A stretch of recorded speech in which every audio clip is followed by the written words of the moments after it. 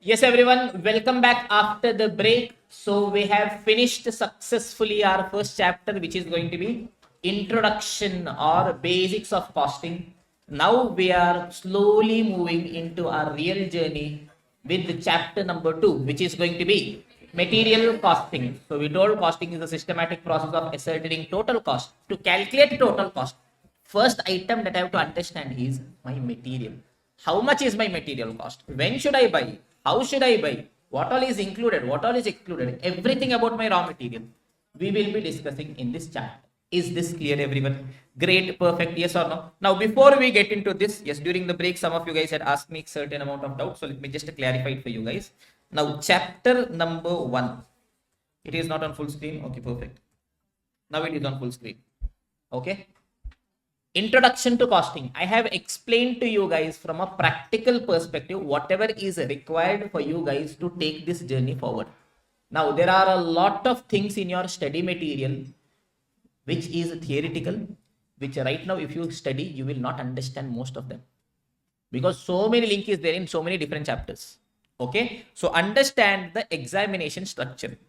Okay, in the new syllabus, 30 marks is going to be your MCQ. Perfect. Now what they are doing is case scenario based MCQs will be there somewhere around, yes, assume some 22 marks or 24, 20 to 24 range. Then individual MCQs will be there some 6 to 8 marks. Okay, so I can assume this is going to be somewhere around 20 to 24. This is going to be 6 to 10 marks. This is how MCQ will be there. Then we will be having descriptive questions. Descriptive question 1. Question 2, 3, 4, 5, 6. 14 marks. 14 into 5. Question number 1, 14 marks is going to be compulsory. You have to attempt it. Okay, how questions will be there? Preferably, normally here question will be 5, 5, 4. Okay, question 2 to 6. How many questions are there? 5 questions are there. You have to attempt any 4 out of 5. That means one optional is there here. Okay, going ahead, how questions here will be there? Different combinations, 8, 6, 7, 7, 5, 5, 4. Normally one of the 3 combinations you would be finding it. Okay, yes. Now comes to question number 6. Question number 6 is going to be a theory question. That's what has been happening from 2018 onwards. New syllabus also, MTP also same trend was continuing. Past examination also same thing was there. Theory question, what they'll give is, they will give you 4 questions. And we have to attempt any 3 out of 4. Okay. So theory per se, in terms of the effort that we are putting, slightly lesser efforts is sufficient. Point number 1. Point number 2, costing being a practical paper, if they have to complicate things, they will complicate your practical questions. They will not touch to complicate your theory. Point number 3, normally in a theory paper, theory scoring is difficult. In a practical paper, theory scoring is simple because they want to look at your practical side, not your theory side. In auditing, you see a 4-mark question, you write, you will be getting 2 marks. Yes, in a costing question, 4 marks, you don't know anything, some random things you write, you will still be getting 1, 2 marks. Okay, so theory is going to be a lot more scoring. So comparatively, where am I going to put in more efforts? In the practical area, in this 100 marks. So does it mean that you are not going to do theory? No dear, we will be doing theory as well. Chapter 1 theory, we will come to the very end. Okay, chapter 2 onwards, with the end of every chapter, we will be discussing theory. For theory, we are having a separate question bank, which consists all question from past 12 attempts, RTPs, MTPs, and some selective questions from study material. Mostly 90% it is seen that at least 3 out of 4 question will be same repeatable. Sometimes 4 out of 4 will also be repeated. Okay, so given the amount of effort reward, this will be the approach that we are going to do. Okay, theory from the understanding, from the class perspective, is going to be least important, but from your examination perspective is going to be most important because it is simple scoring. And theory, even if how much ever I explain you, you will forget now because your exam is 9 months later. So even just 1 month before, yes, if you have that question bank, the way you read a storybook, you read it one time, you underline keyword, you underline the keyword again, you read it one more time. Yes, the day you come after your tax exam, you read it that night. On the day of exam, you read it again, you go, you will be in a position to write it. Okay, that's all that is needed for theory. Yes, because some students had taken an effort to read the study material, which is a great thing. Okay, some students have, yes, sincerely read the entire chapter number 1, whatever doubts they had, they asked me. Great thing. Yes, I thought, yes, if you would have done that, let me clarify things for you guys. Practical, each and everything from study material, past paper, RTP, MTP, everything we will be covering it in the most detailed way possible. Is this clear, everyone? Okay, and one very simple point being, yes, if ever there is a dilemma, yes, I'm not just talking about my class, but as a friend, as a person who has cleared, I'm telling you know, if your faculty tells one thing, study material tells the other thing, which one you should do? Study material. Yes, if there is that one book that you have to refer, is it my book? No, it is the study material. That is going to be your base for everything. But when we have prepared our book, yes, our question bank we have prepared in such a way that every question from study material we picked, not even one has been removed. And at the end, we have given you guys an interlinking sheet telling that study material, this is a question, in our book, this is a question. You guys can try it. Yes, open. Yes, once this chapter gets over, open randomly any question, see if it is covered or not. Do it for 2-3 chapters. If you want, do it for all the chapters also. Okay, but throughout your entire CA journey, if there is that one resource that you have to rely on, it is going to be ICA study material, because ultimately everything is going to happen based on that. But their resources are scattered everywhere. Like even in a chapter, questions are not in the same order. Some randomly, some places they would have put. That we have just put it systematically. Nothing is removed, nothing is added. I have not even added a single question of mine. I can add 1,000 questions, but it is of no use. Ultimately, if it is coming, it is either coming from study material or it is coming from somewhere else which nobody in the world knows. Okay, so whatever is there in the study material as well as past paper, RTP, MTP, we will be doing. Okay, now yes, for you guys, the source of questions, there are 4 main sources through which you can be getting your questions. First is study material. I hope all of you guys are having it. Next is going to be past papers. Past whatever examinations have happened based on that question papers. This is going to be a very important area for you, because this will tell you, yes, your level of preparation, how good it is or how bad it is. If you are in a position to tackle these questions, great. In addition to that, we are having something called as RTP as well as MTP. I don't know if it was there in foundation or not. Was these things there in foundation as well? Okay, fine. RTP as well as MTP. RTP means revision test paper. MTP means mock test paper. Yes, these normally till now what was observed is for every attempt to 2 MTPs they are releasing. Now with 4-month examination schedule, God knows.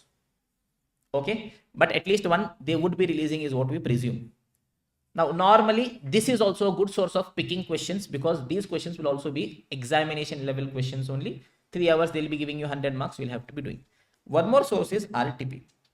Now RTP questions, some questions there is going to be some problem, because what they do is sometimes they will randomly give you some random questions. Are they good questions? Very good questions, very beautiful, very challenging. But is there a likelihood that they'll be asked in examination? Very less, because they are not for examination level. You will see some questions, I will show it to you guys. The question itself is running for 4-5 pages. Answer itself is going 10-12 pages. This cannot be asked for 8 marks. Not possible. Okay, but what they're telling is, okay boss, if you know all these base things, you know, from a different perspective, they're just randomly putting out things for you guys. Okay, so my personal thing is, okay, yes, RTP questions, if you can answer it, great.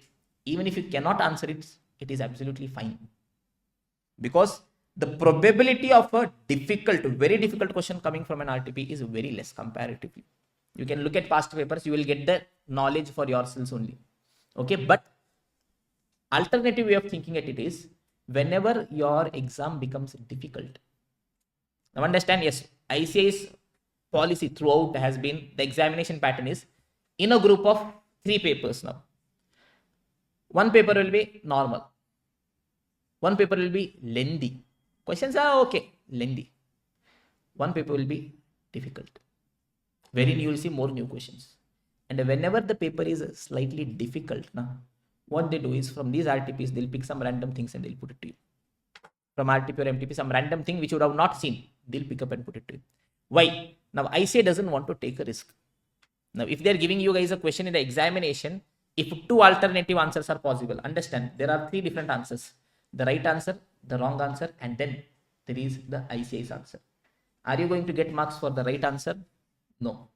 You will get marks only for ICA's answer. The quicker we accept it, we will be a lot more peaceful with ourselves. But sir, why is this, sir? Give your answer, wait for 4 months, end of the story. Okay? Only very few questions, these issues will be there, but whenever these issues are there, I'll tell you the logical answer, I'll tell you ICA's answer, and we will stick to ICA's answer. I'll tell you why it is logically wrong, but I'll tell you, okay, you have to pass at the end of the story. Is this clear, everyone? Now, if ever ICA comes up with a new question in the examination, ICA's evaluation system is very simple. It is a point-based, stepwise evaluation. You get this step, you get 1 mark. You get this step, you get 2 marks. You get this one, 3 marks. You get this one, 4 marks. You get this one, 5 marks. The person who is evaluating may or may not be knowing the subject. All he sees is, this is there, 1. This is there, 2. This is not there, go, 4 months. End of the story. Okay. So, what was it I was telling? So, if ever ICA comes up with a new question in the examination and 2 assumptions, 2 answers are going to be possible, then evaluation system gets messed up.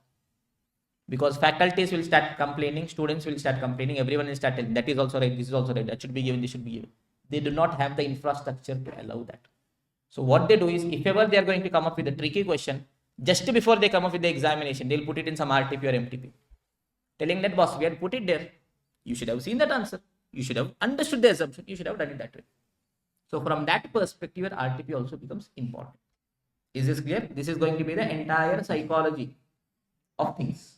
Okay. So from that perspective, RTP is also going to be important. So it is always better. Latest 3-4 attempts RTP, you just glance through it. And if ever you feel, okay, your question is very difficult, you can leave it also. Is this clear, everyone? Yes. And in a subject like costing, you can solve 10,000 questions and then you will find a 10,000 first type of question.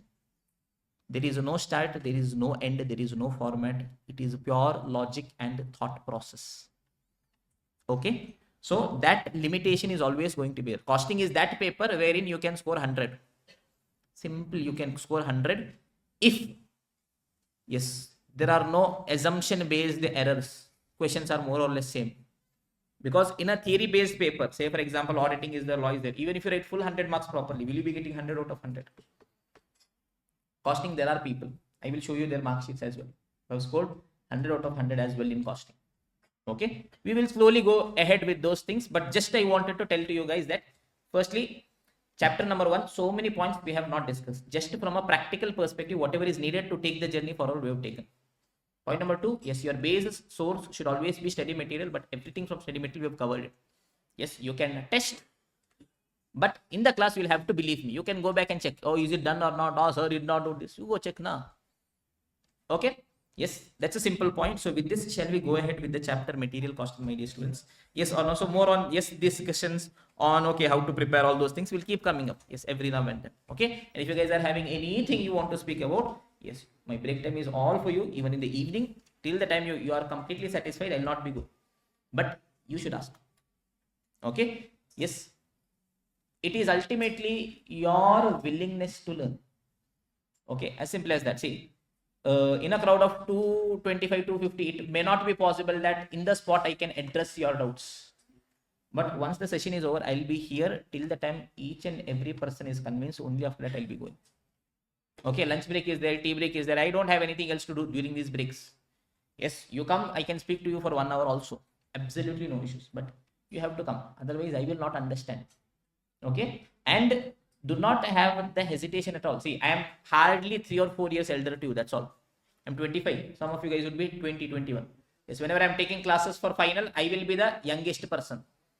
Everyone will be 25 plus. I started taking classes for final at 22, 23. Okay. So, in a way, I can understand the things that you're going through in your life. Yes. So, if ever you feel you're in some trouble, you can obviously speak. Okay, absolutely no issues, no filters, nothing. I will not keep judging for the things that you have told as well. Simple. I'll only keep judging for the comments that you have made in the class. That I will not forget. Okay.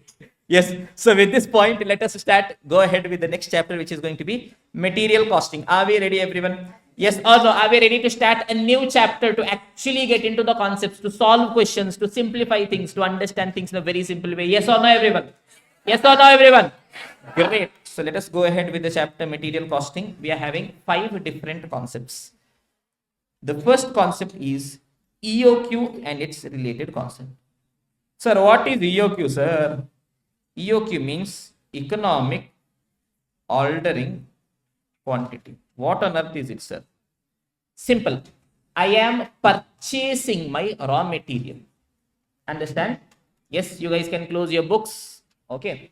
I am purchasing my raw material. When I am purchasing my raw material, simple students, when I am purchasing anything in the world, what is my objective? The amount I am paying, should it be more or should it be less? Should be less. When I am selling, when I am getting cash inflow, should it be more? Should it be less? Yes or no? Cash inflow should always be more, outflow should always be less. So when I am purchasing my raw material, what is my objective? That the cash outflow should be less, my purchase cost should be less. Yes or no? Yes. So objective of business is to minimize. When I'm purchasing, minimize what? Do I want to minimize just the purchase cost or the total cost of raw material? My objective is not to minimize just the purchase cost. My total cost of raw material should be minimum. Sir, what is this, sir? Simple example I'll give. Imagine I decided we are going to stop teaching. What is needed in life? Maja is needed. Yes or no?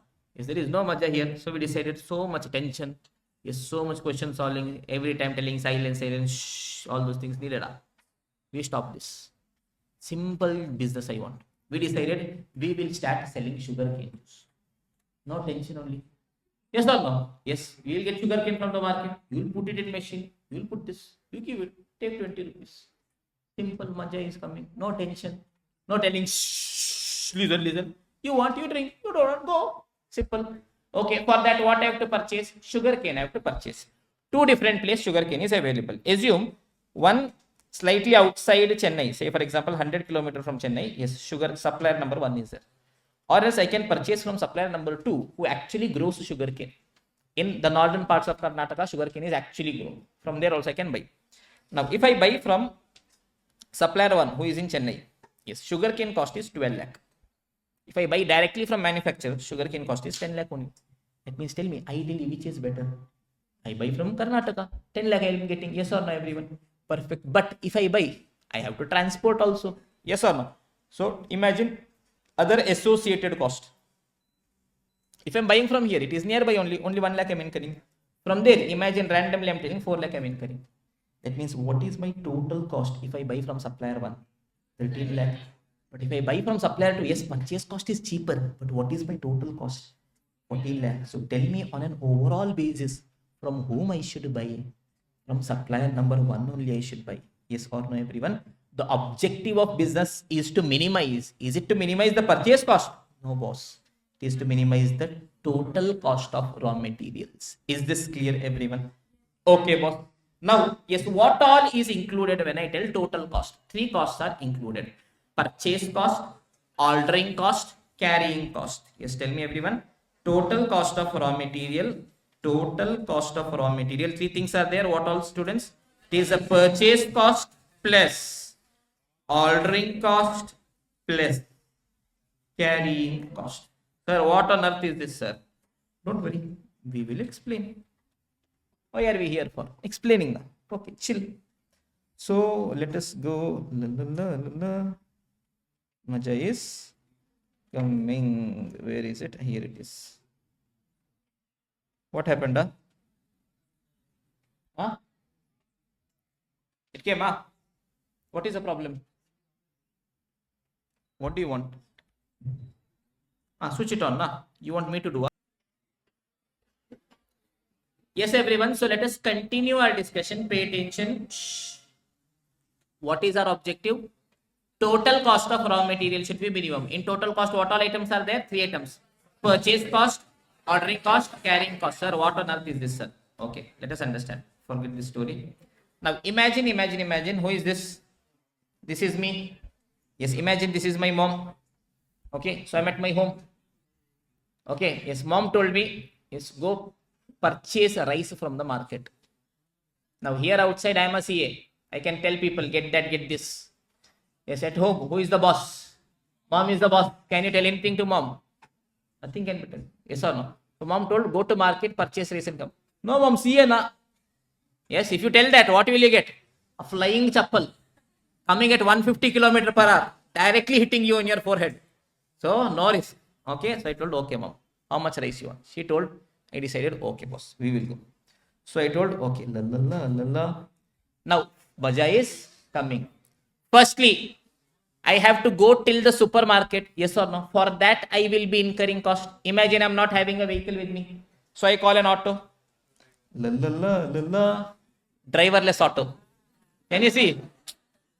Yes, Tesla is coming up with driverless car. What is this? We are more advanced. Driverless auto. Okay. So I go here, supermarket. La la la la la. Okay. I am inside the. It is not visible. See, now I come outside. See. Magic. I am everywhere. So he brought me till here. I'll have to pay him as well. Imagine I paid him a transportation cost of 100 rupees. Is it cost? Yes, sir. Then I go to supermarket. Yes, I paid him cash. I'm coming here to supermarket. Look at this. Moonwalk. Can you see my Michael Jackson? Yes, I purchased. Yes, he is telling me 1,000 rupees. So I'll have to pay for him as well. So I paid him 1,000 rupees. Okay. Including spoon, that is free. They give complimentary. Good people there. Okay. So 2 places I've incurred cost. What all I've incurred? Transportation I've incurred cost. Secondly, to my supplier I've paid. Yes, to my supplier, whatever I'm paying, that is my purchase cost. Then I come back. I come outside. Again, I'll have to go back home. Yes or no? So again, driver is waiting. La la la la la. Maja is coming. Yes or no, everyone? Yes, so he dropped me back again. Again, I'm paying him cash. Again, imagine I paid him 100 rupees. Okay. Now I go to my home. Okay, I give the rice to mom. Now tell me, imagine 50 kg rice we purchased. Come back to the topic. 50 kg rice we purchased. Whether all 50 kg rice today only we are going to use? No. Slowly. That means till the time I am going to use them, I will have to store my items. Yes or no, everyone? Yes or no, item? We have to store our items. Yes. So, for that also I will be incurring cost. Yes or no, everyone? Yes. Now forget home. Imagine we are having a business. I am having raw material. To store that, I want a place. Yes, warehouse, for that storage cost also has been incurring. Okay, boss. So mom took it, kept it in the storehouse. And after several days, rice is ready. Yes or no, everyone? Maja is not coming with rice. If it was biryani, Maja would have come. Yes or no? But if it was biryani, you will sleep in the class. Then when you give your exam, you will not pass. That time Maja will not come. So sometimes it is better to delay the Maja. Okay? Yes. Yes, everyone. Now understand in our story what all has happened. Firstly, from my home to the supermarket, I went. I paid for my auto driver. Yes or no, everyone? That is a cost. That is my ordering cost. Why am I incurring this? To order my raw material, I am going. Yes or no? So that means if I am ordering 10 times, 10 times I will be incurring this cost. Yes or no, everyone? Perfect. I reached the supermarket. Who was there? Yes, the cashier was there. For him, I paid the money. Is this cost? Yes, sir, it is cost. It is my purchased cost. Amount that I am paying to my supplier. Then from my supermarket, I came back home again in my auto, driverless auto. Again, my ordering cost, transportation cost only. Then once I reach my home, today itself, am I using this? No, I am storing my raw material. I have to carry my raw material. I have to hold my raw material. So in order to carry my raw material from the date I have received till the date I am using, I will be incurring a cost, which is my carrying cost. Is this clear, everyone? So overall, how many costs I will be incurring? 3 costs. First is purchase cost, to purchase. Ordering cost, to order. Yes, going, coming, all those things. Then carrying. The day I purchase, today itself I am not using. I am holding it. So it is called as holding a cost, carrying a cost. Is this clear? And as a businessman, what is going to be our objective? The total of 3 costs should be minimum. Is this clear, everyone? Slowly, with simple examples, we'll keep understanding each and every point. Okay, boss. Yes, each and everything in a detailed way. What is purchase, ordering, carrying, formula, all those things we'll go into it. Yes. How do we fulfill the annual demand of raw material? Simple example, students. Imagine in a year we want total 360 kg rice at our home. Okay, that means 1 year altogether I have to purchase 360 kg. But how I will purchase is my option. Yes, imagine Gadi is my supplier. Okay, from him I am going and purchasing my raw material. So how can I purchase? Option number 1. Today itself I will go. I will purchase full 360 kg. That means for the entire year, should I have to worry? No. Jujubi. Yes or no, everyone? So I will tell 360 kg I will go. Ordering quantity, today I purchase 360 kg. That means how much order is sufficient? 1 order is sufficient. So I got total 360 kg. Yes or no, everyone? Or else I told full 360 kg. Why should I buy? I will do one thing. 180 I will buy. Okay, okay, sir. So I will tell 180 kg, 180 kg I will buy. If that is the case, how many times should I buy? Ajay, wash your face and come go. How many times should I buy? How many times should I buy? 2 times I should buy. Yes or no, everyone? Yes. That again means total is how much? 360 kg. Every 6 months I'll buy. Well, I'm telling 180 is also not needed. I will do 90. 90 is always good for us, for health. Yes or no? Kg. Yes, 90. That means how many times I should buy? Tell me total how much I want. 360 I want. 90. How many orders? 4 orders. That way also if I do 360 kg. Or else I'm telling no. 90 is too much. 60 is perfect. 60 how many times? 6 orders. That will also give me 360 kg. I'm telling 60 also sometimes is strong. 30 is set. Yes or no? So I'll buy 30 kg. Total how much I want? 360. So 30. How many times? 12 times I have to order 360 kg. Or I'll tell no. 10 I'll buy. That means how many times I'll have to buy? 36 times 360 kg. Yes or no, everyone? Now understand what is happening. I have my annual demand of raw material. 1 year total 360 kg raw material I want. All these options are there. Yes or no, everyone? In each of these options, I will tell what is going to be my purchase cost, what is going to be my carrying cost, what is going to be my ordering cost, what is going to be my carrying cost, what is going to be my total cost. Yes, I will add all of them. Summation of purchase cost plus ordering cost plus carrying cost. Imagine randomly I am giving you numbers.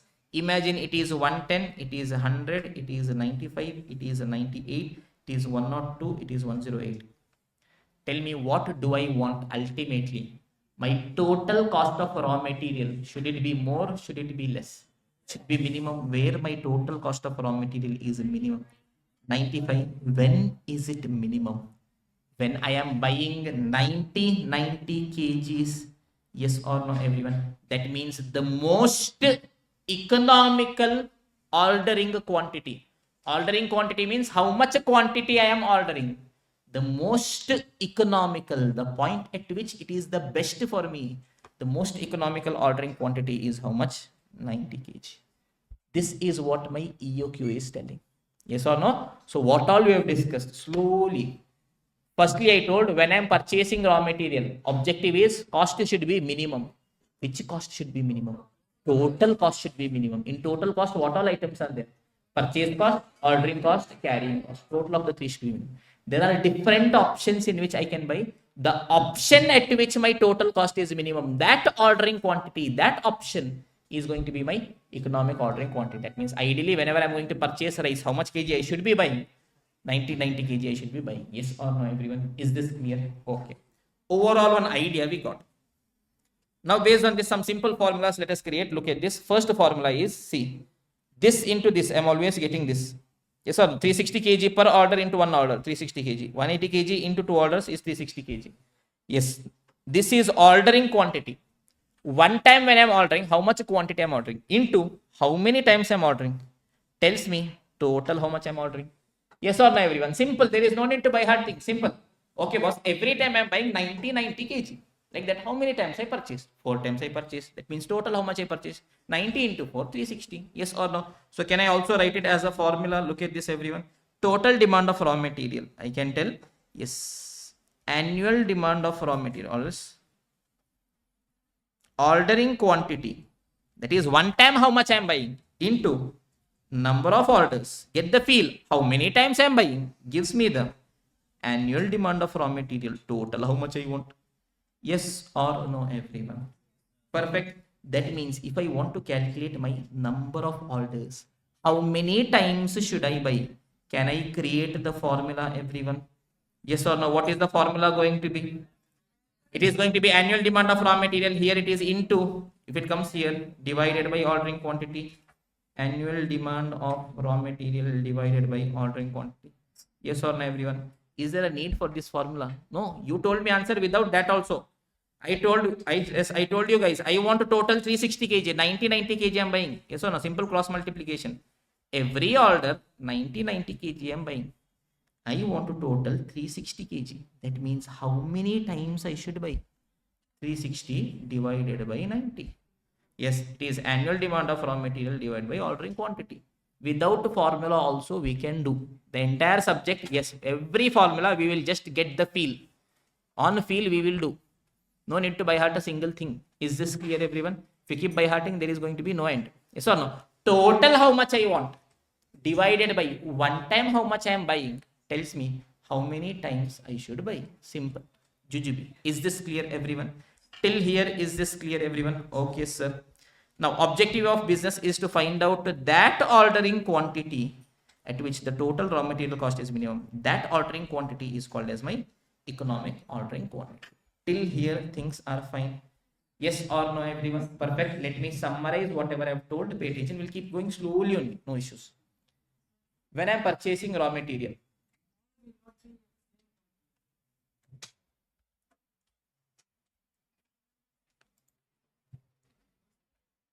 yes, everyone. So let us just revise. I told when I'm purchasing raw material, what is my objective? Total cost should be minimum. What all is there in total cost? Purchase cost, ordering cost, carrying cost. Perfect. Then I told in order to fulfill my annual demand of raw material, different options will be there.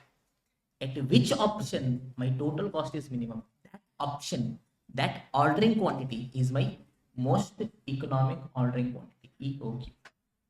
Based on that, we told some two simple very formulas.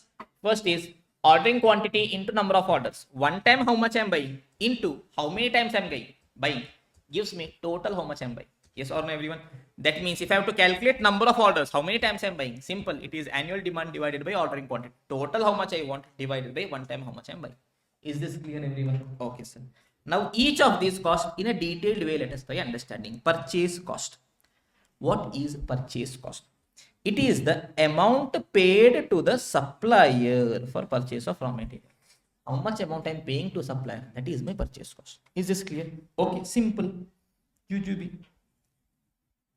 Now here we are having a very simple example. Same example. Imagine I am purchasing sugar cane. Yes, 1 year total. How much sugar cane I want? Assume 10 lakh sugar cane I want. Annual demand of raw material. Purchase cost for every sugar cane. How much I am paying? 1 rupee. Ordering cost is going to be 2000 per order. Every order 2000 I'm paying. Carrying cost is going to be 10% of purchase price. What it is, we will discuss later. Calculate the total inventory cost at various levels. Now here we have taken 6 different options. Tell me, students, in 1 year, total how much sugar cane I want? 10 lakh I want. So how can I buy? I'm telling option number 1. Today itself go purchase 10 lakh. End of the story. That means how many times I have to order? One time is sufficient. Or else I can do one thing. 5 lakh I can order. If that is the case, how many times I should order? 2 times I should order. Or I'll tell no boss, 2.5 I'll buy. That means how many orders? 4 orders. 10 lakh I should, oh, yes, sorry, 2 lakh I'm buying. That means 5 orders. 1 lakh. Total 10 lakh I want. That means 10 orders. If I'm buying 10,000. Total how much I want? 10 lakh. Yes, every time 10,000. That means 100 orders. Yes or no, everyone? Simple. If you want formula also, it is there. It is annual demand divided by ordering quantity. Total how much I want divided by every time how much I am buying. That also you don't want. Simple cross multiplication also you can do. So ordering quantity is 10,000. That means in one order I am buying 10,000. Total how much I want? 10 lakh.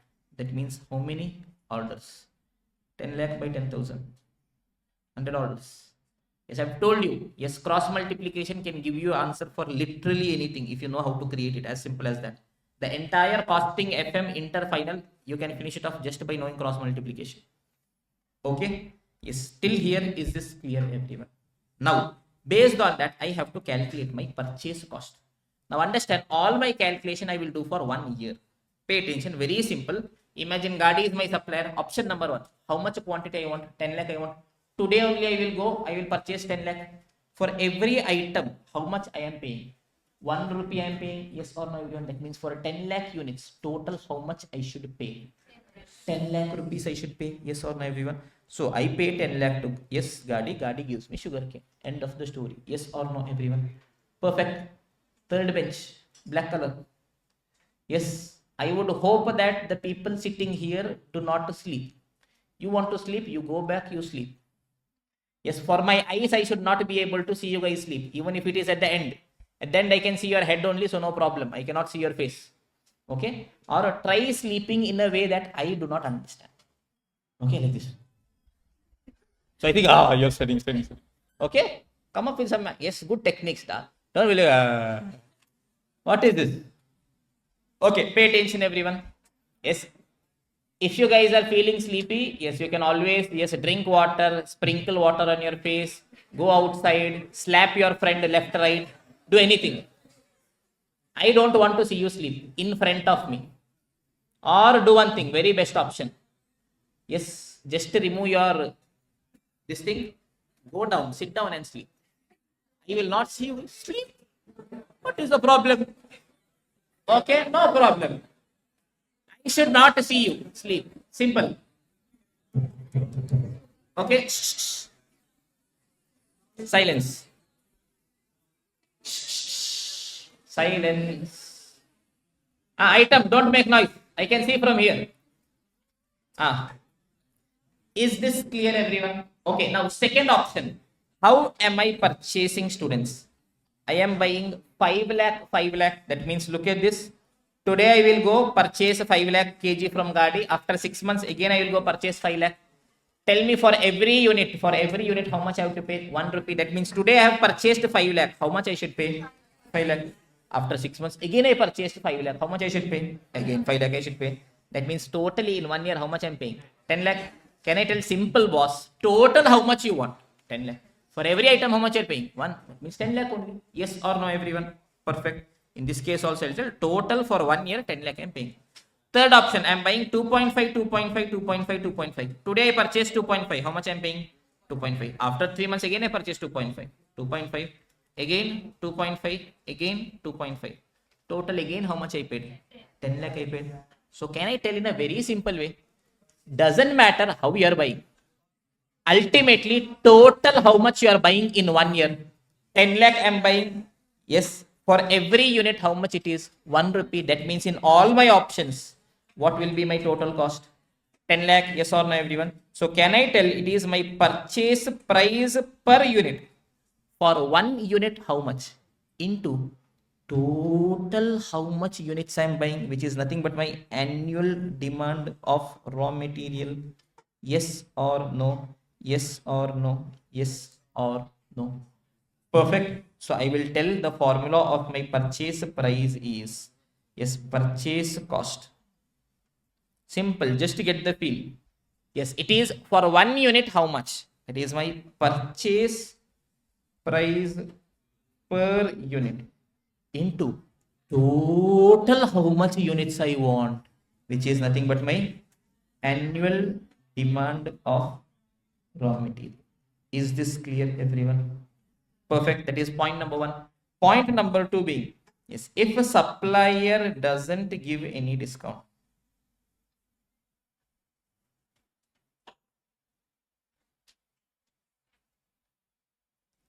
purchase cost will be same in all alternatives. It means it will be irrelevant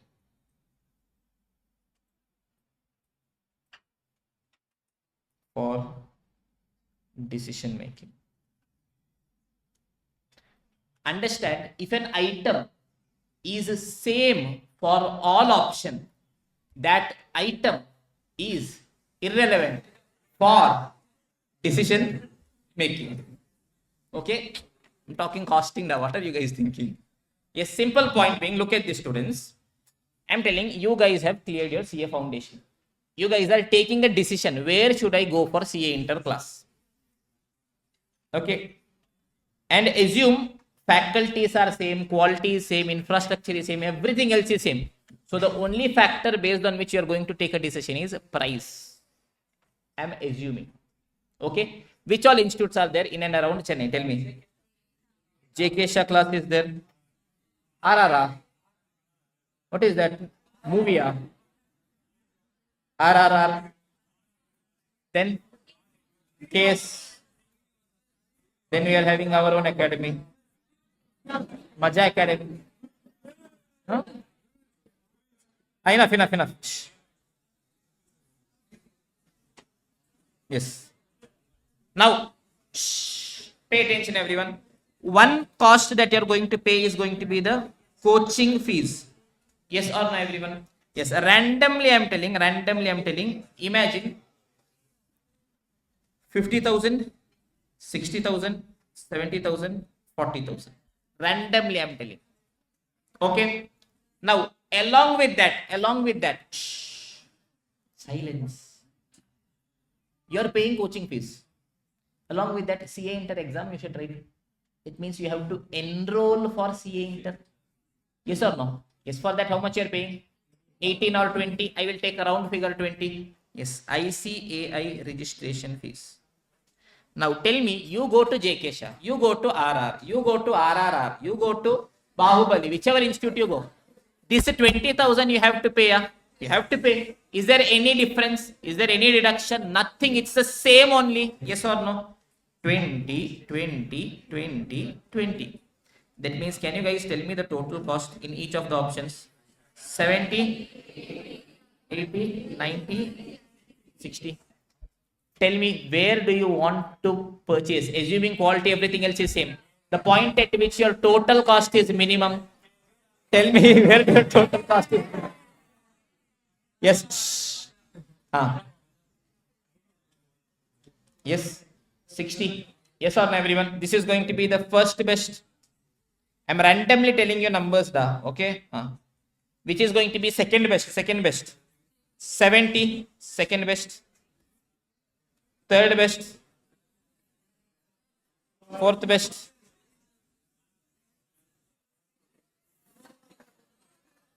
Okay. I don't want any problems in future. I randomly put some numbers. Okay. But I decided I have to go out from here also. I don't want flying chappals. Okay. Because for my dad, I am the only first son. Okay. And my dad, after I have become CA, he respects me a lot. Okay. So, Maja is coming. Yes. So, tell me, everyone, on the basis of total cost, which is the first best option? Case 60,000, cost is minimum. Second best is JK Shah 70,000. What is the difference between them? 10,000. Now tell me, I say registration fees is same in all, na? That means I consider it, I ignore it. Just based on the fees also, if I take a decision, am I getting the exact same decision? Look at this, everyone. Yes, first best, second best, third best, fourth best. Yes, the difference between first and second, 40 and 50 is 10. 60 and 70 is also 10. Difference between first and fourth, 40 to 70 is 30. 60 to 90 is also 30. That means from a decision making perspective, If one cost I'm incurring in all options, you consider it if you want, or if you ignore it also, will it change my decision? No. That means, look at this. If a supplier doesn't give any discount, now understand, yes, total 10,000 I want. Supplier is telling you are buying small quantity, means at the rate of 1 you will have to pay 10,000 at the rate of 1, 10,000. But you buy full 10,000 today, I will give it to you at 0.8 rupees. That means 10,000 into 0.8, 8,000.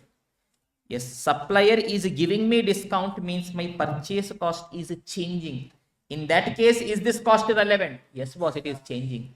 But if supplier is not giving me discount, he told whatever you buy, you pay 1 rupee. End of the story. Now, in this case, you tell me, however I buy, my total purchase cost will be same only. That means if I consider it also, or if I ignore it also, will it change my decision? No. That means from a decision making perspective, it is irrelevant. Is this clear, everyone? Perfect. Yes or no, everyone? Great. Now, if you guys want, yes, these special points, you can keep scribbling whenever I'm explaining, or else, yes, I want you guys to compulsorily do this one. Write down this example, yes, somewhere on a rough piece of paper, and whatever calculation you have done till now, I want you guys to write it down, because so many more things also will be doing. You guys can use the last pages of your books to do it. Recorded students, pause and do it by yourselves. Yes, everyone. Let us continue our discussion. Great.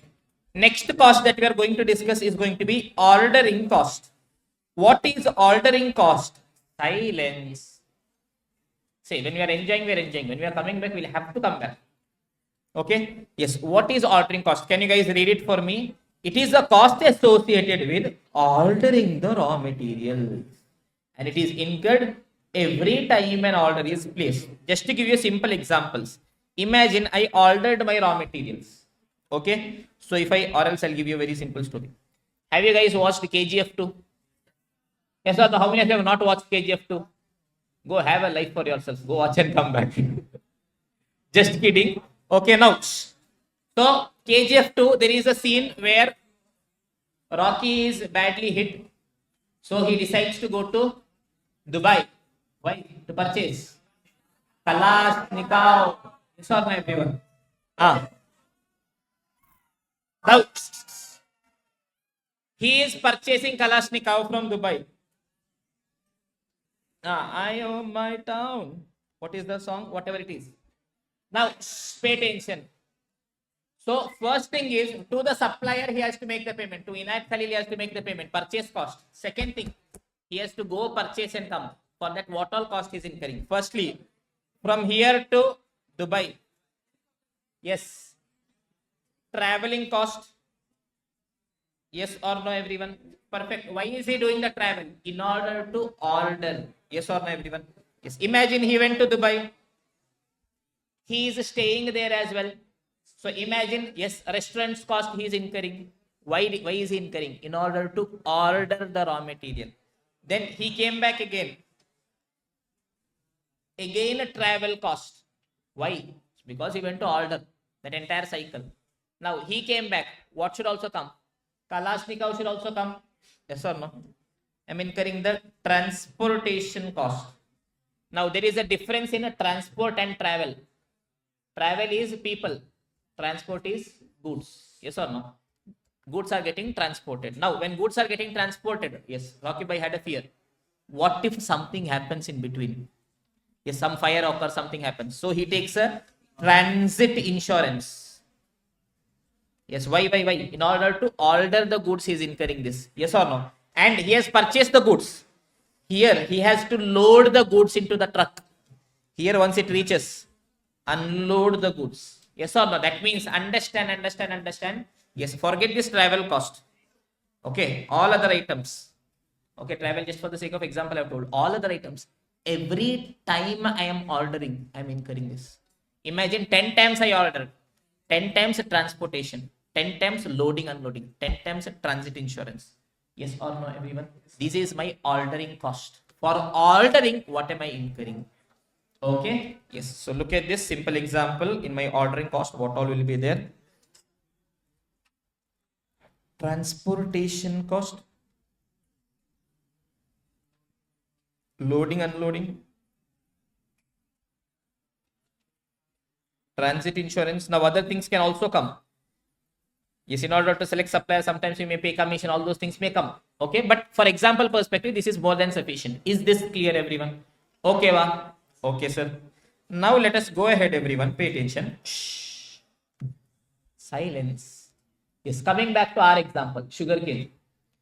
Yes, it is telling me that ordering cost is 2000 per order. That means one time to order goods. How much I'm incurring? 2000 I'm incurring. Okay, va? Now I decide, yes, full 10 lakh I will buy today itself. That means tell me how many orders I'm placing. One order today I go to Gadi. Yes, I purchase, I come back one order only. For one order, how much it is? 2000. That means what will be my total ordering cost? I will tell boss 2000 per order. We did one order only, da. So it is 2000. If I am buying it as a 5 lakh, 5 lakh, I will give you time to write 5 lakh, 5 lakh. How many orders? 2 orders. For one order, 2000. For 2 order, how much? 4000. If I am buying it 2.5, 2.5, how many orders are needed? 4 orders are needed. Every order 2000. So 2000 into 4.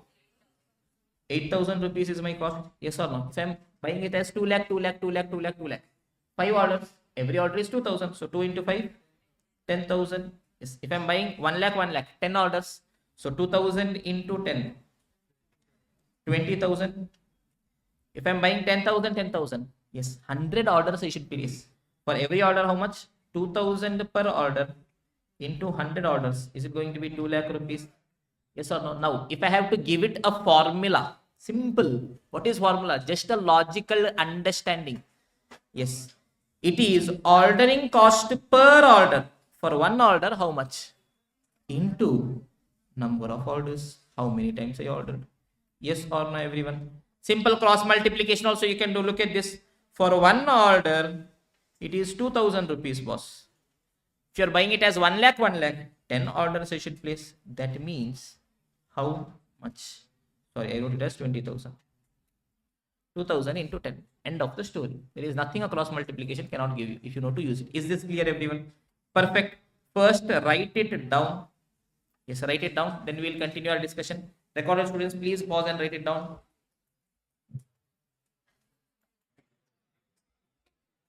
Yes, everyone. Shh, silence. So let me do one thing. In my ordering cost, yes, let me write down this formula as well. Pay attention, everyone. Shh. Look at this. I will give this formula. Ordering cost is nothing but ordering cost per order. If you want to write it simultaneously, into number of orders. Yes or no, everyone? Perfect. Where I'm telling boss, how do I get a number of orders? How many times I should order? How do I get? Total how much I want divided by one time how much I am buying.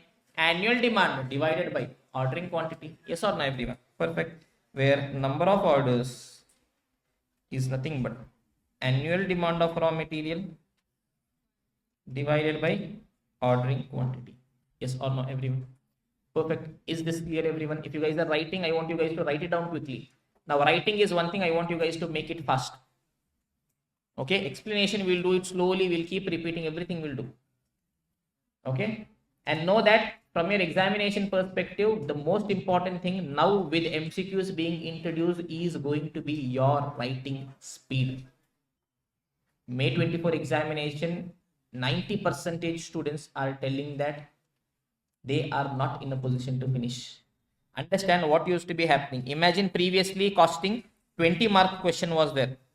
So imagine 2 questions are coming for 10 marks each. Now 14 mark question is there. What do you think? ICA is going to reduce the length and give you the question? Huh? No, same question will ask for 8 mark, 7 mark. That means this anyways you have to attempt. With that MCQs also you should attempt. Your speed is going to be a very important factor. You would want a time to read the question properly, understand. But once you've understood the question till the time you finish solving, that should gradually increase. Okay, we will work on that on a daily basis. Once our session gets over at 5, we will be having a 15 minutes, yes, one question practice, wherein what we'll do is we'll keep a stopwatch. I will be giving you a random question that we've already discussed. just to check, a reality check of how well you are pacing with the time. Consistently, we will work on that. But simple point being, writing speed has to increase. Okay? Yes, everyone. So is this over? Yes, everyone. Okay. So let us discuss one more small point. Simple, students. Now, very important philosophy in life. Shh. Kader, Vishwa, pay attention. Now, in real life, relationship can be different types. One-sided, two-sided, three-sided, four-sided, whatever it is. But in maths, relationship is only two types. Direct relationship, inverse relationship. Direct means both are moving in the same direction. Inverse means both are moving in the reverse direction. That's all.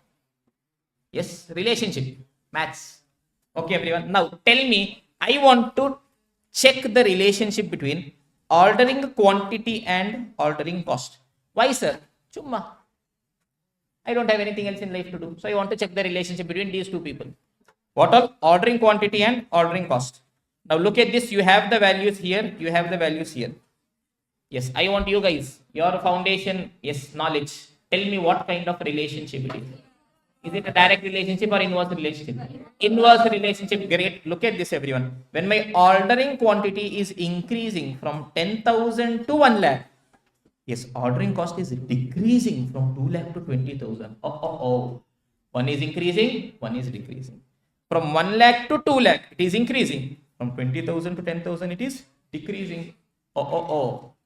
Inverse. From 2 lakh to 2.5, it is increasing. From 10 to 8, it is decreasing. Oh. Inverse. Is this clear, everyone? Perfect. So there is an inverse relationship. That means if I am plotting it on a graph, imagine ordering quantity, ordering cost. Tell me, students, when my ordering quantity is 10,000, what is my ordering cost? Just see last column, how much it is? 2 lakh, yes or no, everyone? Then when it became 1 lakh, how much became my ordering cost? It became 20,000. It reduced. Yes or no? When it became 2 lakh, how much it became? 8,000 something, if I'm not wrong. Yes, again reduced. When it became 2.5 lakh, how much it became? Again reduced. Yes or no, everyone? That means, can I tell my ordering cost is going to be a downward sloping curve? Yes or no? Simple inverse relationship. So when one is increasing, other should decrease. Inverse. Direct, when one is increasing, other is also increasing. Upward sloping. End of the story. Yes or no, everyone? Perfect. So I will write, there is inverse. If you guys are writing, write it simultaneously. Relationship between ordering quantity and ordering cost. OQ ordering quantity, OC ordering cost. Why? Since if ordering quantity increases, number of orders decreases, and when number of orders decreases, ordering cost also decreases. Simple point, pay attention, everyone. Look at this. Shh. When my ordering quantity increases, my number of orders will decrease. Simple. I want a 10 lakh. If I am buying 1 lakh, 1 lakh, 1 lakh, how many times I should buy? 10 times I should buy. But if I am buying 2 lakh, 2 lakh, 2 lakh, 5 times is sufficient. So if my ordering quantity increases, in one order more I am buying. That means less time if I buy is sufficient. And if my number of order reduces, ordering cost is ultimately ordering cost per order number of orders. Number of orders has reduced, ordering cost will also reduce. Yes or no, everyone? That means if I am just doing an ordering cost graph, yes, how is it going to be? It is going to be a downward sloping.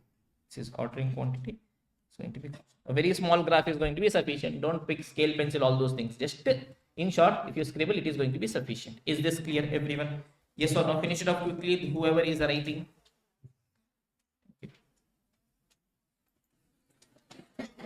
Yes, students.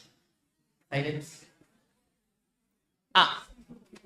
Till now, whatever we have discussed, let us quickly try recollecting them. All of you guys, close your eyes, close your books, don't close your brain. Okay? Now, silence. Okay. Just try recollecting what all we have discussed. I am purchasing raw material. What is my objective? Total cost of raw material should be minimum. What all is there in total cost? Purchase cost, ordering cost, carry. I want the total of three costs to be minimum. I told my annual demand of raw material, in order to fulfill that, different options are there. In which option, in which ordering quantity my total cost is minimum, that is my most economic ordering quantity. Okay. Based on that, a simple formula we derived: ordering quantity into number of orders. One time how much I'm buying into how many times I'm buying tells me total how much I'm buying.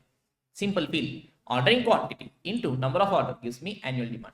That means if I want my number of orders, how do I get it? It is annual demand divided by ordering quantity. Total how much I want divided by one time how much I'm buying. Perfect. Based on that, first cost is purchase cost. It is amount paid to supplier. So two extra points I told. Firstly, purchase cost formula. It is my purchase price per unit. For one unit, how much? Into total how much units I'm buying, which is the annual demand of raw material. Okay. Second point I discussed, if supplier is not giving me any discount, I am doing this for you guys. I would expect you guys to maintain the decorum. Anirudh. If supplier is not giving me any discount, purchase cost will be same in all the options. That means it will be irrelevant for decision making. Yes or no, everyone? Perfect. Next one is ordering cost. In order to order, what I'm incurring. Simple, every time I'm ordering, I'm incurring. So the formula is going to be ordering cost per order. For one order, how much? Into number of orders, how many times I'm ordering. Number of orders formula we've already discussed. Then we are told, yes, what is the relationship between ordering quantity and ordering cost? What kind of relationship it is? Inverse relationship, because when my ordering quantity increases, my number of orders will reduce. So automatically my ordering cost reduces. Is this clear, everyone? So it is going to be a downward sloping curve. Perfect. Shall we continue our discussion? Okay. So open your eyes. The next cost that we are going to discuss is going to be carrying cost. Yes, everyone. Visible now?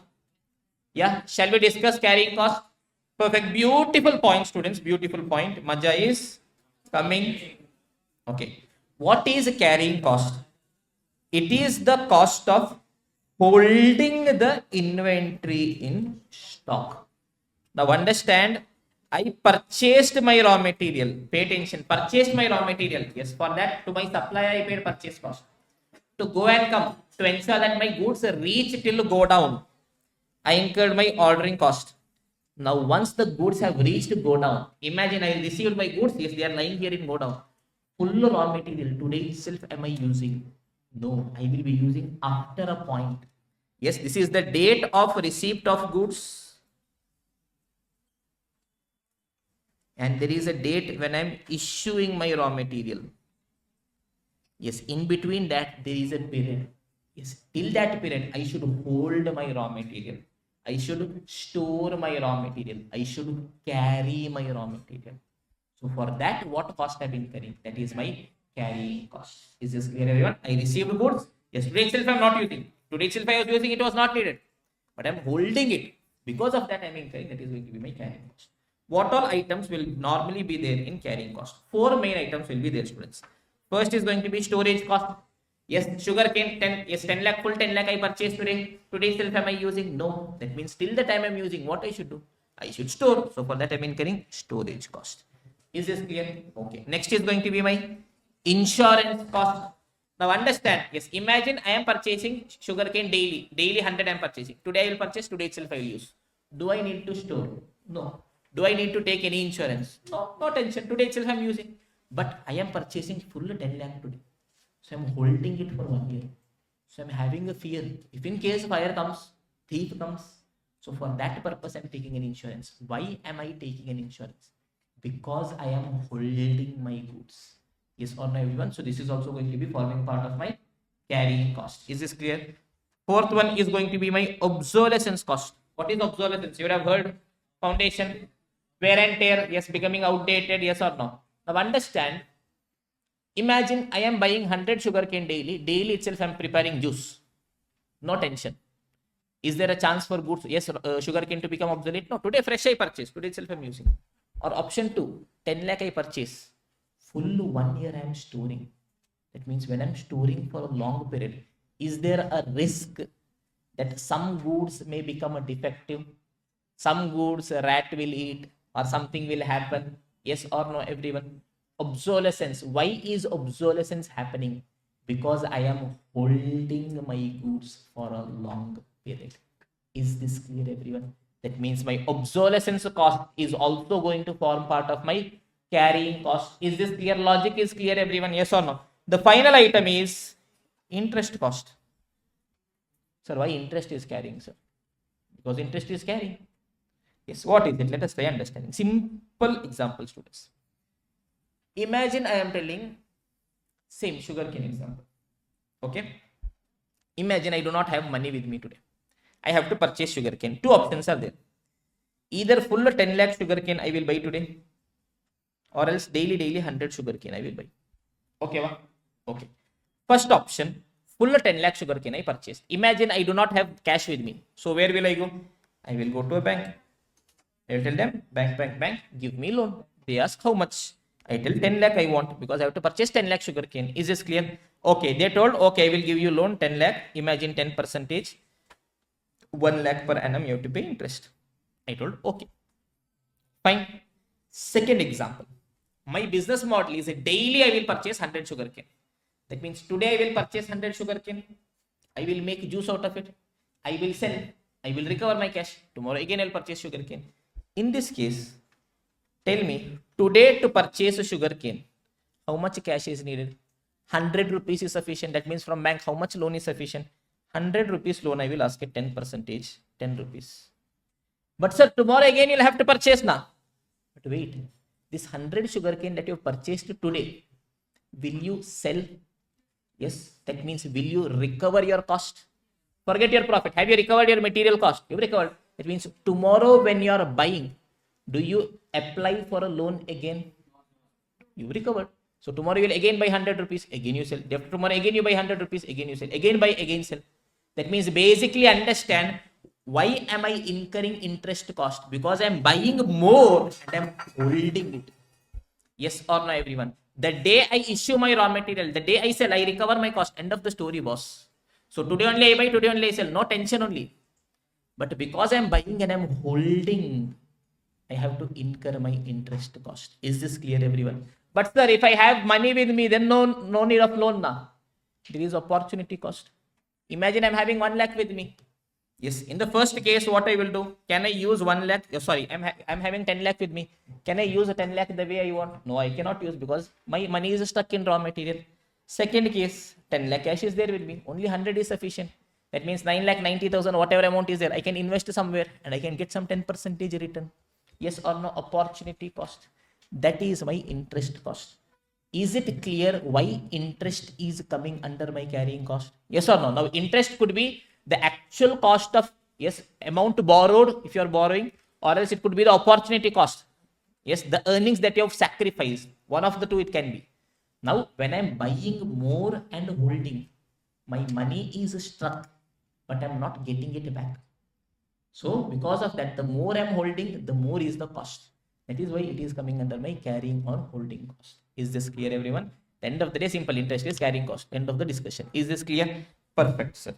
So we are discussing carrying cost. This is a very important, beautiful discussion. Carrying cost means I have purchased my raw material. Till the date I am issuing, there is a time gap.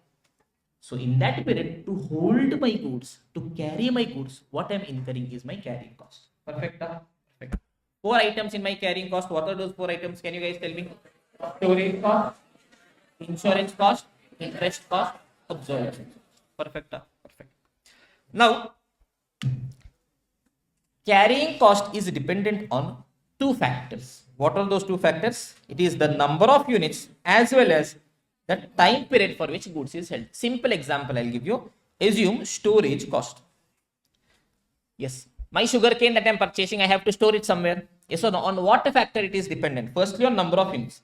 Imagine I'm having only 100 sugarcane. Small place is sufficient. Small cost. Imagine I'm having 1 lakh sugarcane. Small place is sufficient. No, big place I'll have to take. That means more is the cost. Yes or no, everyone? That means, can I tell? Yes, if my units keeps changing, my carrying cost changes. Yes or no? Perfect. Next is the time period for which goods are held. I'm telling boss, 100 sugarcane only I'm having. I'm storing them for 1 month. 1 month rent is sufficient. 100 sugarcane I'm having, but I have to hold for 2 years. 2-year rent I have to pay. Yes or no, everyone? Perfect. My carrying cost is dependent on two factors. What are they? Number of units as well as the time period for which goods is sold. Now, whenever I am measuring my cost, now I will measure it based on the factor on which it is dependent. When I am telling cement, I will tell cost per kg. Why? Because cost, sorry, it is per bag. Sorry, my mistake. Cement per bag, because cost is dependent on number of bags. Yes or no? Imagine I'm buying pen. How will I ask? Per unit, because it is dependent on number of units. I'm buying apple. How will I ask? Per kg, because it is dependent on number of kgs. Here, my carrying cost, is it dependent on one unit alone? No, it is dependent on two units simultaneously. So what is the format I will be telling? I will be calling it as carrying cost per unit per annum. Carrying cost PUPA. What is it? PUPA. What is PUPA? Carrying cost per unit per annum. Yes. Imagine I'm telling my carrying cost per unit per annum is 10 rupees. What does it mean? Carrying cost per unit, that is 1 unit per annum. If I'm holding for 1 year, my carrying cost is going to be 10 rupees. Because my carrying cost is dependent on number of units also, on the time period also. Is this clear, everyone? So if carrying cost per unit per annum is rupees 10, it means to hold 1 unit for 1 year, we incur a carrying cost of rupees 10. Is this clear, everyone? Till here, whether my discussion is clear? Any doubts? No? Speed is okay? Yes or no? Carrying cost, very important, beautiful discussion. Yes, we are slowly taking things one step at a time. Okay. Firstly, I told what is carrying cost. I have purchased my goods, but I am not issuing it today. So till that time, I should hold it. Na? For that, I am incurring carrying cost. Okay, boss. Next, what all will be there in carrying cost? 4 items. What all? Storage, insurance, interest, obsolescence. How my carrying cost will come? Sir, it is dependent on two factors, sir. Unit changes means also carrying cost changes. Time changes means also changes. So how will I call it? I will call it as carrying cost per unit per annum. That is 1 unit to hold for 1 year. Yes, what is the cost? Is this clear, everyone? Yes or no? And normally, carrying cost per unit per annum is dependent, yes, is determined, given as a percentage of my purchase price. So I will just be writing it like this: carrying cost per unit per annum. It is my purchase price per unit into carrying cost percentage, and this percentage definitely will be in terms of per annum. Yes, I will just make some space here.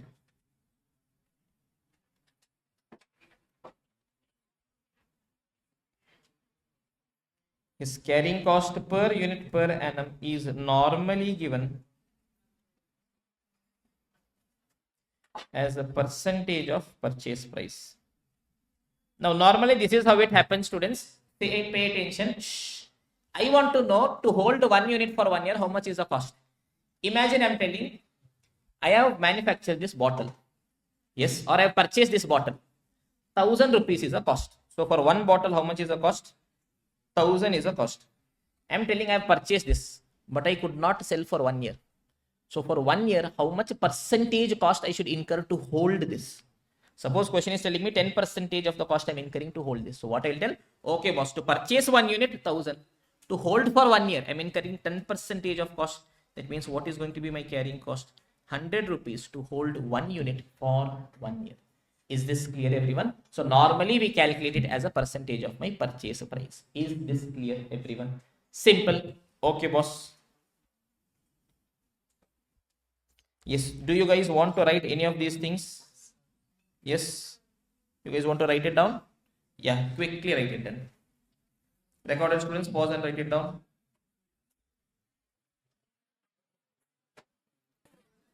Yes, everyone. So we will take a short break now. 2:10 sharp. We will continue our discussion. Beautiful discussion coming up ahead. Carrying cost, EOQ, so many things are there. But now we will take a break. Thank you so much, my dear students. Yes, everyone. So, welcome back after the break. We are discussing the chapter material costing. So, concept number one is EOQ and its related concepts. So, we told when I am purchasing my raw material, I am basically incurring three different costs. What are the three costs that I'm going to incur, my dear students? It is going to be purchase cost, ordering cost, carrying cost. What is our objective? The total of the three costs should be minimum. In that purchase cost, we discussed the amount that I'm paying to my supplier. It is purchase price per unit for 1 unit how much into total how much units I'm buying, annual demand of raw material. I told if supplier is not giving me any discount, purchase cost is same. That means it becomes irrelevant for decision making. Yes or no, everyone? Next item was ordering cost. Yes, the cost associated with ordering the raw materials. For ordering purpose I'm incurring. Yes, what is the formula? It is ordering cost per order. For one order how much into number of orders. Yes or no, everyone? Perfect. Where we told number of orders is nothing but annual demand of raw material divided by ordering quantity. Yes or no, everyone? Perfect. Next, we told ordering quantity and ordering cost inverse relationship, downward sloping curve. Next point was carrying cost. I have purchased my raw material. I received. Am I using it? No. Till the time I am issuing it, I am holding my raw material. So for the sake of holding my goods, what is the cost I am incurring? It is my carrying cost. Four main items are there. What all are there? Storage cost, insurance cost, interest cost, obsolescence cost. Perfect. We told my carrying cost is dependent on two factors. First is number of units. Second is the time period for which goods are held. That is why I'll be calling it as carrying cost per unit per annum. That is to hold 1 unit for 1 year. What is my carrying cost? Perfect. Then we told that normally my carrying cost in the question is given as a percentage of purchase price. Question will tell you every item I'm buying at 100 rupees. Yes, to hold it for 1 year, 10% cost I'll have to incur. That means to hold 1 unit for 1 year. What is the cost? 100 into 10%. 10% of that which is going to be 10 rupees per unit per annum. Yes or no, everyone? Till here, is this clear? Shall we take our discussion slightly one step ahead? Yes or no, everyone? I hope all of you guys had your food. Yes. So, stomach is full. Yes, sir. Yes. Sleep is coming. Yes, sir. If I see you guys sleeping, what will I do? Maja, no maja. I'll kick you out of the class. That is going to be my maja. Okay. Now look at this simple example. Look at this, everyone. In this example, let me try calculating my carrying cost per unit per annum. Tell me every sugar cane at what amount I'm buying? 1 rupee. To hold it for 1 year, how much percentage I should incur? 10%. Now it could be possible. Understand, whenever it is given as a percentage, what is the feel it is trying to tell? It is telling that, boss, I purchased 1 unit at 1 rupee. I was not having money. So, yes, I go to a bank, I ask for a loan. Yes, what is the rate of interest that they are telling? 10%. That means if I hold it for 1 year without using, if I'm holding it for 1 year, how much percentage interest I'll have to pay? 10% of 1 rupee. That is what I've purchased. That means how much I'll be incurring? 0.1 to hold 1 unit for 1 year. This is the feel that my carrying cost per unit per annum is giving. Yes or no, everyone? Okay, shall we continue our discussion? Yes or no? Perfect. Now understand, I don't want my per unit cost. I want my total cost.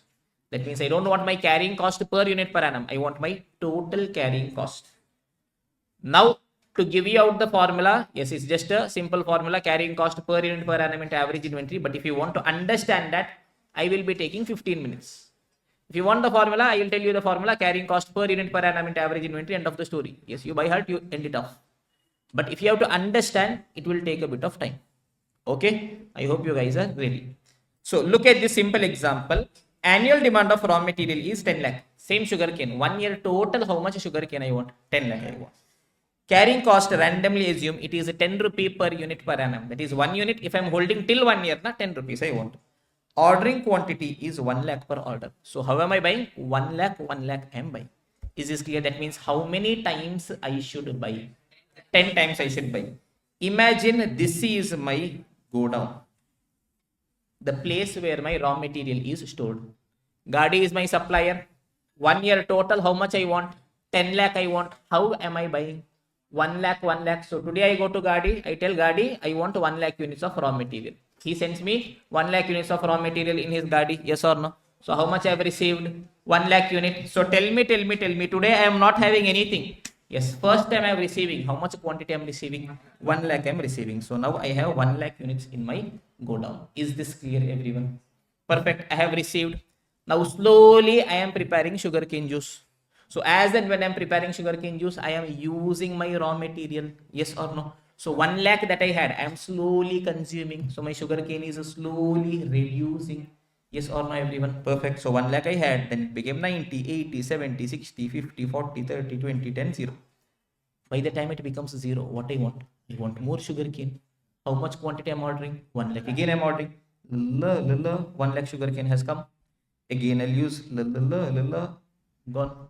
Again 1 lakh, 1 lakh, 1 lakh, 1 lakh, 1 lakh, 1 lakh, 1 lakh, 1 lakh, 1 lakh, 1 lakh, 1 lakh, 1 lakh. 1, 2, 3, 4, 5, 6, 7, 8. Is this clear, everyone? So 10 times I've purchased. Forget, is it 10 or 9? Got the feel, na? Okay. Now tell me one thing, students. At any point of time, am I holding full 10 lakh units together? Maximum how much I'm having? 1 lakh. But am I having 1 lakh throughout the year? No, boss. Only 10 points I'm having. Is at any point of time, minimum how much will be there in my godown? 0. Nothing is there. Yes or no? That means, can I tell on an average throughout the year how much I'm having? Somewhere between 1 lakh and 0. Can I tell? Yes, half of 1 lakh. 50,000. Yes or no? Sometimes I'll be having more than 50,000. Sometimes I'll be having less than 50,000. But on an average, I am having 50,000. Some days it will be 1 lakh. Some days it will be 0 also. Some days it will be 90,000. Some days it will be 10,000 also. Some day 80, 20, 70, 30, 60, 40, 50. Anything could be there. But on an average, if I'll have to tell, at any point, maximum how much I'm having? 1 lakh. Minimum till where it can go? 0. That means on an average, throughout the year, how much quantity I'm having? 50,000. Is this point clear? So I can tell it is nothing but 1 lakh divided by 2 or ordering quantity divided by 2. 1 lakh I'm ordering, half of that I'll be having with me throughout the year on an average. Perfect. So now understand, I want to calculate my total carrying cost. Now, normally, how do I calculate my total cost? Normally, I will tell it is cost per unit into number of units. That is my simple development of my formula. Yes or no? 1 pen is 10 rupees. I purchased 5 pen. How much? 10 rupee per pen into 5 pen, 50. Simple jujube. Yes or no, everyone? Perfect. On same lines, I want my total carrying cost as well. So I can write it as carrying cost per unit into number of units. Yes or no? No. Why? Because my carrying cost is not just dependent on number of units. It is also dependent on the time period. So it should be carrying cost per unit per annum. Is this clear, everyone? Perfect. So I will hold it here. So simple example, I am telling sugarcane. I am telling my carrying cost to hold 1 unit of sugarcane for 1 year is say 10 rupees. Imagine like this 10 sugarcane I am having. Imagine this is 1 sugarcane. I am telling to hold 1 sugarcane for 1 year, it is 10 rupees. Like that, imagine I am having 10 such sugarcane which I am holding for 1 year. What is going to be my total carrying cost? Well, for 1 sugarcane 1 year is 10 rupees. That means 10 sugarcane is going to be 100 rupees. Yes or no, everyone? Perfect. So I am telling here carrying cost per unit per annum. So when you are multiplying, you have to multiply by number of units. It is not just number of units held throughout the year. Yes or no, everyone? Yes, simple explanation. I am telling to hold 1 unit for 1 year, it is 10 rupees. Like that, 10 units I had with me throughout the year. That means how much is going to be my total cost? For 1 unit for 1 year is 10. Like that, 10 units I had with me throughout the year. So it is going to be 100. Yes or no, everyone? This point is clear. Slowly in bits and pieces, we are tweaking our simple understanding. Okay? Okay. Perfect. Till here, it is fine, sir.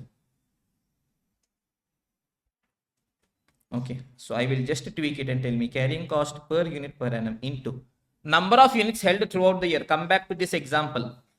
In my inventory, at any point of time, maximum how much units I'm having? 1 lakh. But am I having 1 lakh throughout the year? Total in a year, total how much I'm buying? 10 lakh. Am I having 10 lakh throughout the year? At any point, maximum how much I'm having? 1 lakh. But am I having throughout the year?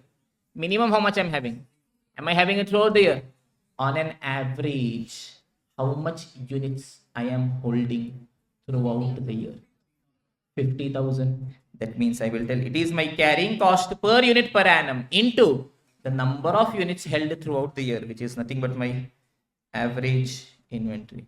This is my total carrying cost. Is this clear, everyone? Perfect. Where carrying cost per unit per annum, I've defined it already. It is normally given as a percentage of purchase price. It is my purchase price per unit into carrying cost percentage and average inventory. On an average, how much units I'm having? How do I get it? How do I get it? Total, how much quantity you're ordering? 1 lakh. Will I be having 1 lakh throughout? No, it will come till 0. Half of it. It is going to be ordering quantity divided by 2. Yes or no, everyone? Is this clear? Is this clear? Is this clear? If you want to know just the formula, this is the formula. End of the discussion. If you want to know why the formula is the way it is, what is the feel it is trying to tell, that is what is going to take time. Yes, you want just the formulas, it is already there in your study material. Questions are also there. Answer is also there. By heart, do. End of the story. If you understand why it is the way it is, the feel that every formula is trying to tell, the story that every formula is trying to tell, you will have to listen. You will have to try understanding. If you have understood, then there is no need to by heart. Now I can tell you, yes, carrying cost formula, simple. Yes, to hold 1 unit for 1 year, how much? Into on an average, how much units I am holding throughout the year. Yes, 1 unit 1 year into on an average, how much units I am holding. Carrying cost per unit per annum. 1 unit 1 year into like that, how many units I am having. Average inventory. Carrying cost per unit per annum is given as a percentage of purchase price. Average inventory is going to be ordering quantity divided by 2. Is this clear, everyone? Logic is okay? Yes or no, everyone? Perfect. Based on this, can we calculate our carrying cost? Then we will revise it again. Okay. We'll keep going very slowly. Now tell me, every item at what price I'm purchasing? 1 rupee sugarcane. To hold it for 1 year, how much percentage cost I should incur? 10% of that. So can I tell that my carrying cost per unit per annum? I'm telling 1 rupee per unit I'm paying, boss. 10% of that I will incur to hold it for 1 year. So it is 0.1 Poopa. What is it? Poopa. What is Poopa? Per unit per annum. Is this clear? Okay. This is my to hold 1 unit for 1 year. What is my cost? Now let me calculate average inventory. What is the formula of average inventory? Ordering quantity divided by 2. Get the feel, get the feel, get the feel. Yes. First option. Today I go to Gadi, I purchase 10 lakh. Yes or no? 10 lakh I have purchased, I am having 10 lakh with me. I use it. By end of the year, it has become a 0. That means on an average, how much I am having? 5 lakh, yes or no, everyone? 10 lakh today I am having, it becomes still 0. On an average, half of it. Yes, if I am buying as 5 lakh, 5 lakh. At any point, maximum is 5 lakh, minimum is 0. That means on an average, 2.5 lakh. Yes or no, everyone? If I am buying it as 2.5, 2.5, it is going to be 2.5 lakh divided by 2. Yes, 1,25,000. If I am buying it as 2 lakh, 2 lakh divided by 2 will be 1 lakh. If I am buying it as 1 lakh, 1 lakh, at any point, maximum 1 lakh, it will go up to 0 also. That means on an average, 50,000. If I am buying it as 10,000, 10,000. On an average, I am having 5,000 with me throughout the year. Write it down, everyone, quickly. Yes, recorded students, pause and write it down.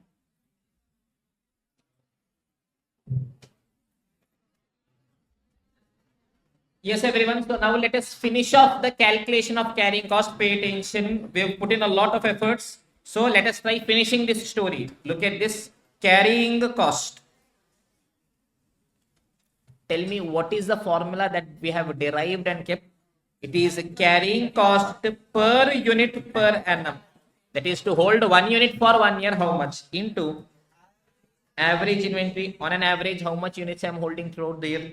Tell me what is my carrying cost per unit per annum. 0.1 into average inventory. I am having it here 5 lakh, 2.5 lakh, 1.25 lakh, 1 lakh, 50,000, 5,000. That means how much are you going to get it, students? 10% of that. That is basically 0.1 is 10%.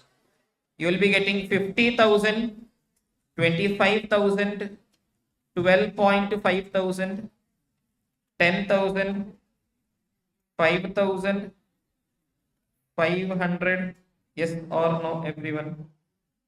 Sorry, I have committed some mistake. No, correct. Ah, okay. Yes, write it down. Quickly finish it off. Writing is over. Yes or no? Do it quickly, students.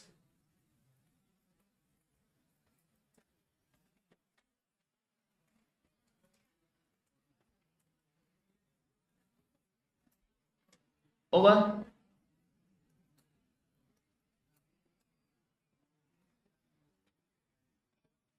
Yes, everyone, do it quickly, students. I hope this is over. Yes or no, everyone? Perfect. So I will go for 2 minutes slightly outside the topic to explain you a simple point called as constant functions on your calculator. Yes, most of you would be knowing it already. For multiplication purpose, we are using it. How many of you know a constant number is getting multiplied? You put it first into equal, equal, equal. Most of you guys know it, but still for those who don't know, don't worry, we are here. Yes or no, everyone? Simple number. Look at this, everyone. 10 into 2, 10 into 3, 10 into 5, 10 into 10.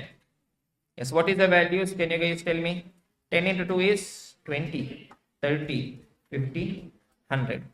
Now, how do we do this calculation on our calculator? If you see this, there is one number which is constantly getting multiplied.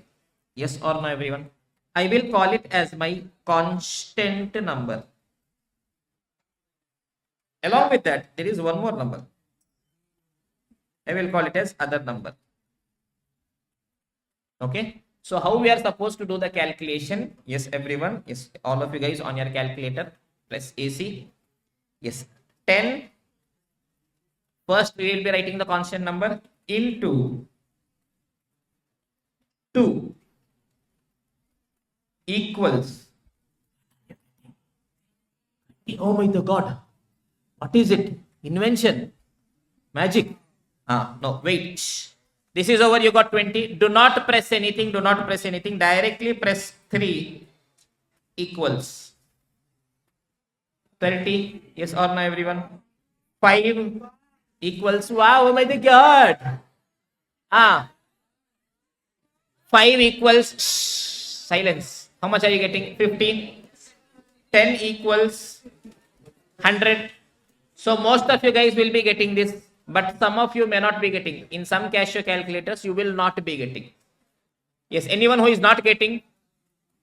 Nobody, yeah? Okay. For those who are not getting it on your calculator, what you'll have to do is, you will have to do 2 times into.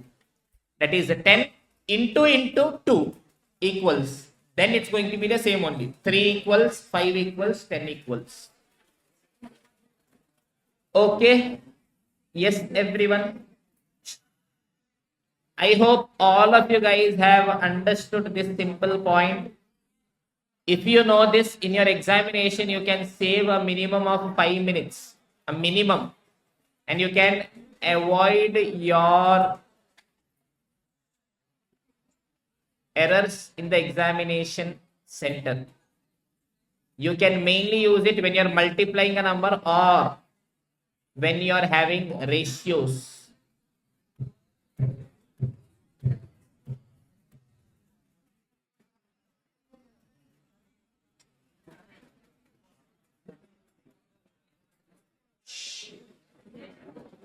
There, Kadar and Vishwa, what is going on? Your people are talking there. It is your duty to make them silent. Is this clear, everyone? Now, assume randomly, I'm telling 100 should be distributed in the ratio of 20 is to 50 is to 30. Random simple number I have given. Yes. It is 100 into 20 upon 100. 100 into 50 upon 100. 100 into 30 upon 100. Yes or no, everyone? If you observe properly here, yes, 100 is getting multiplied everywhere. 100 is getting divided everywhere. Yes or no? Let me make it as 1000. Yes, 1000 is getting multiplied everywhere. 100 is getting divided everywhere. Yes or no, everyone? Perfect. So I will first pull that off. I will first on my calculator write it as 1000 divided by 100 into 1 time or 2 time depending on your calculator. Yes, 20 equals, you should be getting 200. 50 equals, you should be getting 500. 30 equals, you should be getting 300. Is this clear? These are the small little things in foundation only you would have learned, even for those who did not learn or did not use. Now it is going to be useful, relevant. Is this clear, everyone? Perfect.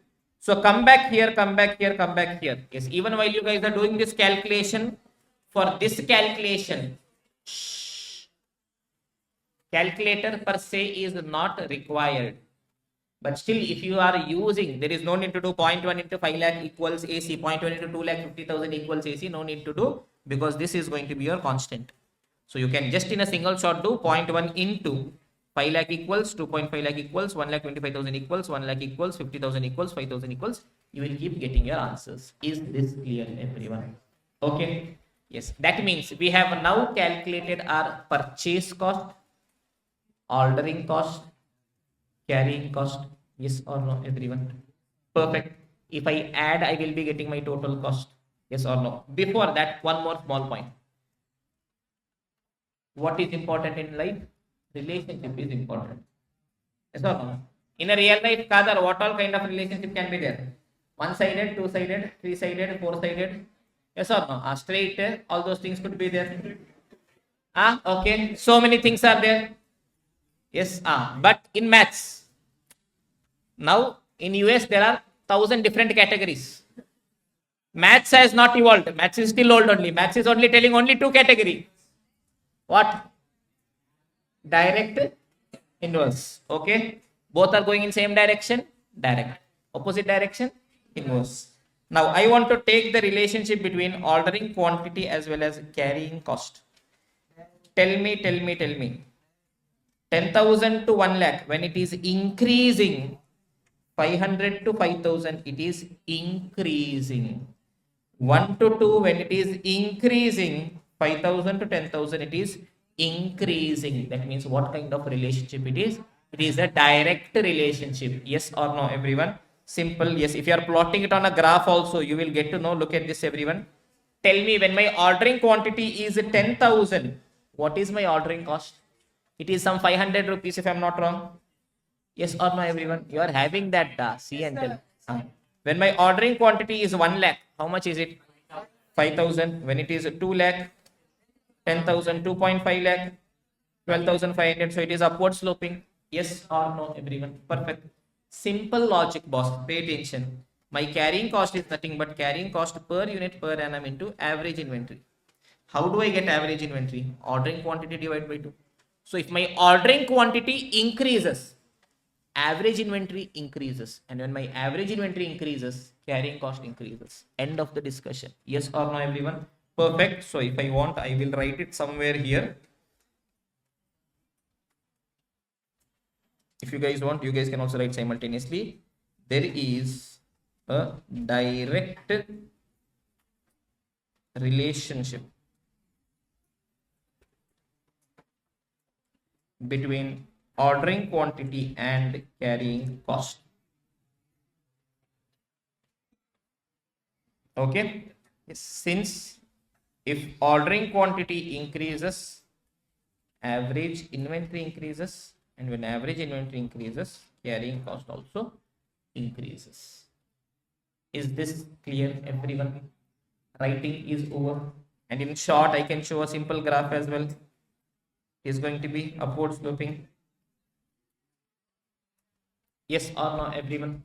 I hope you guys have noted it down. Yes or no? Give me a confirmation, everyone. Perfect. Shall we proceed further? Yes or no? Yes or no? Yes or no? Perfect. Now tell me one very simple thing, students. I want you guys to do two things for me. We have calculated purchase cost. We have calculated ordering cost. We have calculated carrying cost also. I want you guys to add the three and tell me the total cost. Do it by yourselves. Two things I want you guys to do. Firstly, I want you guys to calculate the total cost. That is purchase cost plus ordering cost plus carrying cost. Secondly, I want you guys to calculate the total of ordering cost and carrying cost. That is only ordering cost plus carrying cost.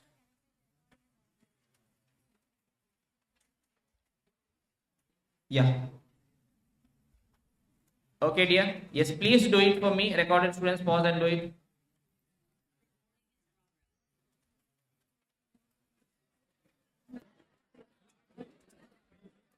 Yes, everyone. Silence.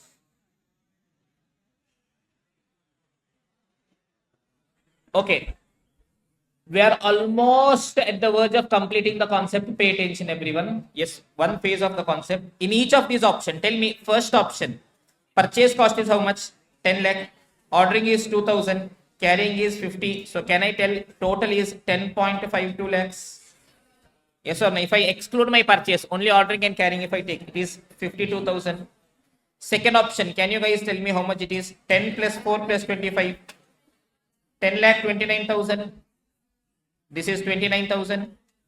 Third one, 10 lakh plus 8 plus 12.5. 10 lakh 20,500. This is 2,500. Next option, 10 lakh plus 10,000 plus 10,000. 10.2 lakh. This is 20,000. Fifth option, it is 10 lakh plus 20,000 plus 5,000.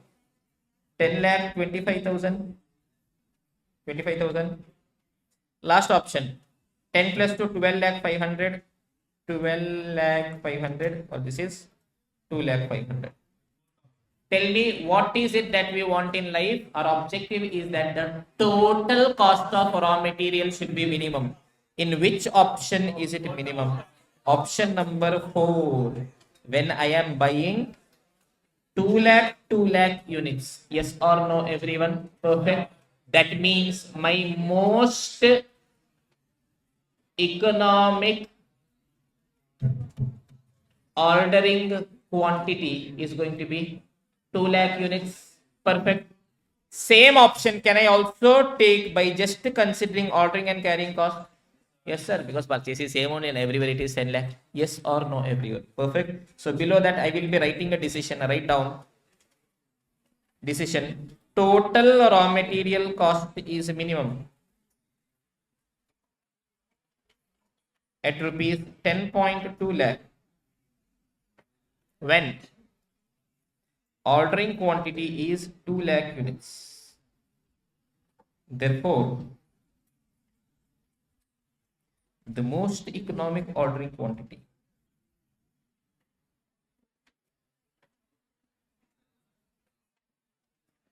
is 2 lakh units.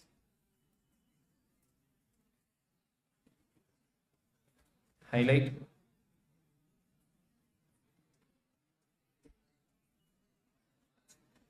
Yes, everyone, noting is over.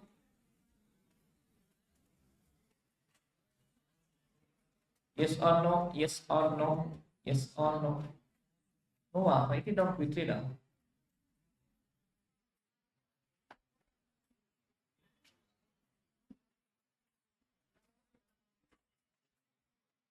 Over. Perfect, everyone. Yes, everyone. Okay, great. Now, till now, whatever we have discussed, let us quickly try revising. Look at this, everyone. Let's quickly try revising.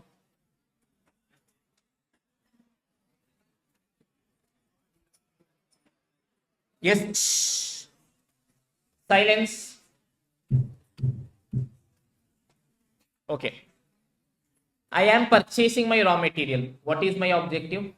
Total cost of raw material should be minimum. Yes or no? What all items are there? Purchase cost, ordering cost, carrying cost. Okay, purchase cost. What is purchase cost? Amount paid to supplier. What is the formula?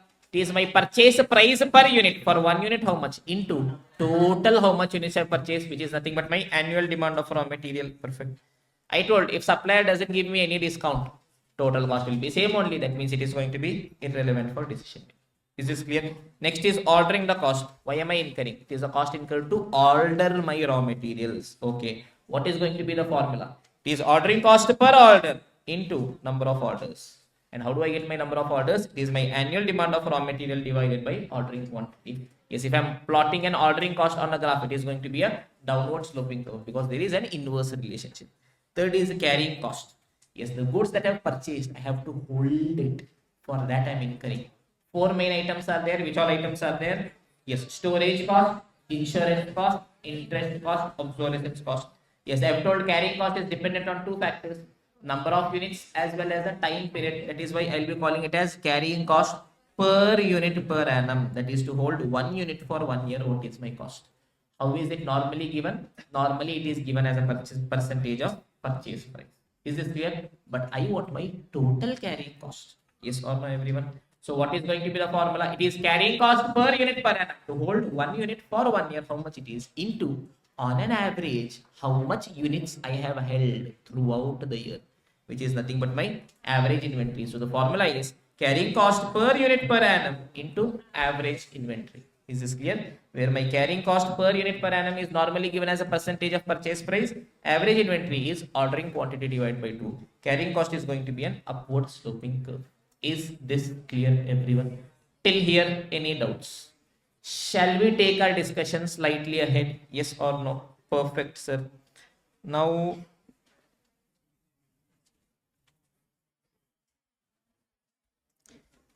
okay, objective. What is going to be objective of my business? To get the total cost of raw material. Silence. What is going to be objective of my business? I want to ensure that total cost of my raw material should be minimum. Two different situations can be there. First, there is no discount. That means purchase cost is going to be same only. Second, there is a discount. That means purchase cost is also changing. Now tell me, if there is no discount, that means purchase cost is the same only. That means whether I consider it or I don't consider it, will it change my decision? No. That means purchase cost is irrelevant. That means only two items are relevant. What all? Ordering cost and carrying cost is going to be relevant. But if discount is there, it means purchase cost is fluctuating. That means purchase cost is relevant. Ordering is also relevant. Carrying is also relevant. All three costs are going to be relevant. Is this clear, everyone? Okay, boss. Now, if purchase cost is irrelevant, only ordering and carrying is relevant. We have a formula through which we can calculate. It is called as EOQ formula. But if purchase cost is also changing, discount is there, that formula will not work. So there is no way. You'll have to see different options. In every option you will see purchase, ordering, carrying. Wherever total cost is minimum, you will have to go for that. Is this clear, everyone? Perfect. So option number 1, when purchase cost is the same, that is there is no discount. Whether purchase cost is relevant here? No. Only ordering and carrying is going to be sufficient. Now, how do I calculate EOQ? Two different approaches is there. First is the graphical approach. Look at this, everyone. I will plot my ordering and carrying cost on a graph. Tell me ordering cost, how will it come? It is upward sloping or downward sloping? Ordering cost, downward sloping. Carrying cost is going to be upward sloping. What do I want? I want a total of the two costs. Yes or no, everyone? Now we are having different situations. Tell me, if my ordering quantity is 10,000, can you guys tell me what is the total of ordering and carrying cost? Last line that we have written. Is it 2,500,000? Okay. I increase it and make it 1,00,000. Can you guys tell me what is the total of ordering and carrying cost? It has come down. How much it has become? Here last line, this one. From here you guys are coming. Yes, 10,000, 1,00,000, 2,00,000, so on. It is 25,000. That means it has come down. Yes or no, everyone? Perfect. Then when your ordering quantity has become 2,00,000, how much it is? It has become 20,000. This is the minimum. Then what is happening? It has become 2,500. I think 25,000, 52,000, something like this. So total of the two costs. Initially it will be high. It will keep reducing. At a point it will be minimum. Then it will keep slowly increasing. Now when it is the lowest, it is lowest at the point at 2,00,000. And tell me at my EOQ what is happening? What is happening at my EOQ? My ordering cost will be equal to my carrying cost. Look at the situation. 2,00,000 is my EOQ. At 2,00,000, what is my ordering cost? 10,000. What is my carrying cost? That is also 10,000. And whether my total cost is also minimum? Yes, boss. That means at my EOQ, a simple observation is at EOQ, my ordering cost will be equal to carrying cost. Yes or no? Is this clear, everyone? Perfect. Huh? Any doubt till here? There in the end. Kader, Vishwa and gang, what is happening there? What is the noise that is coming from there? Kader, you have to maintain all those people. They should not make any noise in the class. Then let them do whatever they want to. Okay.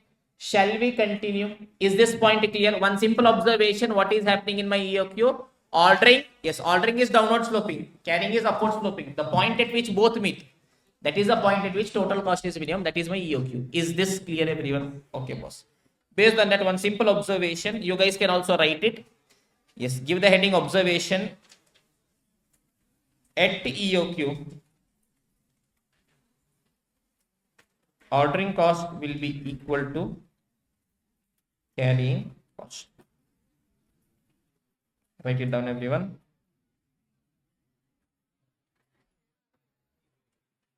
Is this clear?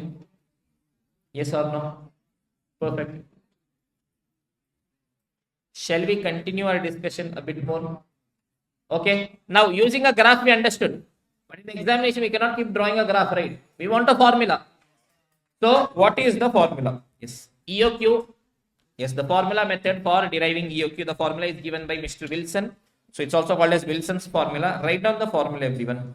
EOQ is square root of 2AO divided by C, where A is the annual demand of raw material, O is the ordering cost per order, C is the carrying cost per unit per annum. Write it down, we will discuss. Quickly write it down, students.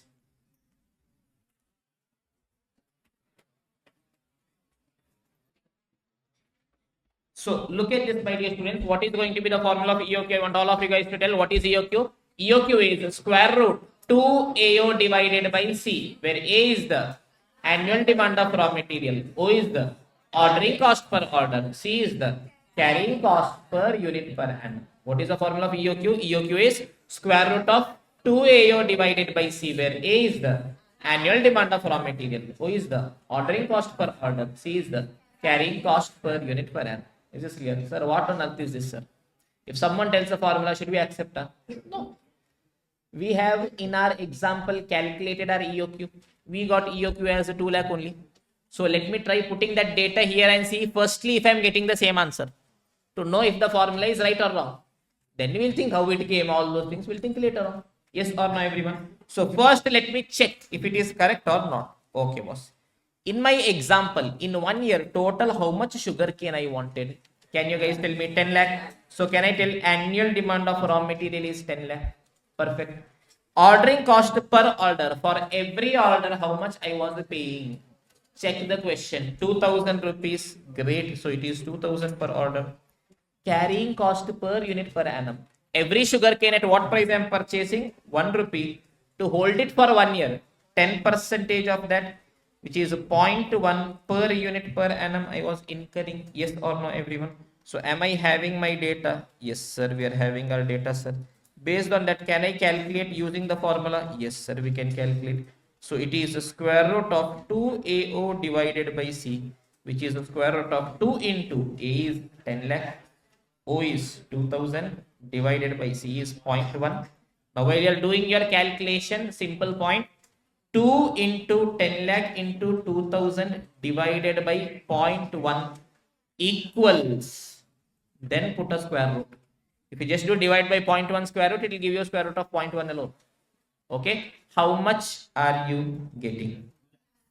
2 lakh units you are getting. And what is the answer that we also got? 2 lakh. That means what Mr. Wilson is telling. Is it right? Okay. Formula is Sherry. But the question is, how did formula come? Yes or no, everyone? Simple. Is this clear, everyone? Now I want you guys. Yes, ultimately derivation is not needed for us. Logic is not needed. Formula is there. Formula is there. But still, for our satisfaction, I will be spending some 3 minutes to explain you how the formula has come. Pay attention, everyone. Shh. What is EOQ? EOQ is a point at which total of the cost is minimum. If discount is not there, purchase cost is gone. Only ordering and carrying is irrelevant. Ordering cost downward sloping, carrying cost upward sloping, where my total of the cost is minimum. At the point at which both will meet. Yes or no, everyone? So look at this. I will tell that. Okay, boss. At EOQ, ordering cost is equal to carrying cost. Yes or no, everyone? Perfect. Ordering cost formula. Can you guys tell to me? Yes, what is the formula of ordering cost? It is my ordering cost per order. For one order, how much? Into number of orders, how many times I ordered. Yes or no? Carrying cost formula. Can you guys tell me? It is a carrying cost per unit per annum. To hold 1 unit for 1 year, how much? Into average inventory. On an average, how much units have built? Okay, let me try simplifying again. Ordering cost per order into number of orders. How many times should I order? How do I get it? It is annual demand of raw material divided by ordering quantity. Yes, carrying cost per unit per annum into average inventory. If I simplify, is ordering quantity divided by 2. Yes or no, everyone? Same thing. Now, instead of this entire detailed things, I will start using, yes, short forms. Instead of ordering cost per order, I will write O. Annual demand, I will write A. Ordering quantity in US, I'm writing it like this. Carrying cost per unit per annum, I will write C. OQ divided by 2. I will take all items into one place. Simple. Look at this. 2 here is in division. I will take to the other side. It will become multiplication. So 2 into O into A, or 2 into A into O. Perfect. Perfect, sir. Ordering quantity here is in the division. If I take it here, it will be multiplication. So ordering quantity into ordering quantity, it will become ordering quantity square. Sir, here into C is there now. I will bring it here. It is into, it becomes divide 2AO divided by C. It is ordering quantity square. I want ordering quantity. So can I take the square root on both sides? Yes or no, everyone? Perfect. So ordering quantity square. It is a square root of ordering quantity whole square. Square root and square gets cancelled. You will be left with square root 2AO divided by C. Therefore, your ordering quantity is square root 2AO divided by C. Now, okay. Now, which ordering quantity is it? Is it any random ordering quantity? This is my most economic ordering quantity. This is that point at which my ordering and carrying cost is same. That means this is my EOQ. Is this clear, everyone? Derivation is not needed. If you want, you can do it by yourselves. Exam perspective, not at all relevant. Is this clear, everyone? Yes or no? Yes or no? Yes or no? Perfect. I'm giving you guys the 2 minutes to let the things sink in. Then we'll continue our discussion. Okay? Yes, everyone. Silence. Pay attention, everyone. Whatever we have discussed till now, let us revise. Then we'll go ahead. Majority chunk is over. Now, based on that, we'll have to understand a bit of adjustments. Based on that, we are good to go. Start solving questions. Is this clear, everyone? Okay, I want all of you guys to close your books. Close your eyes. Do not sleep. Here. If you sleep, I will. What I will do? Kick you out. Okay, yes. Where did we start our journey? Slowly, let us try visualizing. Material cost. Concept number 1 is EOQ and its related concept. When I am purchasing my raw material, what is my objective? Total cost of raw material should be minimum. In my total cost, what all items are there? Purchase cost, ordering cost, carrying cost. Purchase cost means amount paid to supplier. Yes, what is the formula? It is my purchase price per unit. For 1 unit, how much? Into annual demand of raw material. Total, how much units supply. Then we told if supplier is not giving me any discount, purchase cost will be same only. It means it will be irrelevant for decision making. Next is ordering cost. for ordering my raw material what I have incurred. Formula is ordering cost per order into number of orders. And how do we calculate number of orders? It is annual demand of raw material divided by ordering quantity. Total how much I want divided by one time how much I'm buying. Is this clear? Okay, boss. Then I told ordering cost is going to be a downward sloping curve. Yes or no? Perfect. Then we went into carrying cost. What is carrying cost? I've purchased my raw material, but till the time I'm issuing, I have to hold. That is my carrying cost. Carrying cost mainly 4 items are there. What all items are there? Storage cost, insurance, interest, obsolescence. Perfect. We told carrying cost is dependent on 2 factors. Number of units as well as the time period for which goods are held. That is why I will be calling it as carrying cost per unit per annum. To hold 1 unit for 1 year, how much is my carrying cost? Yes, it is normally given as a percentage of purchase price, but I want my total carrying cost. So what will I tell? It is carrying cost per unit per annum. That is for 1 unit for 1 year, how much it is into on an average how many units I am holding throughout the year.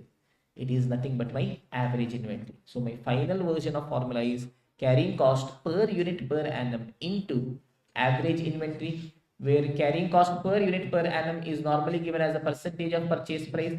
Average inventory is going to be my ordering quantity divided by 2. Yes or no, everyone? Perfect. All these things we discussed.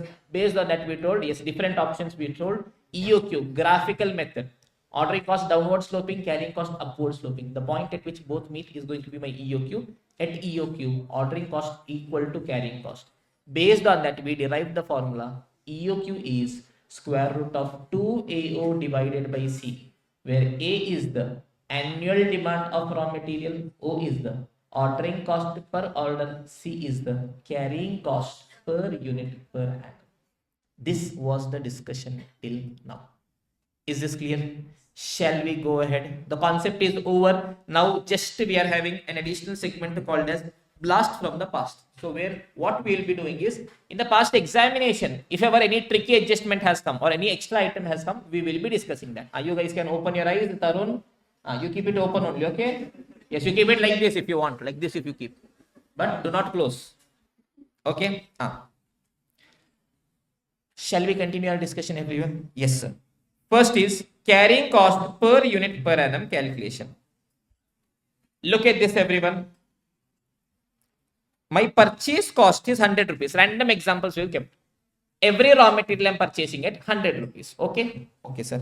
Storage cost is 10% per annum. Okay. Interest cost is 2 rupees per unit per annum. Question is, calculate my carrying cost per unit per annum. Can you guys do the calculation and give me the answer? Just looking at this, you guys can tell me the answer.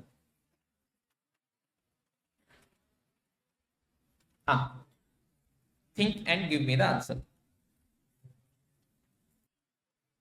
Yes, everyone. My carrying cost is going to be 12 rupees. Simple, boss. I want my carrying cost. What all is there? Yes, sir. Storage cost is given, sir. Tell me whether storage cost is going to be part of my carrying cost. Yes, sir. I want my carrying cost in terms of rupees. That is PUPA per unit per annum. Tell me, how is my storage cost given? Percentage is given. I've told you, whenever you see a percentage, on which amount you'll be putting a percentage?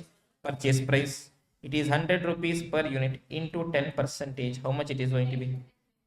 10 rupees PUPA. Yes or no, everyone? Perfect. Okay, sir. Perfect. Along with that, interest is also given. Tell me whether interest is also forming a part of my carrying cost. Yes, sir. Yes, interest is also needed, sir. Interest cost. Now tell me whether interest cost is given as a percentage. No, sir. It is given directly. If it was given as a percentage, I would have put that percentage on purchase price. They have given directly. I will put it directly. So I will tell to, yes, if I am holding 1 unit for 1 year, storage cost of 10 is needed. Is that the only thing? No, with that, interest of 2 is also needed. That means totally how much is needed, students? Carrying cost per unit per annum. It is going to be 12 rupees. Is this clear, everyone? Simple point giving. If simple point being, if percentage is given, you will put it on purchase price. Directly amount is given, you will add it. End of the story. No need to worry. Is this clear, everyone? Maja is coming. Yes, I'll give you one more example. Look at this. Suppose question is telling me that purchase price is, say for example, 100 rupees. Okay, I want you guys to give me the answer. Storage is 10 percentage per annum. Interest is 2% per month. Obsolescence is 2 rupee per unit per month. Then insurance is 3 rupee per unit per annum. Randomly I have given numbers. I want to calculate C, carrying cost. Tell me what is C? What is the carrying cost? It is carrying cost per unit per annum. Yes or no, everyone? So think and give me the value slowly. Recorded students, pause and think it by yourselves. Yes, everyone, very simple question. Jujubi sir, look at this. I am telling I want my carrying cost. Storage is given. Whether storage is part of my carrying cost? Yes, sir. How much is the storage cost? It is 10%. Tell me, whenever I see a person, I will close my eyes, put it on purchase price. 100 into 10%, 10 rupees. Now tell me this percentage. How is this percentage given? Per annum. What do I want? I also want per annum. Tension is there? No. Maja is coming. Yes or no, everyone? Next, interest cost is there. Interest is also given as a percentage. Yes or no? So on which amount I'll be putting? On 100 rupees only I'll put, sir. 2%. So it is 2 rupees. Yes or no? Yes or no? No, sir. 2 rupees. Yes, 2% is per month. Da. I want per annum. Da. In 1 year, how many months? Da. 12 months. Da. That means per annum, how much percent? Da. 2% per month into 12 months. It is 24% per annum. On what amount 24%? Purchase price. So it is going to be 24 rupees. Is this clear, everyone? Okay. Obsolescence is given. How is it given? 2 rupees. Okay, I will write it directly. Yes or no? No, da. Why, da? Per month, da. What I want, da. Per annum, da. Listen, da. 2 rupees. Now you will smile, da. In exam, you will commit mistake and 4 months wait, da.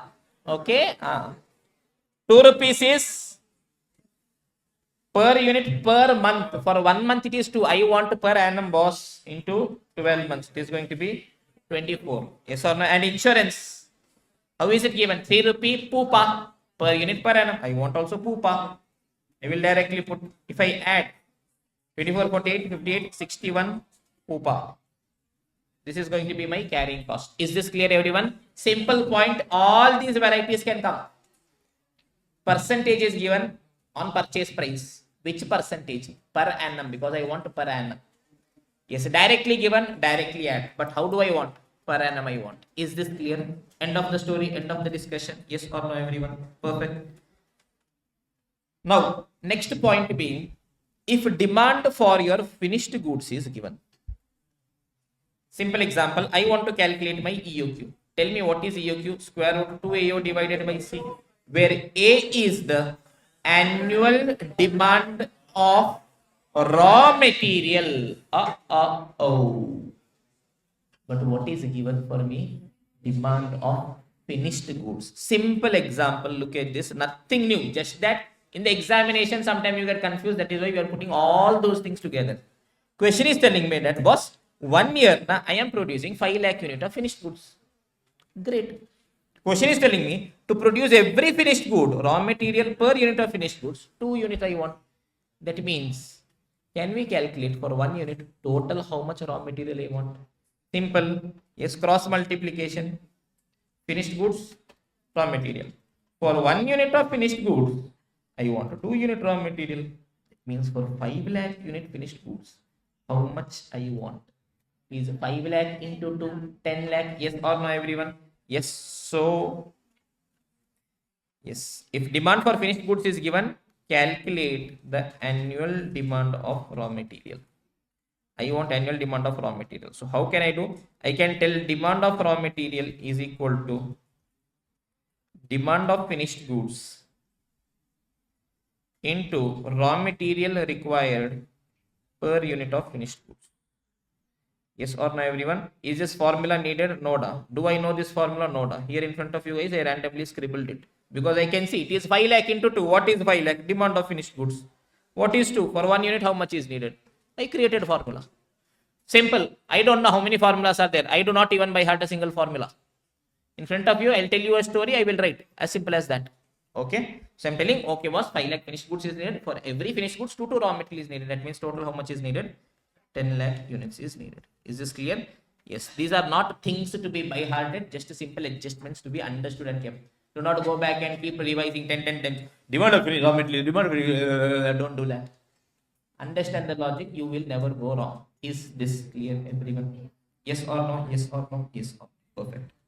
Next, total variable cost for inventory. We'll do 2 more points, then we'll slowly start solving some example questions. Okay, na? Okay, perfect. Total variable cost for inventory. Now, what all ICA can ask? ICA can ask anything. Yes, ICA may tell you total raw material cost.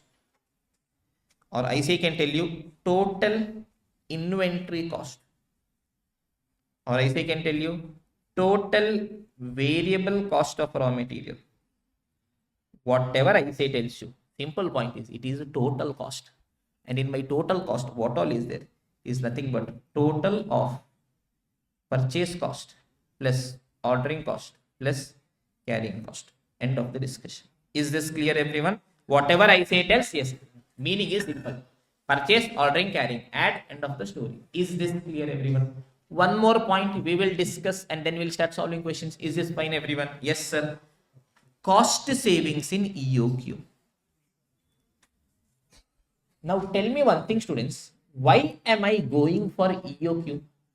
Because in my EOQ, total cost is minimum. Suppose I am having 2 options. I am having EOQ. I am having non-EOQ. In EOQ, I calculated total cost, purchase, ordering, carrying. I got imagined randomly 100 rupees. But if I go for non-EOQ, some other option was also there. Imagine my total cost came to 120 rupees. That means tell me which is better. EOQ is better. If I opt for EOQ, how much cost can I save? 20 rupees I can save. I can also ask it this way. I should have opted for EOQ, but I did not. Why? Chumma. I told you will go for non-EOQ. Why? Chumma. Maja is needed. Okay, do. If I do not opt for EOQ, good or bad? Bad. Am I having cost savings or additional cost? Additional cost. How much additional cost I will incur if I do not opt for EOQ? 20 rupees extra I will incur. Both are one and the same only. One is from EOQ perspective, one is from non-EOQ perspective. So whether question asks you cost saving in EOQ or whether question asks you additional cost in non-EOQ. Yes, the answer is going to be same only, boss. What will I be doing? Yes, I will calculate. Yes, I will tell compare total cost in EOQ versus total cost in non-EOQ. Is this clear, everyone? Yes or no? So what are the steps to be followed? Step 1, I will calculate EOQ. Without calculating EOQ, I will not be getting the total cost. Step 2, I will calculate total cost in EOQ, total cost in non-EOQ. The difference. If question is asking cost saving, that is a cost saving. If question is asking additional cost, that itself is an additional cost. Is this clear, everyone? Yes or no? Yes or no? Yes or no? Perfect. Now slowly can we start solving some questions? Yes or no, everyone? Perfect.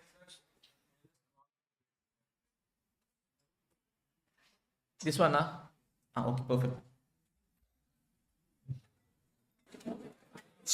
Pay attention, everyone.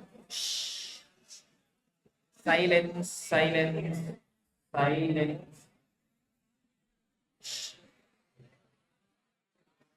Silence. Silence, everyone. Look at this material costing. We are having a workbook. Now, what is a workbook? Simple point, students. You will be having total 3 different sets of books. First is a concept book. Next is the question bank. Next is the workbook. Okay. What is the workbook? Basically, when we are solving questions from a question bank, Yes, there are close to 500 different varieties of different set of questions. So in an offline setup, it becomes very difficult for us to solve each and every question together. Given the fact that yes, a lot of time goes in drawing line, columns, writing down basic data. Yes, girls using scale, pencil, eraser, turning themselves, drawing line, taking eraser, erasing, all those things. With boys, that problem is not there because half of the time they will not write. Even when they're writing, they'll be having only pen. Okay. So what we have done is basically whatever data and other things which are not adding any value, we have written very in advance so that in the class we can save that time. So that effectively in the least time we can get maximum coverage. Okay. Yes, everyone. This is basically a workbook. Nothing else is there. You can only see place heading is written. Only this much is there. Okay. But it will help you guys to save a lot of time while you are solving questions. Otherwise, especially, yes, I have seen, yes, with the case of girls, yes, even if I tell there is no need to use, no need to use, no need to use. In front of me only, they'll start using. Yes, scale, pencil, whiter, taka, taka, taka, taka, taka. All those things they'll start doing. Okay. So we thought no need of this only. This is what we have come up with. So that in the least possible time, we will solve maximum. Now, let me tell the advantage and disadvantage of a workbook now itself. Advantage being, it will save you a lot of time and give us the opportunity to solve maximum questions. But there is a disadvantage. Here for you, format is available. In the exam, ICI will not come put tables and tell Bada right. Okay. So it is seen that students sometimes get accustomed to this to an extent that they will not think what they have to do. They'll say, next is this, okay, next is this, next is that, next is that. So what I basically want you guys to do is, in the class when we are solving, we will use this. But whenever I give you homework, I want you guys to do it by yourself. Next day we will discuss it. I want you guys to do it on a fresh piece of paper without this. Every day end from tomorrow onwards, yes, we will be solving one question by keeping a timer, a past paper question, just to see what is your speed. That I want you guys to do it on a fresh piece of paper so that you allow yourself, your mind, the time to develop things. Is this clear, everyone? Yes or no? So I hope this is clear. Yes, if you just keep looking at this, you should think, then you should look. If you're randomly looking, everything is there. You just keep on doing it. Is this clear? It is not allowing your brain to work. Simple point being, it is impossible for me or for anyone in the world to give you the coverage we are trying to give you in the given time. For that, so many things we have done. Concept register. Yes, so many things. Even the columns we have written it well in advance so that we save time. Because ultimately it's a game of our time. Okay? But know that this, the disadvantage of this is that you should use it properly. Yes, if you just keep this, you are gone. Okay? If you feel like you don't want to do it on a fresh piece of paper only. No issues, absolutely no problem. But the only thing is it may take you a lot of time. Is this clear, everyone? Okay, sir. So shall we start solving questions, everyone? Yes or no? Perfect, sir. So question number 1, simple example. Annual demand of raw material is 5000 kg. So 1 year total, how much raw material I want? 5000 kg I want, sir. Cost of placing an order. To place one order, what is my cost? 100 rupees is my cost. Purchase price of my raw material is 4 rupees per kg. That means every raw material at what price I am buying? 4 rupees I am buying. Okay, great. Carrying cost of raw material is 4%. Tell me at which amount I will be putting the percentage? Purchase price. Calculate EOQ and the total cost at EOQ. This is my question. Yes. If you guys have to write it down, quickly scribble. I'm not going to give you more than 1 minute.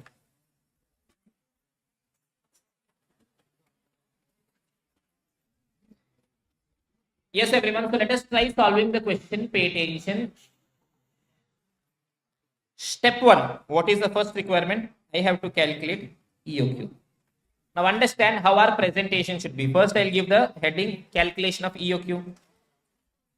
Tell me for EOQ what all items I want? A, O, C. So I will write A. A. How much is A? 5,000. Yes or no? Yes or no? Yes or no? No. What is A? Your surname. What? Annual demand of raw material. Yes, this is something you know.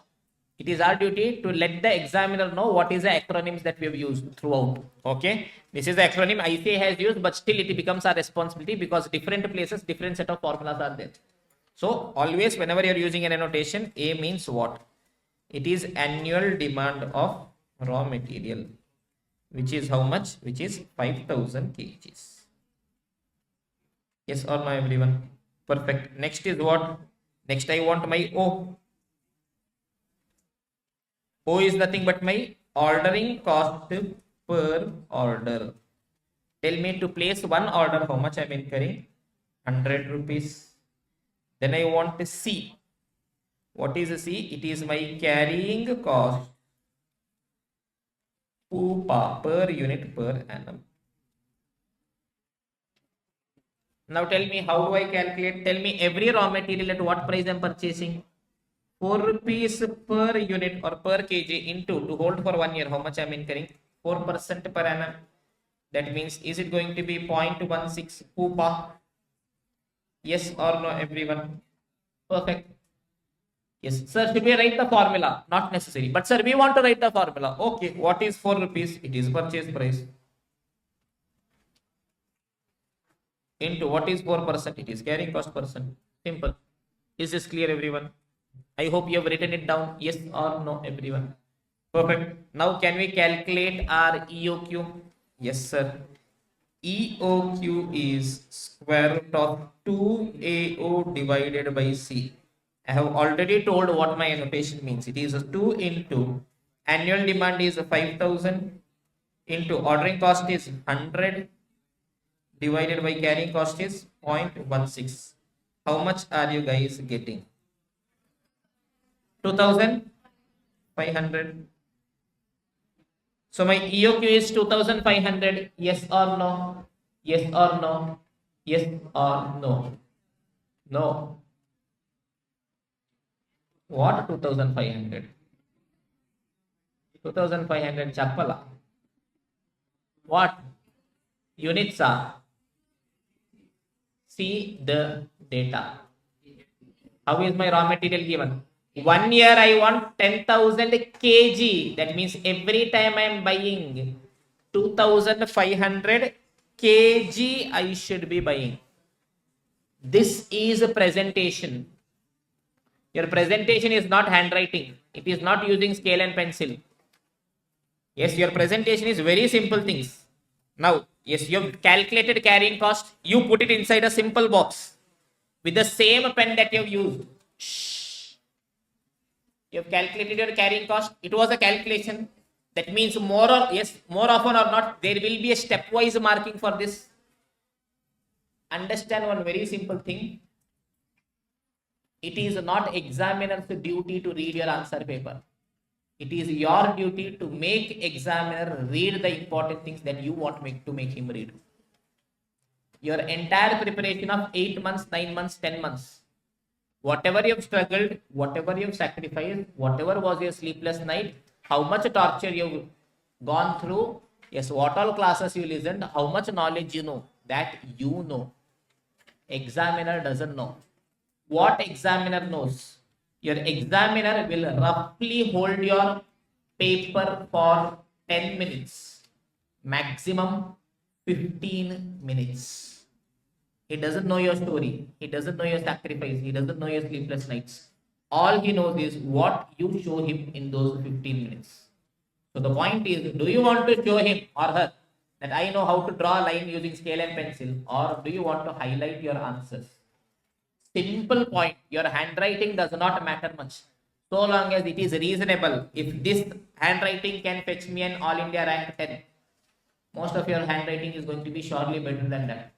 But the simple point being, you have to attempt for 100 marks, and your each and every keyword, each and every key answer should be highlighted. You have to give examiner no option but to check those key answers. Is this clear? Yes, I will show you some of those answers as well. You will understand more about it. So here carrying cost was an important calculation. I put it inside a box. No need for scale. With the pen itself, I am doing it. EOQ calculated. Then and there I put a box. End of the story. No need to go back, scale, turn the book, all those things. Nothing. Just a simple box. One line above, leave it empty. One line below, leave it empty. It is automatically highlighted. Is this clear, everyone? Okay, boss. This is over. What is the second requirement? Calculate total cost at EOQ. Yes or no? So let us try calculating. Yes, simple. Total inventory cost. In that particulars, purchase cost is there, ordering cost is there, carrying cost is there. If I add, I will arrive at my total cost. Yes, particulars, calculation, value. Slowly, one by one step at a time, let us do. Now tell me students, purchase cost. What is the formula? It is my purchase price per unit into annual demand of raw material. Yes or no, everyone? Yes, sir. Tell me, 1 unit of raw material at what price I am buying? 4 rupees I am buying. So it is for 1 unit 4. Like that, total how much units I want? 5,000 I want, boss. That means total how much it is? 20,000 rupees. Yes or no, everyone? Yes, sir. Next is going to be my ordering cost. Can you guys tell me the formula of ordering cost? It is by ordering cost per order into number of orders. Yes or no? Tell me, for one order, how much is my cost for one order? Question is telling me it is 100 rupee per order. But number of orders, is it given? No. Can I calculate? Yes. Total, how much I want, boss? 5,000. Every time, how much I am buying? 2,500, 2,500. That means how many times I should buy? 2 times I should buy. Yes or no, everyone? So I will tell my number of orders. It is annual demand divided by ordering quantity. Even if you don't put the formula, it is still fine. 5,000 I want, boss. Every time 2,500, 2,500 I am buying. That means 2 orders. Simple. So for 1 order, it is 100 rupees. For 2 order, how much it should be? 200 rupees. Yes or no, everyone? Perfect. Then I should also be calculating my carrying cost. Carrying cost, what is the formula? Is carrying cost per unit per annum into average inventory. Now tell me one thing, students. We are at EOQ. Yes or no? So even if I don't do my calculation, can I close my S and put 200 here? Whether my answer will still be right? Yes, sir, because I'm in EOQ. But still, let us do our calculation. Tell me what is my carrying cost per unit per annum? We've calculated is 0.16 into average inventory. Do we know? No, slowly, one step at a time. What is average inventory, boss? Simple. It is ordering quantity divided by 2. How much you're ordering? Half of that you'll be having with you on an average. How much we are ordering? 2,500. So half of that is 1250. So 0.16 into 1250. Is it going to be 200? Yes or no, everyone? So you want your total cost, which is 20,000 plus 200 plus 200. It is 20,400. Yes or no? Yes or no? Yes or no? No. What? 20,400. What? Chappala. Cost. How am I measuring my cost? How is it measured? Kg, sir. Heart attack happened in my kidney for a moment. God. Who was that intelligent person? Rupees. Yes or no? So my final answer is 20,400. Yes. So I will again put it inside a box. It is already in a box, but still you can highlight it and leave it. Is this clear, everyone? Yes or no? Yes or no? Yes or no? I hope you have noted it down. If you have not, write it down quickly. I'm giving you guys a minute. Yes, everyone. So we've solved one question. So let us continue our discussion. Let us go ahead to the next example question that we are having. Example number 2. Slowly we will start increasing the level one by one step at a time. Look at this, everyone. Demand of finished goods. Pay attention. Do not write. I will give you time. I am not running away with this. It is for you only. Even if you don't write, the PDF is there with you. You can go home and write. Yes. Demand of finished goods. In 1 year, how much finished goods I should be producing? 2000. But tell me, am I bothered about how much finished goods I want? Here, what I want? How much raw material I want? Tell me that, boss. Raw material required per unit of finished goods. Per unit of finished goods is 2.5 kg. That means for every finished goods, 2.5 kg I want. That means for 2000 units, how much I would want altogether? 5000 kg will be my raw material. Annual demand of raw material. Okay, okay, sir. Every item I am buying at 40 rupees. Ordering cost is 16 rupees. Now storage cost is given 2% per annum. Interest 0.25 per month. Insurance 15% per annum. Obsolescence 1.4 pupa. Can you calculate on this basis my carrying cost pupa? Yes, just on your calculator. Then we will properly do our calculations as well. No issues.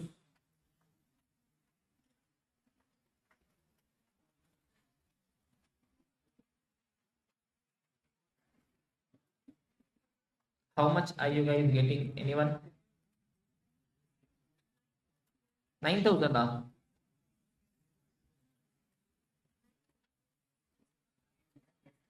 9.4.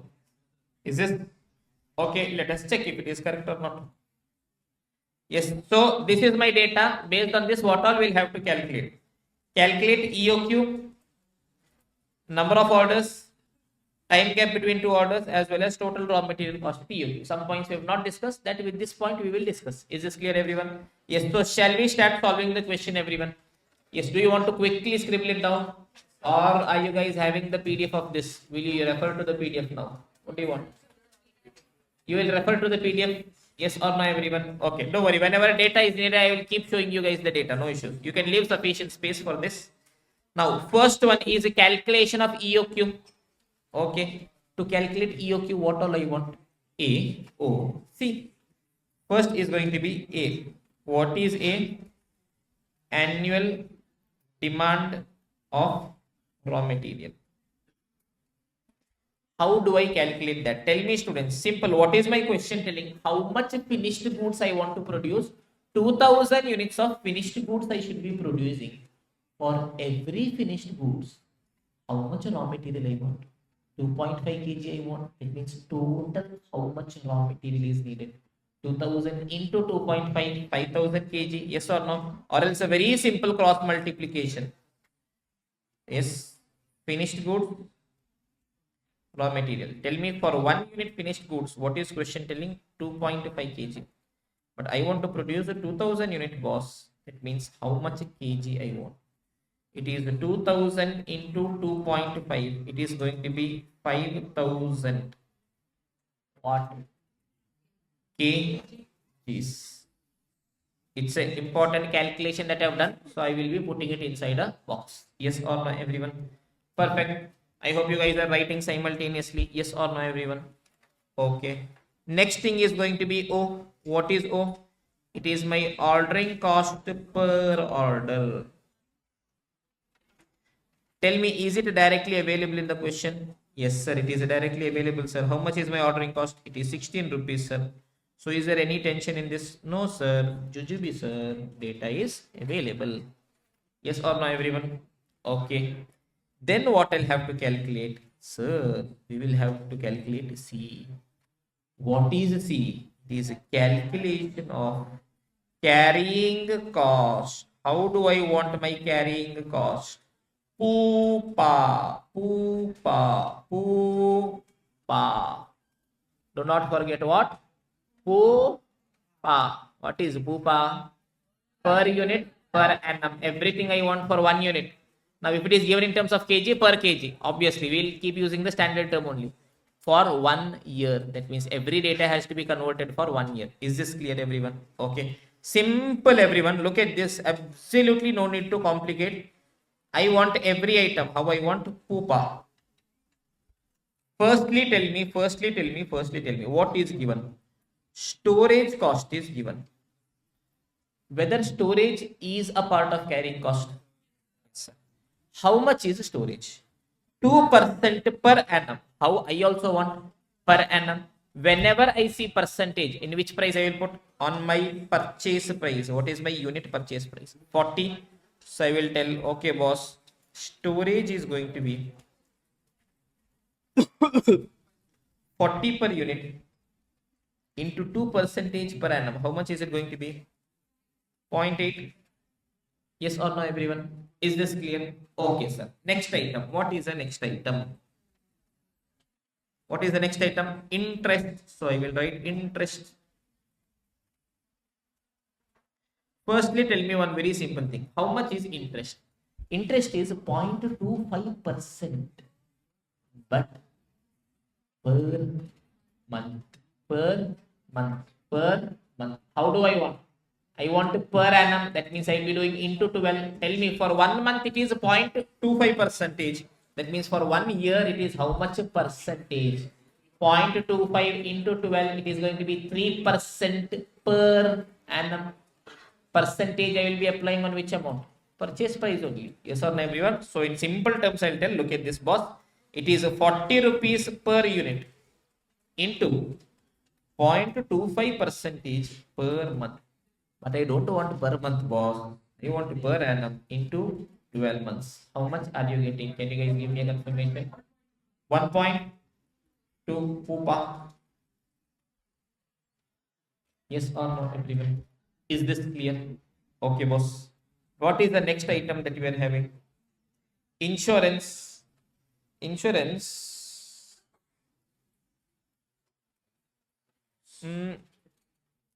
40 into 1 point. This is not 15%. Okay, this is 1.5%. I mean, you can put 15. You will be getting decimal. Just avoid that. Tell me, insurance is how much? 1.5 percentage. Is it per annum? Yes, sir. I also want per annum. So, no tension. 1.5 percentage is on which amount? On my purchase price. So, 40 into 1.5 percentage. Is it 0.6? Yes or no, everyone? Perfect. So, I'll tell you. Insurance is going to be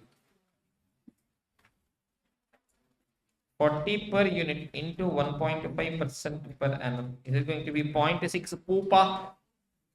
Yes or no, everyone? Perfect. Final item is going to be what?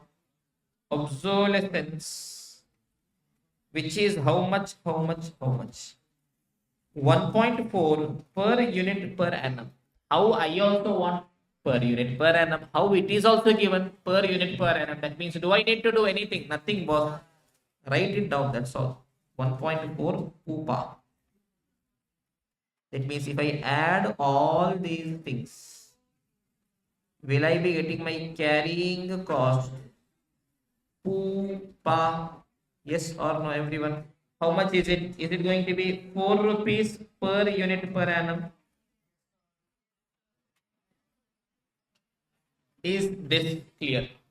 Yes or no? Yes or no? Yes or no? Perfect. Okay. Writing is over. Yes. So shall we go ahead and calculate our EOQ? Yes or no? Okay, sir. So EOQ calculation, let me do it out.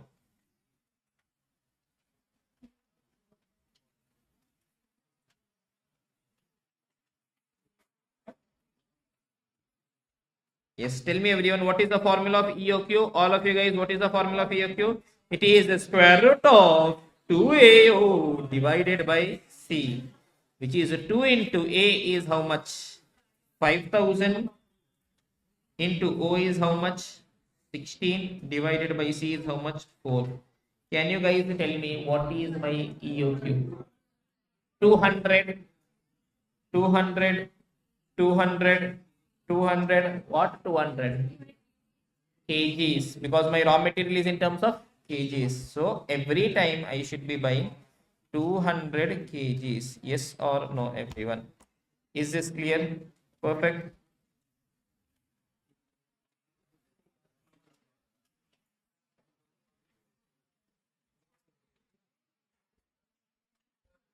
Yeah. It can be in decimals. Mathematically, it can be in decimals. In a real life, it will not be in decimals. If it is in decimals, Again, there is no standardization by ICI. 99% it will not be in decimals. If it is in decimal, you can round it up. I want 366.5 units. I cannot purchase 0.5 units. Now you will round it up. Or sometimes you will keep it as it is. Okay, we'll see depending on the questions. We'll see that. Okay. Is this over, everyone?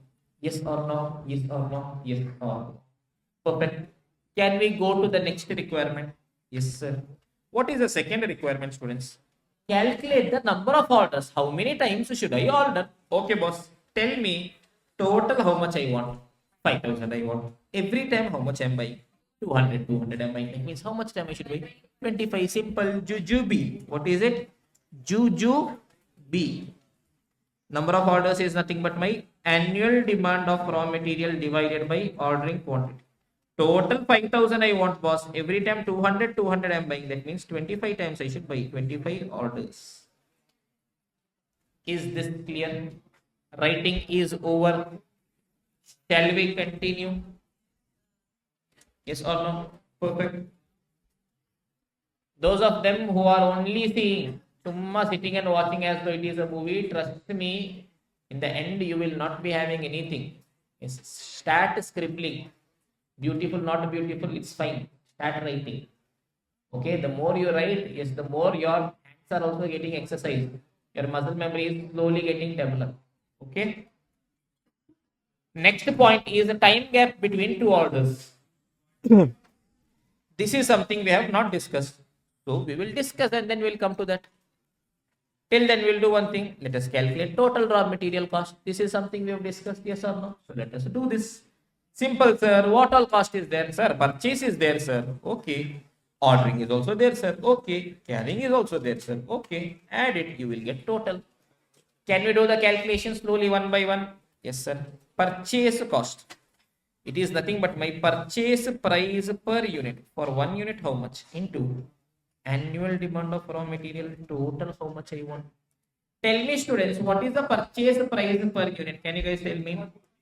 40 per unit into total how many units I want. 5,000 I want. 2,000 is my finished goods. Okay. I am buying raw material. I have to buy 5,000 raw material in a year. For every raw material, I have to pay 4 rupees. That means it is going to be 20,000. Oh, sorry, 2 lakh. Is this clear, everyone? Yes or no? Yes or no? Yes or no? Perfect. Next is going to be my ordering cost. In order to order what I am incurring. What is the formula? Simple, sir. Is ordering cost per order into number of orders. Tell me what is going to be my ordering cost per order. 16 rupees. Number of orders we have already calculated. There is no need to do it again. How much? 25 orders. So is it going to be 320-400? Yes or no? I am at EOQ. That means ordering and carrying should be same. So I can close my eyes and also write 400. But will we do this in the examination? No, because I know this is same. Examiner does not know it is same. So when examiner does not know it is same, but still you have written it same, examiner thinks how you have written it same without doing the calculation. So examiner will tell, oh, have you copied? Wait for 4 months. Okay. So we will tell, no boss, we know. So it is better to do the calculation. Sir, can we write ordering is equal to carrying and then do? You can do. But there is a risk.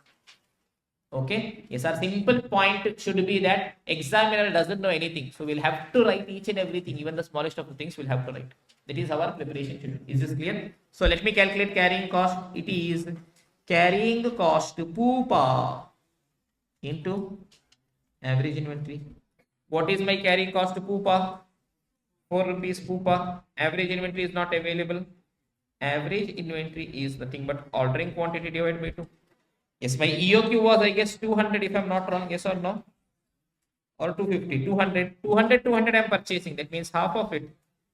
100 kgs I will be having with me. So 4 into 100 is again anyway 400. So can I tell my total cost? It is 2,800,000 rupees. Yes or no? Yes or no? Yes or no? Is this clear, everyone? Writing is over. Finish it off quickly. Shall we continue our discussion? Some more small jujube things are there. Look at this, everyone. Number of orders or number of deliveries. Tell me whether number of orders and the number of deliveries, is it the same or is it different? It is different, sir. Order is having 5 letters. It is starting from O. Delivery is having 7 letters. It is starting from D. Yes. Tell me, what is the similarity? What is the difference? Who is placing the order? Supplier or customer? Customer places order. When customer places order. Who delivers goods? Supplier delivers goods. Suppose I am telling yes, customer has placed order 10 times. That means supplier will place order 10 times in a year. As simple as that. Yes or no? That means both are same only. Only perspective changes. Customer order. Supplier delivery. As simple as that. So I will write down. You guys can also scribble it. Number of orders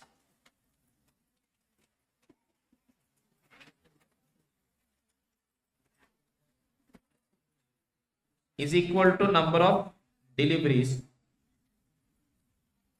Yes, the only difference is order is from customer perspective.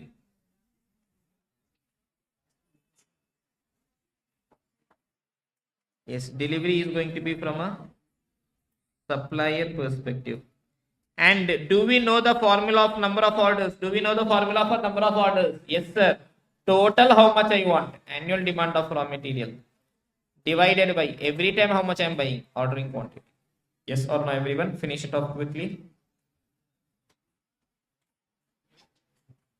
Over. Writing is over. Do it quickly, students.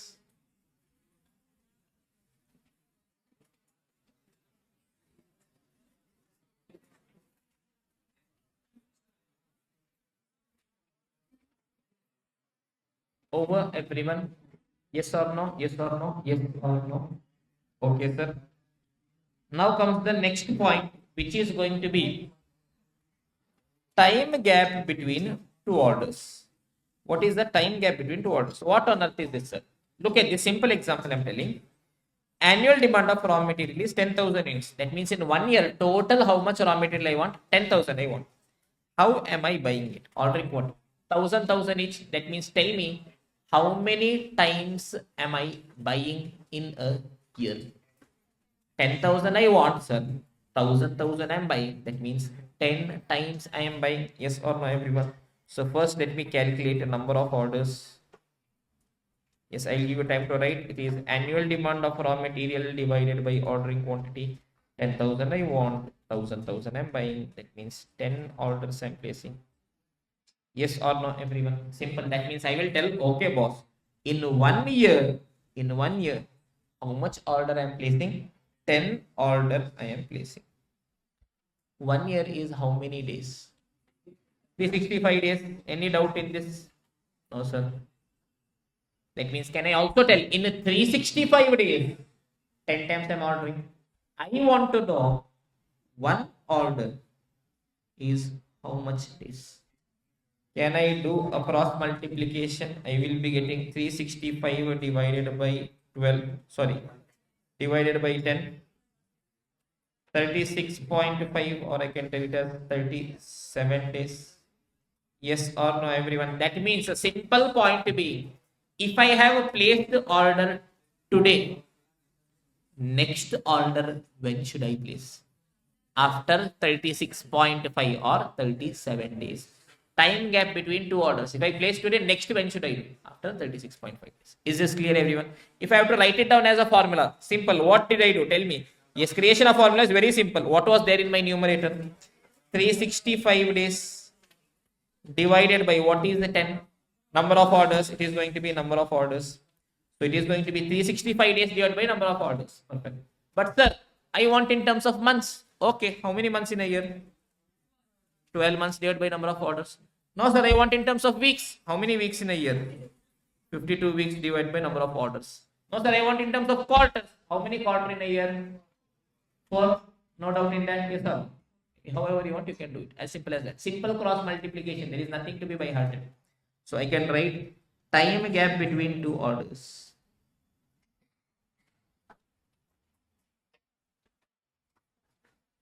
Yes, this is my formula. So quickly write it down.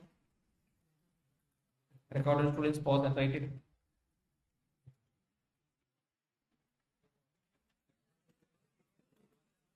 Yes, everyone. So let us go back to this question that we have solved. Pay attention. Silence. Question had also asked me one more thing. What did the question ask me? Time gap between two orders. That is, if I have placed one order, next order after how many days I am doing. Tell me, students, in 1 year, how many orders I am placing? Did I calculate it? 25 times I am ordering. Okay, boss, I will tell very simple, sir. In 1 year, I am ordering 25 times, 25 orders. That means, can I tell, in 365 days, I am ordering 25 times. I want to know one order is how many days.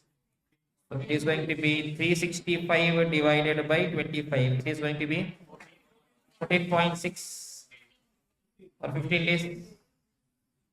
Yes or no, everyone? Is this clear? Yes, this point is also over. I hope you would have noted it down. Yes or no, everyone? Perfect. Finish it up quickly. Once this is done, we will go into our question bank. Okay, and try solving questions one by one. So we've finished understanding the concept and one or two simple example questions we've done. Now it is time for us to actually get into the game, start solving questions one after the other. So whatever we can do it now, we'll do it now. I'll give you some homework. You guys try it. Tomorrow we'll discuss. Go ahead with the chapter. Yes or no, everyone? Simple. So this is going to be our question bank. More on this we'll discuss it tomorrow. For now, let us directly begin. Concept number 1, EOQ and its related concepts. So in that, first we are having study material questions. Okay. So question number 1. Calculate the economic ordering quantity from the following information. Also state the number of orders to be placed in a year. Two things are needed. What all two things are needed? EOQ I want, number of orders also I want. Okay, boss, let us do. Consumption of material per annum. 1 year total, how much raw material I want? 10,000 kg I want, boss. That means, can I tell my annual demand should be 10,000? Yes or no? Okay, sir. Order placing cost per order. For one order, how much I'm incurring? 50 rupees I'm incurring. So did I get my O? Yes, sir. Per cost per kg of raw material. Every kg raw material, at what price I'm buying? 2 rupees I'm buying, sir. Storage cost is 8% on average inventory. Yes, I've told you, whenever you get a percentage, always on which amount you are going to put it? On my purchase price. So tell me, every item at what price I'm buying? 2 rupees I am buying, 8% of that, how much is it going to be? 0.16 Pupa.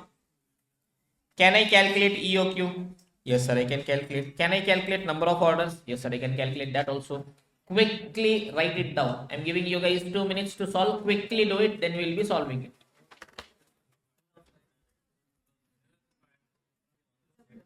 Yes, everyone, a very simple GGP question this is. So I will tell, okay, boss. Now understand, after a point, silence. With every concept, first 1 or 2 questions, I will show you detailed explanation as to how presentation and all should be there. After that, I will start using shortcuts. I will start using short forms. I will jump steps. Yes, I will sometimes not write. Why? My exam is over. I am a chartered accountant. I have membership number. So I will be lazy. You are not a CA. You do not have membership number. You have to give exam, that you cannot be lazy. Sir, but sir, if you become lazy, wait 4 more months. Simple. Okay. Yes. Now, when I'm explaining and writing, sometimes in order to write quickly, I'll start using short forms. I do not have to give my examination. Okay. So sometimes I will scribble. I want you guys to do it properly in the exact way it has to be done. Is this clear, everyone? Tell me, A, annual demand of raw material is 10,000 kg. Oh, ordering cost per order is how much? 50 rupees. C, carrying cost per unit per annum. Every unit at what price you are buying? 2 rupees per unit into 8 percentage per annum. So is it 0.16 pupa? Yes or no, everyone? Perfect. So can I calculate my EOQ, my dear students? Square root of 2AO divided by C. Square root of 2 into A. Annual demand is 10,000. O is 50 divided by C is 0.16. So what is my EOQ? Can you guys tell me? 2000, 2500 watt. A is in terms of kg. So it is going to be 2500 kgs. Yes or no, everyone? Perfect. Once you've got your EOQ as 2500 kg, number of orders to be placed in a year. That is the second requirement. Tell me total how much I want. 10,000. How am I buying? 2.5, 2.5. That means how many times I should buy? 4 times I should buy. Silence. Annual demand divided by ordering quantity. 10,000 I want, boss. 2.5, 2.5 I am buying. That means 4 times you buy. End of the story. Is this clear, everyone? Yes or no? Can we go ahead to the next question? I think this is some illustration number 3 or 4 in your study material. I'm not very specific with respect to the question number. Okay, 3. Yes, next is going to be illustration. Look at their answer as well. Yes, they have put the formula EOQ. Yes, they have explained, yes, what every item means. They have put the formula EOQ 2500 kg. Number of orders, 4 orders per year. Same thing we got. Shall we go to the next question, everyone? Yes, we will do this as our final question for the day. Balance things you try by yourselves. Pay attention. Shh. Question number 2, we will do it here. For you guys to try by yourselves, homework. Question number 3 is going to be homework. Now understand what is question 3 asking. Calculate how much money can be saved by EOQ. Yes or no, everyone? Now cost savings in EOQ. First step, I will calculate EOQ. Then I will tell in EOQ what is total cost. Non-EOQ what is total cost. Difference is cost savings. Is this clear? Yes, you will try it by yourselves. Tomorrow we will anyways be solving. Question number 4. State whether quantity discount offer can be accepted. For this, one more small point is there. After that, we'll be doing. If you want, you can do it also. No issues. But with the discount, we have not yet discussed. Okay, fine. So 3 is going to be homework. 5 is going to be homework. 6 we have not yet discussed. You will not be getting the answer. 3, 5. 7 you can try. 3, 5, 7. Then past paper questions are there.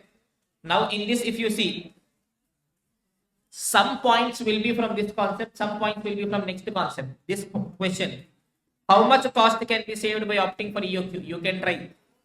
What is the reorder point? We have not yet discussed. Okay, na? So basically you can come till question number 7. 3, 5 and 7 you can try. Next past paper question you can just glance. If you get it, you get it, or else some other point will be there, which will be discussed later on. Is this clear, everyone? Okay, question number 2 we will do it.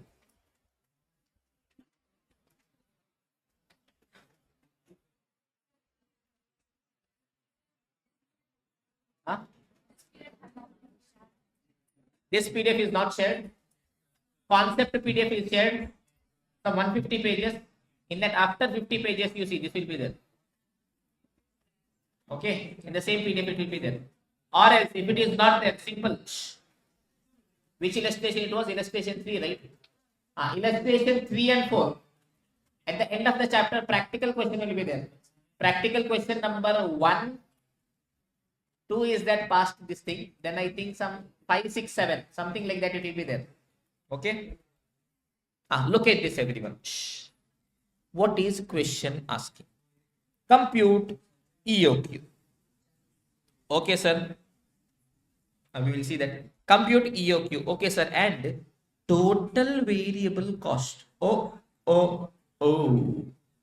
What is my total variable cost?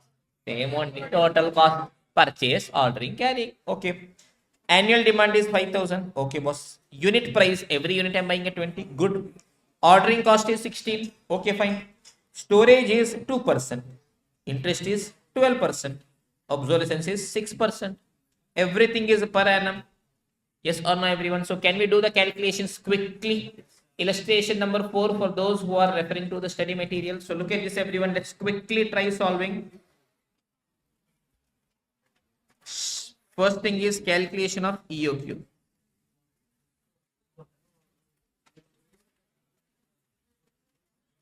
Okay.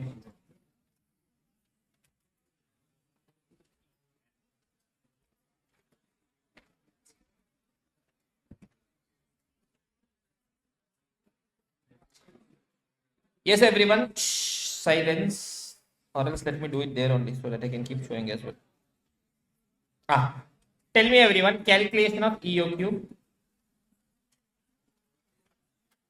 Firstly, I want annual demand of raw material. How much is my annual demand?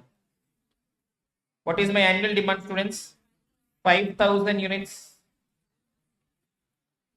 A. O is my ordering cost per order. 16 rupees. C. What is my C? Carrying cost. Poopa.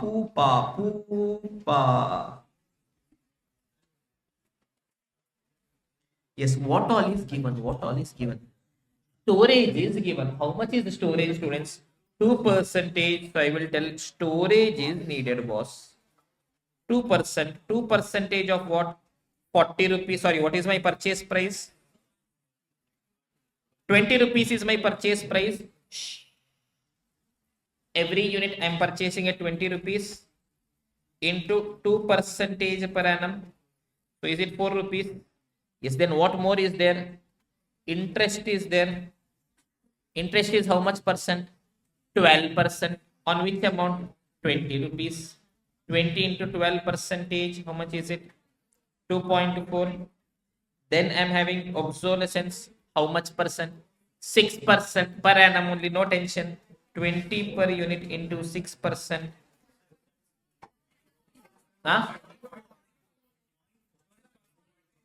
Storage is 0.4. Sometimes I intentionally write it wrong.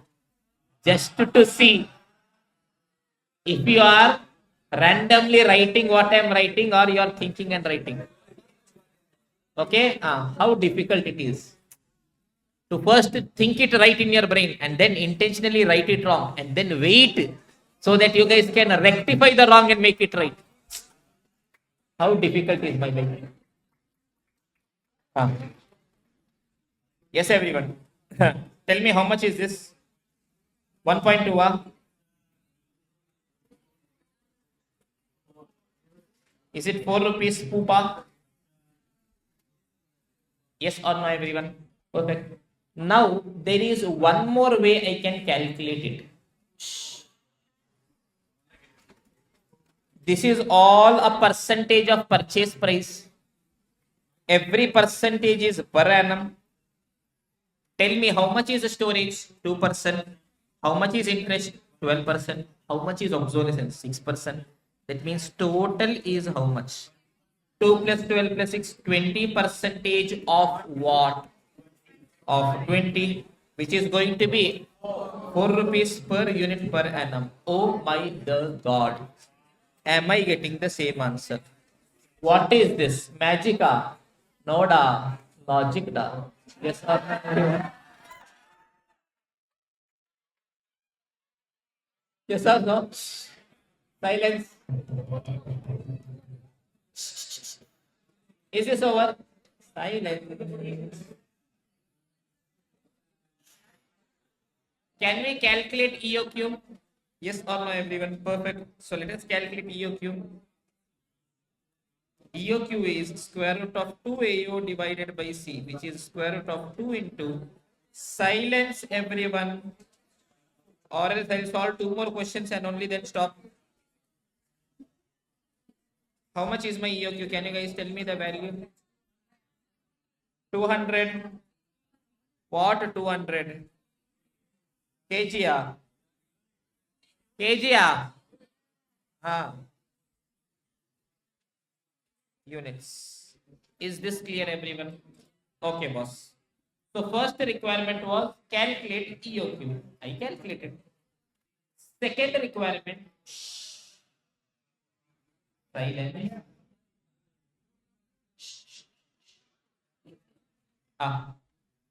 Second requirement is calculate my total raw material cost or total variable cost. So I will do, okay, boss. Total variable cost at EOQ.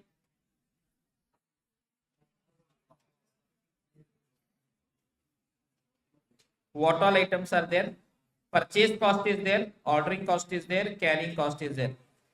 Yes, I will write PCOCC ABCD XYZ because who am I? CA, what am I having? Membership number, so what I can be? Lazy, are you having? No, so can you be lazy? No. Yes, purchase cost. 2 minutes now. We'll finish it off. Tell me, it is purchase price per unit into annual demand of raw material. Tell me, for every unit, how much I have to pay? Sir, 20 rupees I have to pay for every unit. Like that, total how much units I want? Sir, 5,000 units I want, sir. So 2000, 20 into 5,000, is it 1 lakh? Yes or no, everyone? Okay. Next is ordering cost. What is the formula? Ordering cost per order into number of orders. Tell me, per order is how much? 16 rupees per order. Did I calculate number of orders already? No, sir. So let us calculate. Number of orders. It is annual demand of raw material divided by ordering quantity. Tell me total how much I want. How much I want? 5,000 I want. Every time how much I am buying? 200 I am buying. That means how many times I should be buying? 25 times I should be buying. Yes or no, everyone? Perfect. 16 into 25, is it 400? So can I close my eyes and put 400? And 1 lakh 800? Yes or no, everyone? Okay, boss. Perfect. Then I have my carrying cost. What is the formula of carrying cost? Carrying cost PUPA into average inventory. Tell me, what is my carrying cost PUPA? 4 rupees per unit per annum. Do I know my average inventory? No. But can I calculate? Yes. Average inventory is ordering quantity divided by 2. How much I am buying? 200. So half of that is going to be 100. 4 into 100 is 400. My total cost is 1 lakh 8,000. Sorry, 1 lakh 800. Is this clear, everyone? Perfect. Silence. First requirement is over. Now coming back to the second requirement, my students. What is the second requirement? Determine the total cost. What are they asking? Total cost. That would result for the item if a new price of 12.8 is used. Okay. Now tell me, they are asking what will be my EOQ and what will be my total cost if my purchase price is 12.8. Now tell me one very simple point, students. What is the formula of EOQ? Square root 2AO divided by C. Yes, in my formula of EOQ, anywhere am I having purchase cost? No. That means if my purchase cost changes, my EOQ should not change. Yes or no? Yes or no? Yes or no? No, sir. Why? In my EOQ, I want AOC. C is carrying cost. How is my carrying cost determined? As the percentage of purchase price. So if purchase price fluctuates, carrying cost fluctuates. Carrying cost fluctuates, EOQ also changes. Is this clear, everyone? That means what is going to be my requirement is I'll have to calculate my revised EOQ. Revised EOQ and total cost. If purchased price is rupee 12.8. Yes or no, everyone? Simple point being, other data will not change. Look at this, everyone. All other data will remain the same. I will just quickly scribble and show it to you guys. Shh. My annual demand, is it changing? No, sir, it is same only. My ordering cost, is it changing? No, sir, it is same only. Carrying cost, it is purchase price per unit into carrying cost percentage. Shh. Now what is my purchase price? 12.8 into, here I will use that total percentage. Tell me, students, storage is 2, interest is 12, obsolescence is 6. That means total is how much? 20% per annum. That means, is it going to be 2.56 Kupa? Can I calculate my revised EOQ? Square root of 2AO divided by C. Square root of 2 into A is 5000 into 16 divided by 2.56. How much is it going to be? 250 units. Once I've calculated my EOQ, can I calculate total cost of EOQ? Yes, it is for you to practice by yourselves. Okay, so go back and do the calculation. Recorded students, try it by yourselves. There is nothing that is going on here. It's exactly the same only, but pause the video now, try it by yourselves. Okay, finish the work then and there. Yes, everyone, is it over? Is it over? Is it over? Should we discuss one more question? No? Wind up for the day? Okay, no issues. We will wind up for the day, but before that, one final round of revision for my happiness. Okay, so close your books quickly. Close your eyes quickly. Do not close your brains.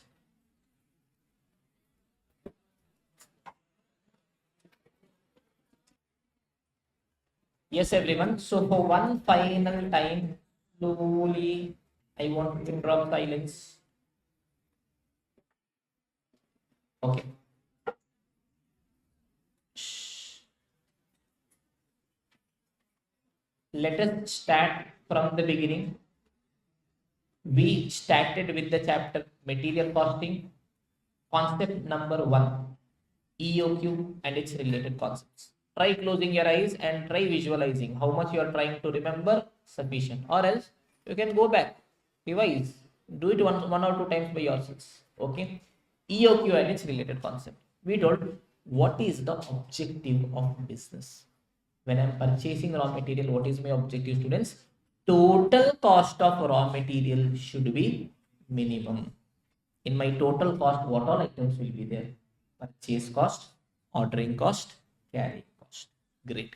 So in order to fulfill my annual demand of raw material, so many different options will be there. So we told ordering quantity into number of orders gives me my annual demand. One time how much I'm buying into how many times I'm buying gives me total how much I'm buying. So in which option or in which ordering quantity my total cost is minimum, that is my most economic ordering quantity. Okay, sir. First item, purchase cost. What is purchase cost? Amount paid to the supplier.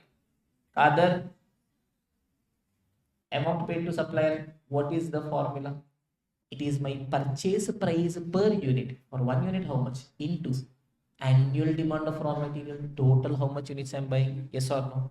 Perfect. Next we told, if supplier doesn't give me any discount, it is same only. That means it is irrelevant for decision making. Is this clear? Next is going to be my ordering cost. In order to order my raw material, what all I'm incurring? Formula is ordering cost per order. For 1 order, it is how much? Into number of orders. How many orders I'm placing? Is this clear? Number of orders is nothing but annual demand of raw material divided by ordering quantity. Total how much I want divided by 1 time how much I buy. Ordering cost is going to be a downward sloping curve. Next is carrying cost. The raw material that I have purchased, Till the time I'm issuing, I will have to hold them, carry them. For that, I'm incurring carrying cost. 4 items are there. What all? Storage is there, insurance is there, interest is there, obsolescence is there. Great. Carrying cost is dependent on two factors: number of units also, time period also. That is why I will call it as carrying cost per unit per annum. To hold 1 unit for 1 year, what is my carrying cost? Normally it is given as a percentage of purchase price. Great, sir. But I want total carrying cost. So what will I tell? Carrying cost per unit per annum, that is to hold 1 unit for 1 year. What is my carrying cost? Into average inventory. On an average, how many units I've held throughout the year. Carrying cost per unit per annum is normally given as a percentage of purchase price. How do I get my average inventory? It is ordering quantity divided by 2. Is this clear? Okay. Carrying cost is going to be an upward sloping curve. Perfect. Now, EOQ calculation, graphical approach, ordering cost is downward sloping, carrying cost is upward sloping. The point at which both meet, that is where my total cost is minimum.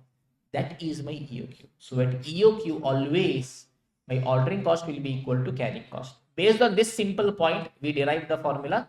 EOQ is square root 2AO divided by C, where A is the annual demand of raw material, O is the ordering cost per order, C is the carrying cost per unit per annum. Perfect. Okay. Additional points that we discussed slowly one by one. First thing we discussed was carrying cost per unit per annum calculation. Yes, whenever I see a percentage, I will put it on purchase price.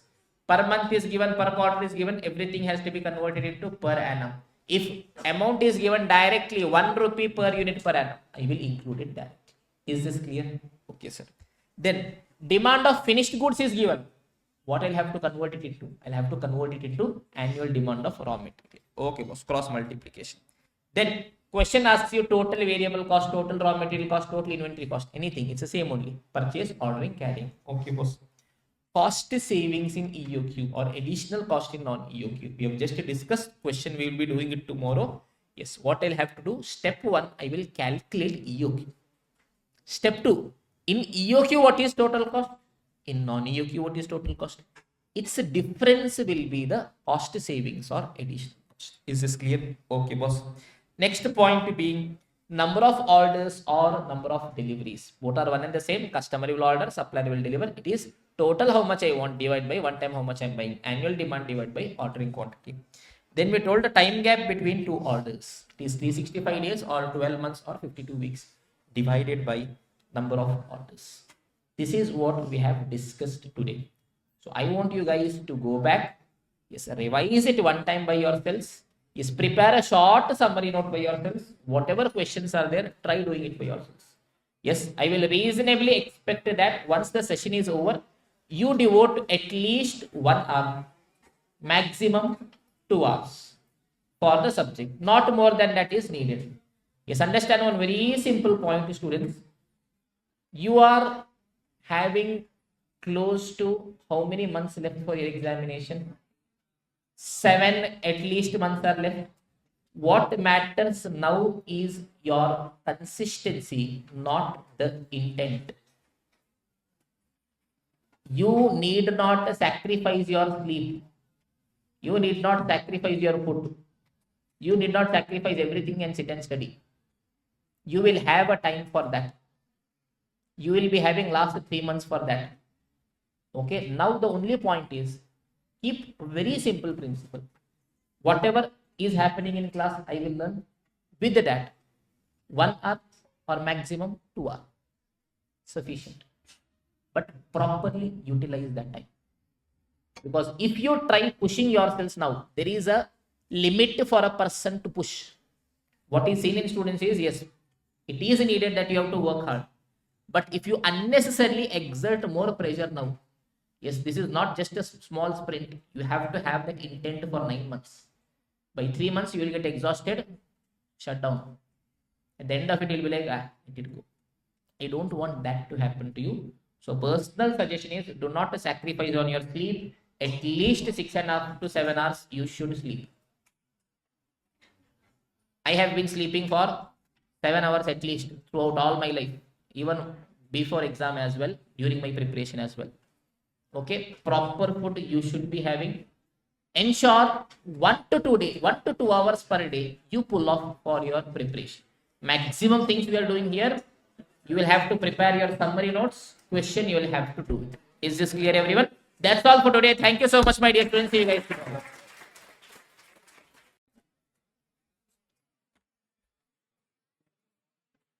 Yes, everyone. So, hello, hi, namaskaram, and good morning, my dear students.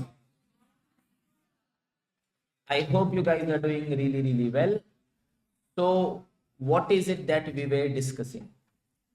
We had started with the chapter material costing, in that the first concept was EOQ and its related concepts.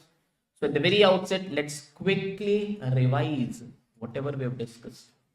Okay, so you may now feel okay, it's so much of a repetition, but trust me, this is what is ensuring that your preparation is going one level ahead. Trust me, I can give you entire costings revision in less than 1 hour, but for that we have to go through this journey. Every chapter at the end, the chapter plus the question summary, I will give it to you in 10 minutes, 12 minutes, but for that we'll have to go through this journey. Okay, so it is going to be very important. Every day know that the start we will be having a revision, the end will be having a revision, every concept end will again have a revision, chapter end again will have a revision. Yes, at the end of my session, whatever chapters are done, again will be having a revision. Okay, to ensure that you understand, you learn, you remember is my responsibility. But to ensure that you remember till the end of examination, after I go, is going to be in your hands. That depends on the number of revisions that you do. Is this clear, everyone? So let's start our discussion, everyone. So we are discussing concept number 1, EOQ and its related concepts. So we told boss, whenever we are purchasing a raw material, we are incurring 3 costs. What are those 3 costs? Purchasing cost, ordering cost, carrying cost. As a businessman, what is our objective? The total of the cost should be minimum. Yes or no? Then we told, in order to fulfill our annual demand of raw material, there are different options available. So based on that, I told ordering quantity into number of orders gives me my annual demand of raw material. Ordering quantity, one time how much I'm purchasing, into how many times I've purchased, tells me total how much I've purchased. So different options are available. That option, that ordering quantity where my total raw material cost is minimum, is called my most economic ordering quantity. Perfect, everyone. Yes. Then we discuss each of those costs. Firstly, purchase cost. It is the amount paid to supplier. How do I arrive at my purchase cost? It is my purchase price per unit into my annual demand of raw material for 1 unit, how much, into total how much units I've purchased. Then I told, if supplier does not give me any discount, purchase cost is going to be same in all the options. That means it is going to be irrelevant for decision making. Next is going to be ordering cost. In order to order my raw material, how much I've incurred. Simple formula, ordering cost per order into number of orders. How do I arrive at number of orders? Is my annual demand of raw material divided by ordering quantity. Total how much I want, divided by one time how much I buy. Okay. Then I told ordering cost is going to be a downward sloping curve. Perfect. Next is carrying cost. What is carrying cost? I have purchased my goods, I have received them. Till the date I am issuing, I have to hold my goods. So in order to hold, carry, store, whatever cost I'm incurring is my carrying cost. Mainly 4 components will be there. What are those 4 components? Storage cost, insurance cost, interest cost, consolidation cost. Okay. Then we told my carrying cost is dependent on 2 factors. First is the number of units. Second is the time period for which goods I have. That is why I'll be calling it as carrying cost per unit per annum. It is to hold 1 unit for 1 year. What is my cost? Normally it is given as a percentage of purchase price. Perfect. I want my total carrying cost.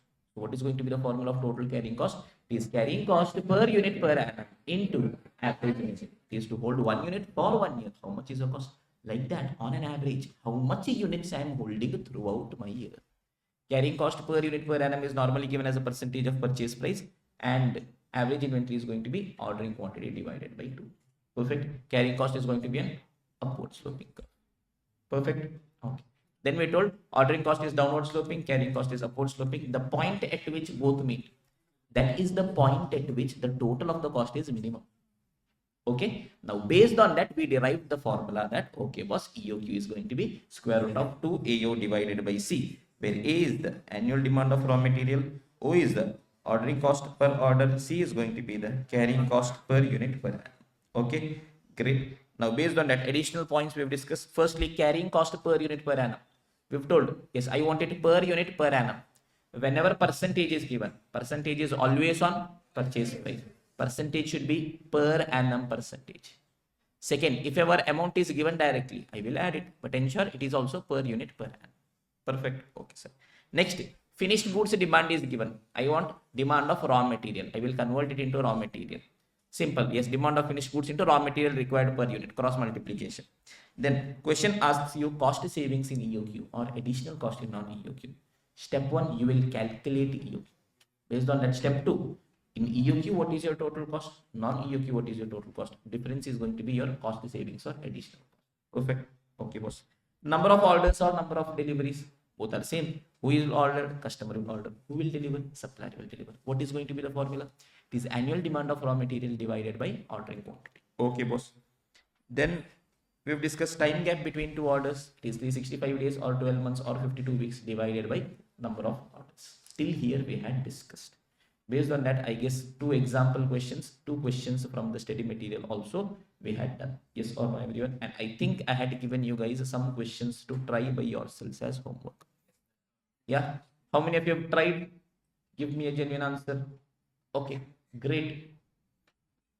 How many of you have got all the answers? Great. How many of you have tried and committed a mistake? Nobody's committed a mistake. Okay, great. Yes, understand. The simple point is you should try. Yes, the reward is the trying. Getting the answer right is just a bonus. Know that you should get your answer right only one time. That is in the 3 hours of exam. Till then, you can commit as many mistakes as you want. Absolutely fine. So whenever we are going to discuss questions, as much as possible, I'll try ensuring that some basic questions I'll do. I'll give you some homework upfront. Then the next day I'll be discussing it. Because I want you to commit mistakes. I want you to try. I want you to commit mistakes. Because understand, you have to try. You get your answer right or wrong, doesn't matter. Trying is the reward. You get your answer right, great. It improves your confidence. You get your answer wrong, it improves your confidence. You will understand exactly what is it that you are doing, exactly what is it that is wrong. That means what is it that you should be doing. So that learning curve that you get by committing a mistake and then rectifying is something you can never get. Okay. So whenever you see a question, try. Don't get afraid. Yes, oh my God, I'm not getting very lengthy. Don't do. Try. You get it right, great. You get it wrong, okay. Now that if this question comes in the examination, I know exactly what should be done. That is a simple mindset you should be doing. Okay, 1,000 questions. If assume 1,000 questions are there, will you be getting answer for all 1,000 questions? No. Will I, as a faculty, be getting answer for all 1,000 questions? That is also no. Yes, I'm being brutally honest. Probably no one will tell you, yes, okay, I'm a faculty, I know everything, I'm God. No. Yes, I am here because I have done my work, I have done my research. The first time I was looking at it, probably I could have committed mistakes as well. So the only difference is in the efforts. So you put in the efforts, you up your game. As simple as that. Is this clear, everyone? So do not shy away from putting in the work. You get it right, you get it wrong, absolutely fine. But others are getting it right now. Don't worry, dad, you will get it. Yes, the only game is on the day of examination, in those 3 hours, you should get it right. As simple as that. Is this clear, everyone? Okay, sir. Great. Yeah. Full screen. Okay, fine. Full screen. Perfect. Recording is on, right? It is on. Okay, so a very small discussion we'll have. Before we start, one small point. Yes, everyone. So let us continue our discussion. Shh. Silence. Okay. So a very simple point before we get into our actual discussion. Okay. Imagine this is the efforts we are putting. Okay. On x-axis. This is the reward we are getting. Yes. Normally, what is our perception? How it should be? You do not put in the effort, you will not get the reward. You put in some effort, reward. You put in more effort, getting more reward. That means it should be like this. Yes or no? Perfect. Yes, but in reality, it is not. Initially, you will have to be putting in more efforts than the reward you will be getting. But there will be a time. It is going to be a J curve. When at a point, you will start getting way more rewards than the efforts that you're putting in. That is true for whatever you are going to do. Yes, you're doing a job, you're starting your business, you're starting teaching, you are pursuing art form, yes, singing, dancing, sport, cricket, whatever it is. Initially, you will have to put more efforts, way more efforts than the reward you will be getting. But there will be a time when you will start getting rewards way more than the efforts that you're putting. And understand, once we reach this phase, everyone will be motivated. Everyone is happy because they know the effort that they're putting, the reward that they're getting. Reward is way more.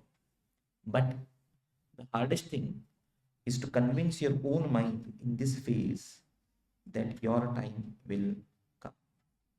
When you're looking at everyone else and you're asking yourselves, I'm putting in so much efforts, still why am I not getting? It is to convince your own mind that yes, your journey is special. This is how it is carved out. You take the example of anyone. This is the curve. Okay. I started with teaching. I cleared my CA. I got a rank. I had a job offer of 24 lakhs. I ignored it because from my inter days, I was very passionate about teaching. So I thought this is what I want to do. It was COVID phase 2, April 2021. So I decided to start teaching. Now, my entire preparation I've done by myself.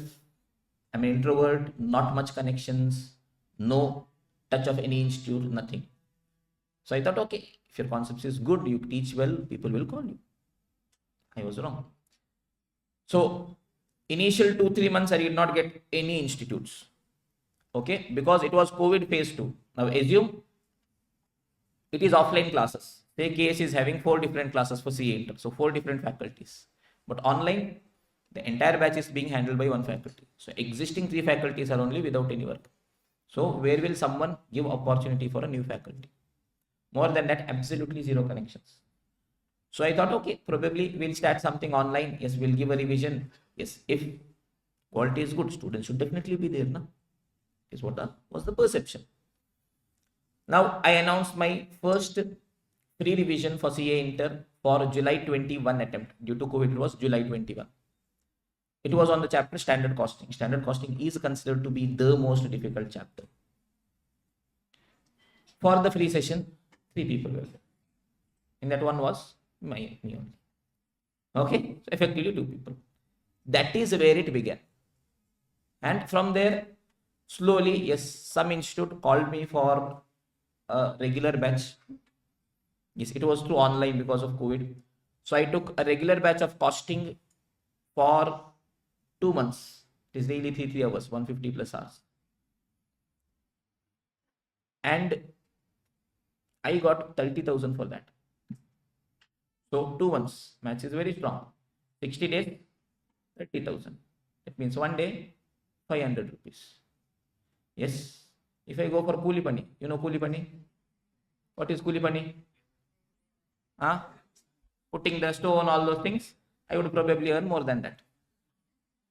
Cleared CA, 10th rank, 24 lakh package. No, passion. 500 rupees per day.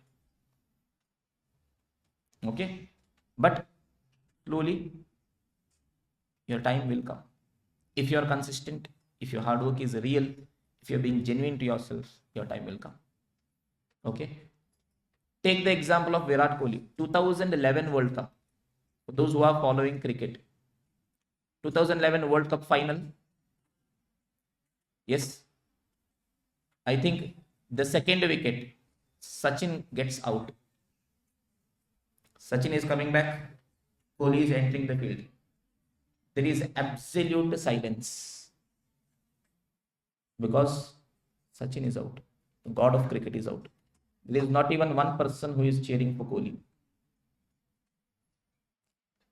12 years later, 2023 World Cup. It is the final again. India versus Australia. Sir, don't remind, sir. Yes, the pain is still there. Yes, once Rohit Sharma gets out. Okay, the hope was still somewhere that so long as Kohli is there, match is still in our hands. So once he gets out, Pat Cummins. I think it was Pat Cummins, if I'm not wrong. Yes, the entire world is silent. 10 years. Initially, you will have to put more efforts than the reward you are getting. But there will be a time when the reward is going to be way more than the efforts you're putting. All you'll have to do is be consistent. We are living in a world of Instagram where we want everything instantly. Instant tea, instant coffee, instant success. Yes, we are addicted to reels. Yes, we are scrolling. In 2 seconds, it should get over. Can we skip to the good part? No. In life, we cannot skip to the good part. We can only get to the good part. And how do we get to the good part? By going through the bad part, by being strong in the bad part, by overcoming your bad part. So tell to yourselves, yes, that this is my phase. And once you look back, once you've reached this point, you will look back. You will exactly know why things had to be exactly the way it is. You look back at yourselves and you'll be proud of the things that you've done. So have faith in yourselves. Know that it is a game of consistency. Everybody's story is different, but ultimately it's not a sprint, it's a marathon. You will have to be consistent for the long term. Is this clear, everyone? Yes. So with this, let us continue our discussion. 3 simple promises that we make to ourselves every day. What are those 3 promises? Point number 1. Yes. Are we here to learn only easy things, simple jibby things? No. Our objective is to make difficult things simple. Perfect. How are we going to do that? Very sad face. Oh my God, difficult life. No? Or with the smile on our face. Everyone, how do we smile? Yeah. Yes. And third thing, yes, I'm coming here with the intent that I am willing to put in my 110% in the hours that is allocated to me. But what I want from you guys is, are you also willing to put in your 110%? Yes or no? Yes or no? Great. So let us begin our discussion today, everyone. So first, let us try solving the questions that we have discussed yesterday already. Then we'll slowly continue our discussion. Is this fine, everyone? Okay, boss. Question number 3. Anil and company. Now, Anil and company buys its annual requirement of 36,000 units in 6 installments. Okay, boss. There is a company called Anil and company. Buys its annual requirement of 36,000 units. 1 year total, how much they want, boss? 36,000 they want. How are they buying? In 6 installments. 6 times they are going and buying. That means every time how much they are buying, boss? 6,000 they are buying, boss. Okay, boss. Yes, boss. Okay. Each unit cost 1 rupee. Okay. Every unit 1 rupee I'm paying. Good. Ordering cost is 25. To order one time, how much I'll have to pay? 25 I'll have to pay. Good. Inventory carrying cost is estimated at 20% of unit value. Carrying cost is 20%. Okay, boss.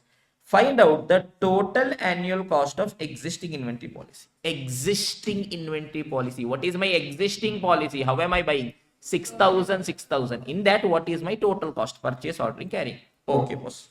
Calculate. Oh. How much money can be saved? By EOQ. So what I'll have to do? Cost savings in EOQ also I'll have to calculate. Is this clear, everyone? Yes. So I will go to my workbook. Okay. For those who are having, I think the PDF is shared with you guys, right? So in the PDF which was shared after 150 pages, you will start finding this. So I'm assuming that you will refer to that. So I'll go to the workbook and start solving. Okay. Or else practical question 1, I guess this is. Okay. In your study material. So look at this, everyone.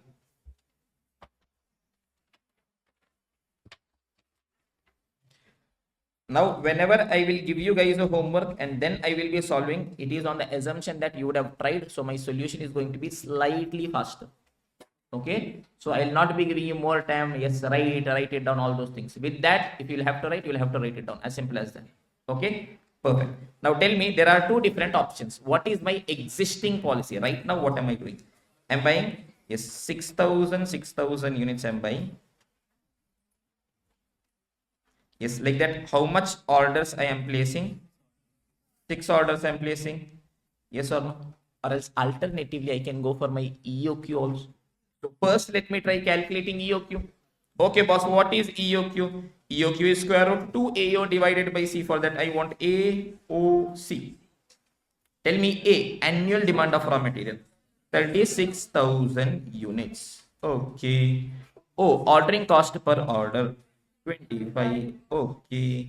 Carrying cost is 20 percentage of what? Of purchase price, which is 1. So 0.2 Pupa. What is it?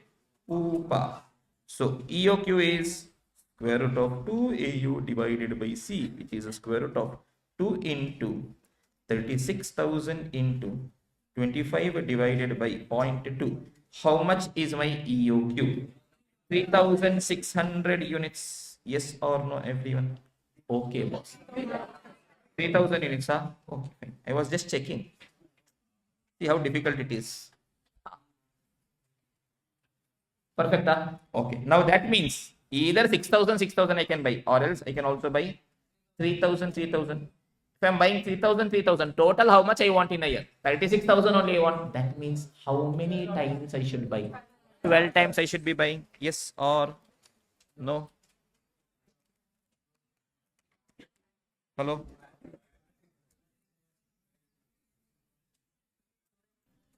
Yes, everyone. So let us continue our discussion.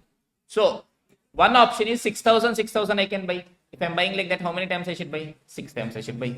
Or else if I'm buying EOQ, yes, 3,000. Total 36,000 I want. That means how many times I should be ordering? 12 times I should be ordering. Now I'll have to tell which one is better. Now tell me whether discount is there. Not there. That means I can close my eyes and tell EOQ is only better, boss. Yes or no? But still, by how much it is better, let us try doing that. So look at this, two different options are there. Either you can go for non-EOQ or EOQ. If you are going for non-EOQ, how much quantity you are buying? 6,000 you are buying. That means how many times you should be buying? 6 times you should be buying. Great. If you are going for EOQ, 3,000 you are buying. That means you want 36,000. That means how many times you should be buying? 12 times you should be buying. Yes or no, everyone? Perfect, boss. Now, average inventory. What all extra things are needed? That also let us calculate and keep, so that when we are doing the calculations, there is no issue. Average inventory. What is the formula of average inventory? Ordering quantity divided by 2. If I'm buying 6,000, from 6,000 it comes till 0 on an average. 3,000 units I'll keep. If I'm buying 3,000, half of it, 1,500 units I'll be having. Yes or no, everyone? Perfect. So based on this, let me try calculating. Firstly, my purchase cost. What is the formula? It is my purchase price per unit into annual demand of raw material. Tell me for every unit how much I am paying. 1 rupee per unit. Total how much units I want? 36,000 units. That means total how much I should pay? 36,000. In EOQ also how much? 36 only. There is no difference, no discount, boss. Okay. Then I have my ordering cost. Tell me one time to order how much I am incurring. Sir, 25 rupees is for one time ordering. Okay, boss. If I'm going for non-EOQ, how many times I should order? 6 times. In EOQ, how many times I should order? 12 times. 6 and 12. So is it 150 and 300? Perfect. Yes or no, everyone? Now I've got my ordering cost. Can I also write my carrying cost as 150 and 300? Perfect, everyone. Yes, everyone. Yes, everyone. No, what the ordering cost is okay. If you do like this, I say will tell, okay, Baba, wait for 4 months, come back again. Only at EOQ, my ordering and carrying will be same. At non-EOQ, it will not be same. Only at one point it is meeting. Everywhere else it is different. Is this clear, everyone? Okay. That means tell me what is going to be my carrying cost. This carrying cost to Pupa into average inventory. Tell me what is my carrying cost per unit per annum. 0.2 into average inventory I have calculated here. is 3000 and 1500. It is 600 as well as 300. So total cost, is it going to be 36,750? 26,600. So cost savings I can tell. Okay, boss. In non-EOK I was paying 36,750. In EOK I'm paying 36,600 only. That means 150 rupees will be my cost savings if I go for EOQ. Yes or no, everyone? Perfect. Is this clear? Now, in order to calculate this, even if I had ignored purchase cost also and just included ordering and carrying, would it have changed my answer? No, it would have given me the same answer because there is no discount. Is this clear? Okay. Shall we go ahead to the next question, everyone? Yes or no? Okay, sir. Question number 3 we have done. Look at the solution as well. They've calculated EOQ 3000. Yes, total cost in existing. They've ignored purchase. Okay, 750 and 600. That means savings is 150. Okay, as 1 rupee does not change, same has not been considered because it is irrelevant from decision making standpoint. Okay, boss. Question number 4 will come later because discount is there. Now let us go to question number 5. Okay, ready everyone? Yes, sir. The complete gardener, I hope that whoever has not solved is doing it simultaneously. Writing thing, you're doing it simultaneously. Okay, if you do not write at the end, there will be nothing. Okay, only if you ask what was there in the class, Maja is coming. That much only you will tell. Okay, so at the end, if not for you, at least for me to get convinced that I have taught, at least scribble. Okay. Question number 5. The complete gardener is deciding on the economic order quantity for 2 brands of lawn fertilizer, Super Grow and Nature Zone.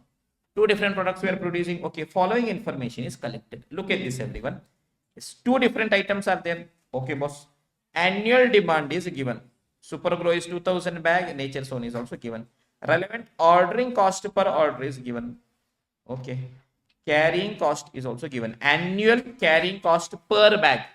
Look at this, look at this, look at this. Annual, that means what kind of cost it is? Per annum. Relevant carrying cost is carrying cost per bag. That is carrying cost per unit per annum. Here they are measuring in terms of bags. Per bag per annum. Okay, boss. So A is available, O is available, C is available. Tell me, for Super Grow, can I calculate EOQ? Yes, sir. For Nature's Own also, can I calculate EOQ? Yes, sir. Is there any problem in this? No, sir. Do I need to solve this? What is there in this? Data is there. Not even one thing has to be calculated. Yes or no? I will do here square root of 2 into 2000 into 1200 divided by 480. How much you are getting? 100. So for Super Grow, 100 is EOQ. For Nature Zone, same thing. Square root of 2 into 1280 into 1400 divided by 560. 80 units. EOQ is over. For EOQ, what is the sum of the total annual relevant ordering cost and total annual relevant carrying cost for Super Grow and Nature Zone? Separately, I will do for Super Grow, what is ordering cost, what is carrying cost, total. For Nature Zone also, what is ordering cost, carrying cost, total. Anything new? Nothing. Then for EOQ, compute the number of deliveries. So, what is needed? Number of deliveries. What is number of deliveries? Number of orders. Yes or no? What is new in this? Nothing. Is there a point in me trying to solve this? No. So I presume that you would do it by yourself. Even if there is a slight adjustment, I will do it. Here there is nothing. Okay. So I do hope that you guys will do it by yourselves. Look at this, everyone. Separately, Super Grow, Nature Zone, EOQ they have calculated. Yes. Ordering cost, carrying cost they have done for Super Grow, Nature Zone. Number of deliveries or number of orders also they have done. Is this clear, everyone? Yes or no? Yes or no? Yes or no? Shall we proceed further, everyone? Great.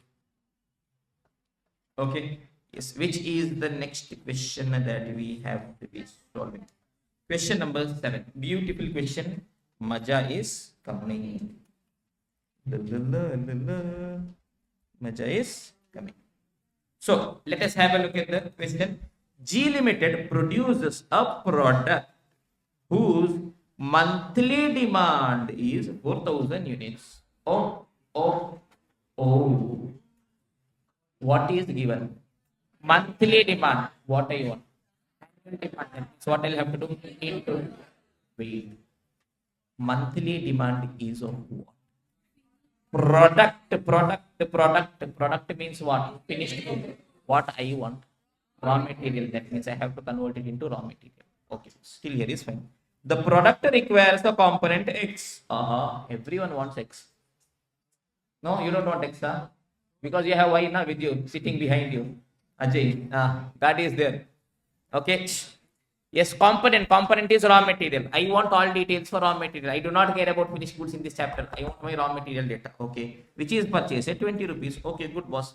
For every finished product, 1 unit of component is required. For one finished goods, 1 raw material.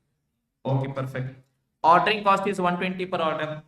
Holding cost is 10% per annum. Calculate EOQ. Let us do that. After that, we'll think later. Yes or no, everyone? Perfect. So calculation of EOQ, I want my data A, O, C. Question number 7, right? Tell me, A means it is the annual demand of raw material. Perfect, everyone. Tell me what is question telling. It is 4,000 units per month into 12 months. Yes or no, everyone? 48,000. Yes or no, everyone? Yes or no, everyone? Yes or no, everyone? No. Into 1.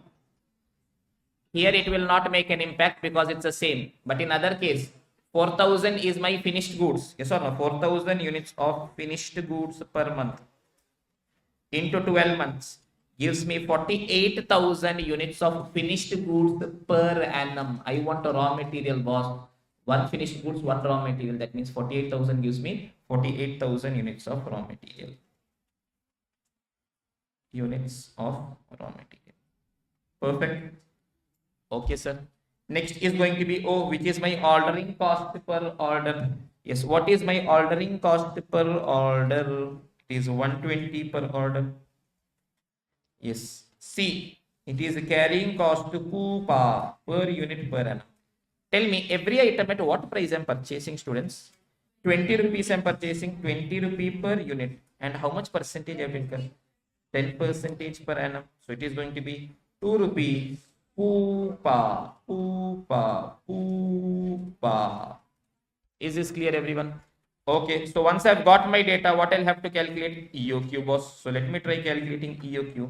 EOQ is square root 2AO divided by C. Square root of 2 into 48,000 into 120 divided by 2. What is the value? 2,400 units. Yes or no, everyone? Perfect. I hope this space is fine. There, Specs, what are you doing? Listening to music, keeping calculator. Huh? What is it? Huh? This is the first time. Yes. Huh? Okay. Is this okay? Now, EOQ is 2,400. That means ideally how much I want to buy? 2,400 I want to buy. So I go to my supplier Gadi. I tell Gadi, yes, I want 2,400 Gadi in one order. Okay. Yes, what is Gadi telling? Gadi is a very big supplier. If the minimum lot size to be supplied is 4,000 units, what is the extra cost company has to incur? Gadi is telling UGB 2,400 small quantity I will not give. If you want, buy 4,000 in one order. Only that I will give. Now, what I want to buy, 2,400, but am I in a position to buy it? No, because supplier is not giving. Supplier is telling buy 4,000. So because of that, I am buying 4,000, and because of that, how much extra cost I am incurring? How do I calculate additional cost? Simple, boss. Total cost in EOQ, total cost in non-EOQ. Difference is itself the cost saving, that itself is the additional cost also. Okay, boss. So, tell me if non-EOQ, how much quantity Gadi is asking me to buy? 4,000 units. Yes, total how much units I want in a year? 48,000 units. That means how much times I will have to buy? Yes, it is annual demand of raw material divided by ordering quantity. 48,000 divided by 4,000. 12 times I'll have to buy 12 orders. Yes, you will have to tell to yourself the story. If you keep by hearting, there is no end to it. You will not understand entirely what is happening. Yes, the entire explanation you will have to tell, okay, this is happening, this I am doing, this is happening, this I am doing. As simple as that. EOQ is how much? How much I wanted to buy? 2,400. Like this, if I'm buying now to get 48,000, how much times I'll have to buy? 20 times I'll have to buy. Yes or no, everyone? Perfect. Let me calculate average inventory and also keep, because for carrying cost, I want that. It is ordering quantity divided by 2. If I'm buying 4,000, how much I'll be having on an average? Half of it, 2,000 units. If I'm buying 2,400, half of it, 1,200 I'll be having. Yes or no, everyone? Perfect. So let me try calculating each of the cost. Purchase cost. Tell me every item at what price I'm buying. 20 rupees per unit. Like that, total. How much units of raw material I want? 48,000 units. Yes or no? Is it 9.6 lakh? Yes, I will write L, K, M, N, O, P, X, Y, Z, everything I'll write. Why?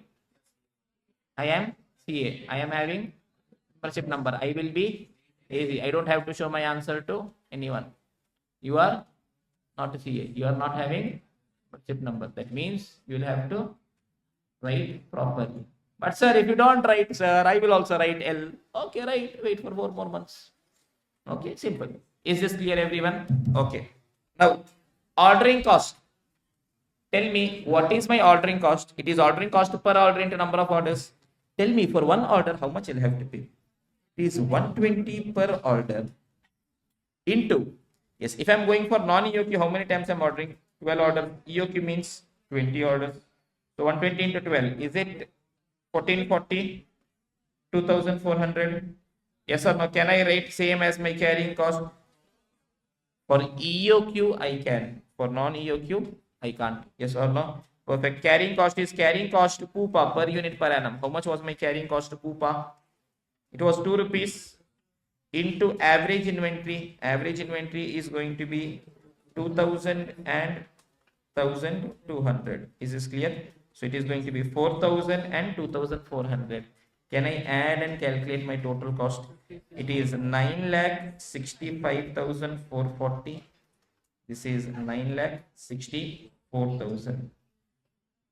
Sorry, 9,64,800. That means, tell me how much additional cost we have to incur. If it was EOQ, 964,800 was sufficient. But because that was not available, I am now paying 965,440. So 640 is my additional cost. So I'll just write it is 965,440 minus 964,800. It is rupees 640. This is the additional cost. Is this clear, everyone? Perfect. Now there is a third requirement of question as well. Shh, silence. What is the minimum carrying cost the company has to incur? Yes, whenever question asks you what is the minimum carrying cost, simple point was different options will be there. In each of the options, see carrying cost. In which option carrying cost on a standalone basis is minimum? That is your minimum. Look at this here. Yes, carrying cost. If I go for EOQ, 2,400. If I go for non-EOQ, 4,000. In that, what is the minimum? 2,400. So simple, Jujibi, I'll tell 2,400. End of the story. Yes or no, everyone? So look at this minimum carrying cost company has to incur. Company is having two alternatives. If ordering quantity is 2,400, that is EOQ. Yes, total carrying cost will be 2,400. So in between in our workbook, at some places, we'll be putting in puzzles. Intentionally, I'll be writing something wrong, so that I will check live in the class whether you can rectify it or not. How difficult it is being a faculty. Okay, yes, first I'll have to write it right, then I'll have to write it wrong on the expectation that you will make it right, but you will not make it right. So I'll only have to make it right. Oh my god. Okay, yes. If ordering quantity is 4,000, my carrying cost is going to be 4,000. Yes, amongst the two options, which is the lowest? 2,400. So minimum carrying cost amongst the two alternatives is going to be 2,400. Is this clear, everyone? Okay, wa? Any doubt till here? No, wa? Shall we continue our discussion slowly? Yes or no? Perfect. Great. Online students, recorded students. I hope everything is fine. Maja is coming.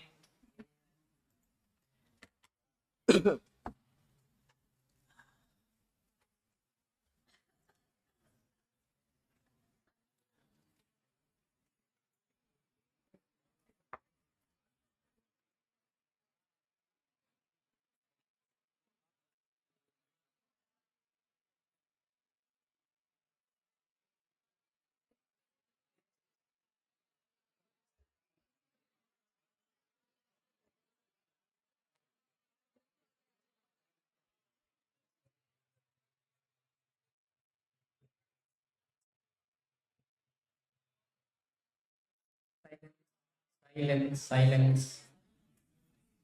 Kader, maintain your people, maintain your gang. What are they? They are talking there. Ask them to become silent. Shh. Boys, boys gang. I will not make you head of girls gang. Don't worry. Okay. Shh. Okay, now shall we continue our discussion, everyone? Why is my voice breaking a lot? Yes, everyone. So let us continue our discussion. So whatever questions we have solved, we have solved. Let us discuss some more things. Okay, are we ready to continue our discussion? Some beautiful things to be discussed. Now, I want to calculate, simple example I'll give.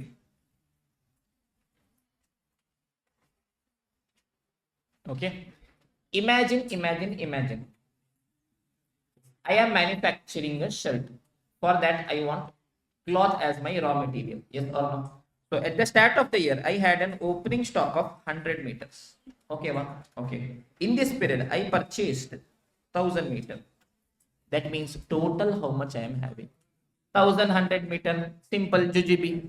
In that, I consumed, for the purpose of production, I consumed 800 meter cloth. How much closing stock I will be having? How much closing stock I will be having? It's tell me the not 1100 was there, 800 is gone, 300 will be my closing stock. Yes or no, everyone? Perfect. So I will tell that opening stock plus purchase will be equal to consumption plus closing stock. Yes or no, everyone? Perfect. Perfect. Now comes my question. I am calculating EOQ. Yes or no? Yes, sir. For EOQ, what all I want? Sir, I want A, I want O, I want C. Forget others. A. A means the annual demand of raw material. When I am telling I want the annual demand of raw material, is it the annual purchase of raw material or is it the annual consumption of raw material? Think and tell. Consumption of raw material, yes or no? Yes or no? Yes or no? No. It is going to be the annual purchase of raw material. Tell me in EOQ, what is the decision that I am taking? How much quantity raw material should I purchase in one order? What I want to know? Purchase I want to know. That means what I should consider? Purchase I should consider. Yes or no, everyone? Perfect. One more example I am giving. Assume.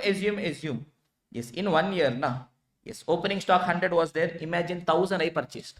I did not consume only. Full 1100 was my closing stock. Just assume. Do I still want my EOQ? Yes, boss, I want because I have to purchase 1000. How should I purchase this 1000? 100 I should buy, 200 I should buy, 500 I should buy. I want the decision making. I want my EOQ. Yes, I want my EOQ. Assume on the other hand, yes, I did not purchase one. 100 was there at the start of my year. I just consumed it. Is there a point in calculating your EOQ? Are you buying? No. What will you do with your EOQ? Yes, EOQ, I want to buy my raw material. How much I should buy? That means which one I should consider. Purchase I should consider. And how do I arrive at my purchase? Simple, jujube. Opening stock, take it to the other side. So therefore, purchases is equal to consumption plus closing stock minus my opening stock. Yes or no, everyone? Perfect. Is this clear? Any doubts in this one? Yes or no? Tell me something, da. Is it okay? Is it not okay? Fine, na? Yes. So just to write down. Yes. If you still not got the books, what is the status now? Books is in transit. It will reach by whenever it reaches. Next Janma. Now it is coming in Naveen's Gadi, so it is very slow. Gadi break up, yes. Yes, so write down annual demand. If annual demand is not equal to annual consumption, always consider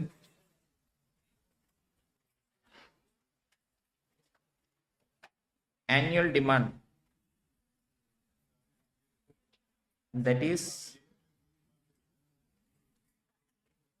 annual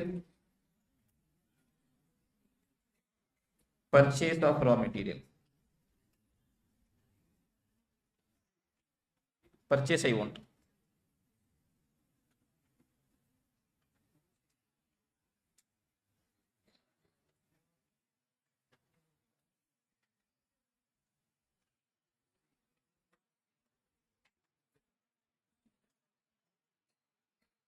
Yes, handwriting is visible for all of you guys from the TV? No?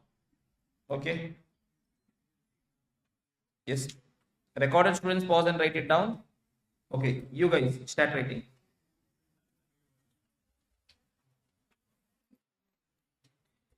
Yes, everyone. So let us continue our discussion. The next point being uniformity in data. Yes, so throughout the costing as well as your FM. Yes, the one thing you will have to remember is whenever you are adding, subtracting, multiplying, dividing, whatever thing you are doing in the world, your data has to be uniform. Simple point being, now for my EOQ calculation, I want three things. AOC. What is A? A is the annual demand. O is the ordering cost per order. C is the carrying cost per unit per annum. It means ultimately every data has to be annual. Is this clear? You cannot be doing this is annual, this is monthly, nothing you can be doing. Everything has to be annual. But logically, if you think, sir, should it be annual only? No, it has to be uniform. If you want it, this you can do monthly, this you can do monthly, still your answer will be same. Okay, not getting too much into that. Okay, those who have understood, they have understood. Okay, math, simple logic. Data same, you will get answer. Data not same, you will not get answer.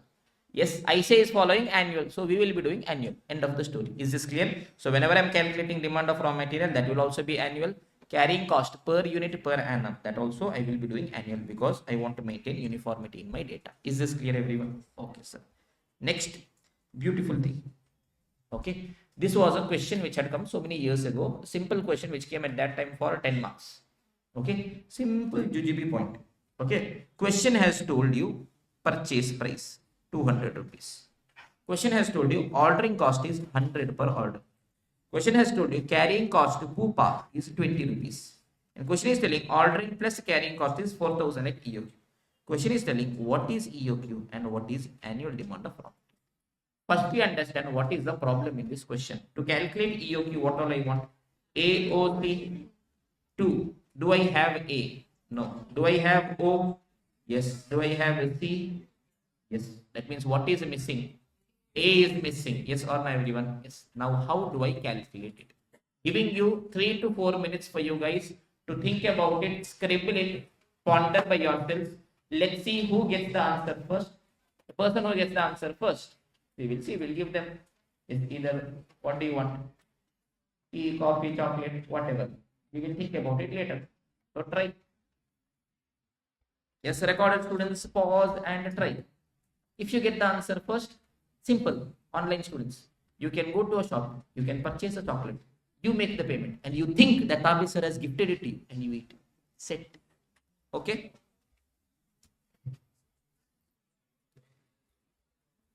Yes, everyone. So let us try getting the answer for this point. Pay attention, everyone. Simple. Shh.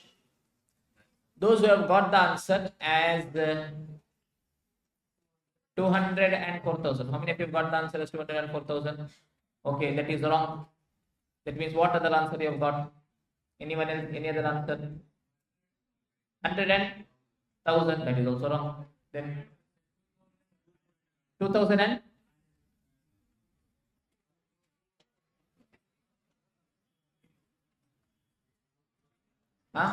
don't worry, that is also wrong. What else is there? Any other answer? 8,000 and that is also wrong. Yes, anything else? So the right answer is same 4,000 and that only. Chuma, only then people will tell other answer. Strategy. Yes. Now understand. Yes, to get answer for this question, if you put EOQ formula, square root of 2 AO divided by C, it is 2 into A is not available, O is how much? 100, C is how much? 20. Will you be getting the answer? No, you will not be getting the answer. Yes or no, everyone? That means we'll have to go for an alternative approach. Now, pay attention, everyone. Shh. A very important philosophy in life.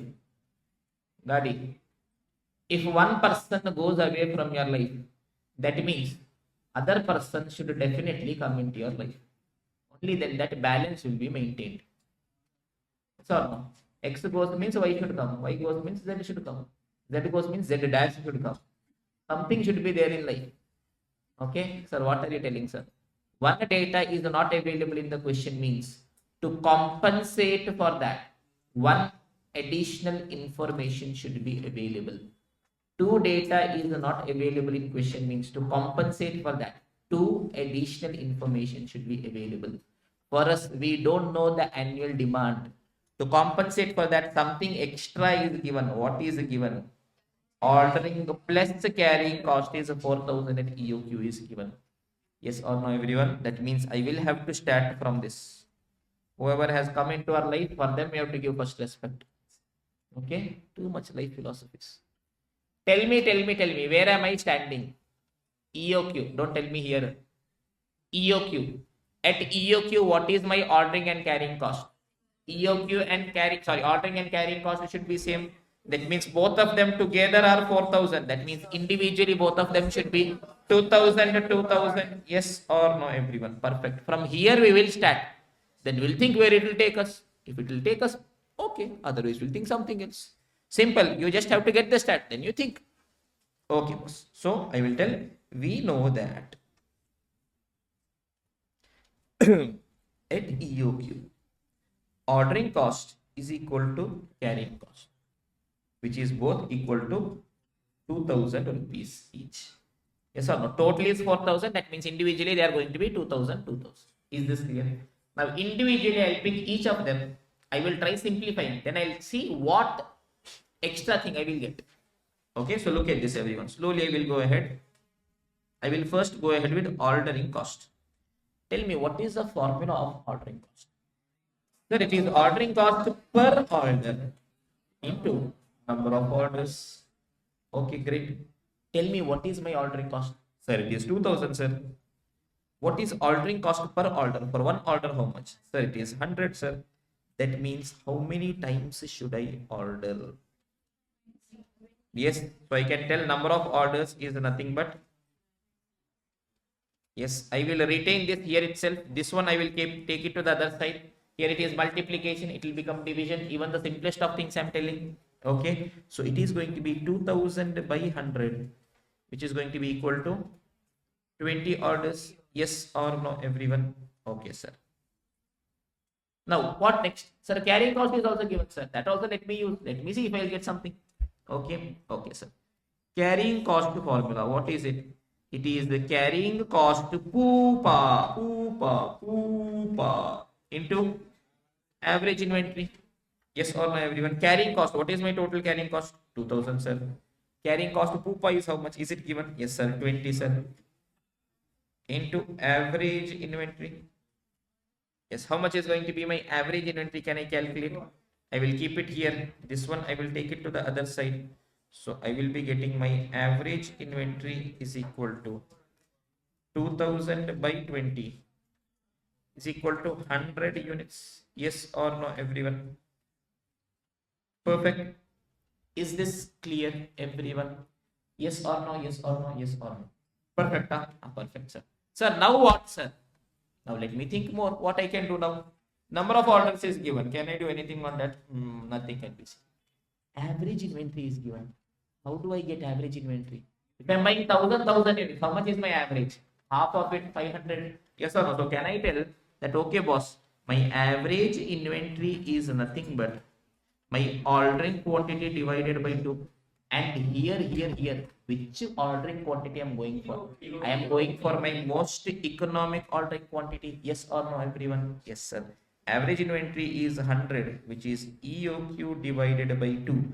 That means EOQ is going to be 100 into 2, which is 200 units. Oh. La, la, la, la, la. Maja is available.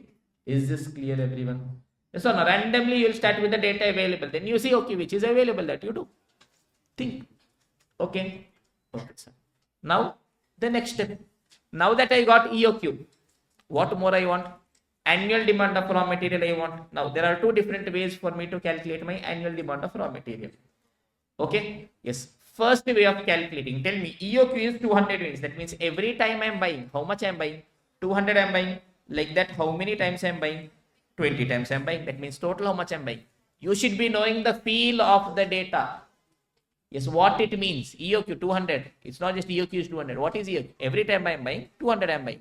Like that, how many times I am buying? 20 times. That means total how much I am buying. 200 into 20. It is going to be 4,000 units. Yes or no, everyone? Perfect. No, sir, but we want the formula only. Okay. Yes, you know the formula. Yes, number of orders is annual demand of raw material divided by ordering quantity. That means you want your annual demand, take it to the other side. It is ordering quantity into number of orders. One time how much you are buying into how many times you are buying. You can put the formula also, no issues. Is this clear, everyone? Okay, sir. So let me write it here. Let me do my continuation here. I hope you guys are writing simultaneously. Yes or no? Okay. So calculation of annual demand of raw material. Approach 1. Yes. I can tell annual demand of raw material is equal to ordering quantity into number of orders. Yes, every time how much I am buying? 200 units I am buying in one order. Like that, how many times I am buying? 20 times I am buying, which will give me a total of 4,000 units. Yes or no, everyone? Perfect. That is one approach. There is one more approach. Yes, sir. What is that approach? EOQ formula is there. It is there, sir. EOQ is square root of 2AO divided by C. If in one equation only one data is missing, I can calculate that data. Yes or no, everyone? What is EOQ? EOQ is 200, sir. Square root of 2 into A I know? No, I don't know, sir. O I know? Yes, sir, I know, sir. How much is my O? O is 100, C is 20. 100, C is 20. Yes or no, everyone? Perfect. Now I want to simplify this. So the first thing I will do to simplify is, there is a square root. I want to eliminate that. So what I will do? I will square on both the sides. Yes or no? So basics of these things I hope you guys have learned. You guys have passed the foundation and you guys are coming here. Yes or no? So square on both the sides. Oh. La, la, la, la, la. So what it will be? It will be 200 square is equal to square root of 2a into 100 divided by 20 square. Square and square root gets cancelled. So I will here itself eliminate. So what I will be left with? I will be left with 2 into a into 100 divided by 20. So tell me 2 into 100 is how much? 200. 200 divided by 20 is how much? 10. So can I tell 10a is equal to 200 square? Is it 4? 1, 2, 3, 4. 40,000. Yes or no? I want a. Therefore a is 40,000 by 10, which is 4,000 units. Is this clear, everyone? Yes or no? Yes or no? Yes or no? So a simple, beautiful point. Yes, I'll have to remember that whenever data is missing, yes, at EOQ, my ordering cost is always going to be equal to carrying cost, and accordingly, I'll have to be doing my solution. Is this clear, everyone? Yes or no? Yes or no? Yes or no? Perfect. Okay, sir. Yes, minimum carrying cost. We have seen that already. Yes, 2 or more options are there. In which option carrying cost is minimum? That becomes your minimum carrying cost. End of the discussion. Is this clear, everyone? Perfect. Huh? Shall we continue our discussion? Okay. So giving you guys a 1 minute relaxation, let the things settle in. We'll be going to the next main thing, which is calculation of EOQ when purchase cost is not the same. That is, discount is involved. Small discussion, but whatever we discuss, let it sink in here.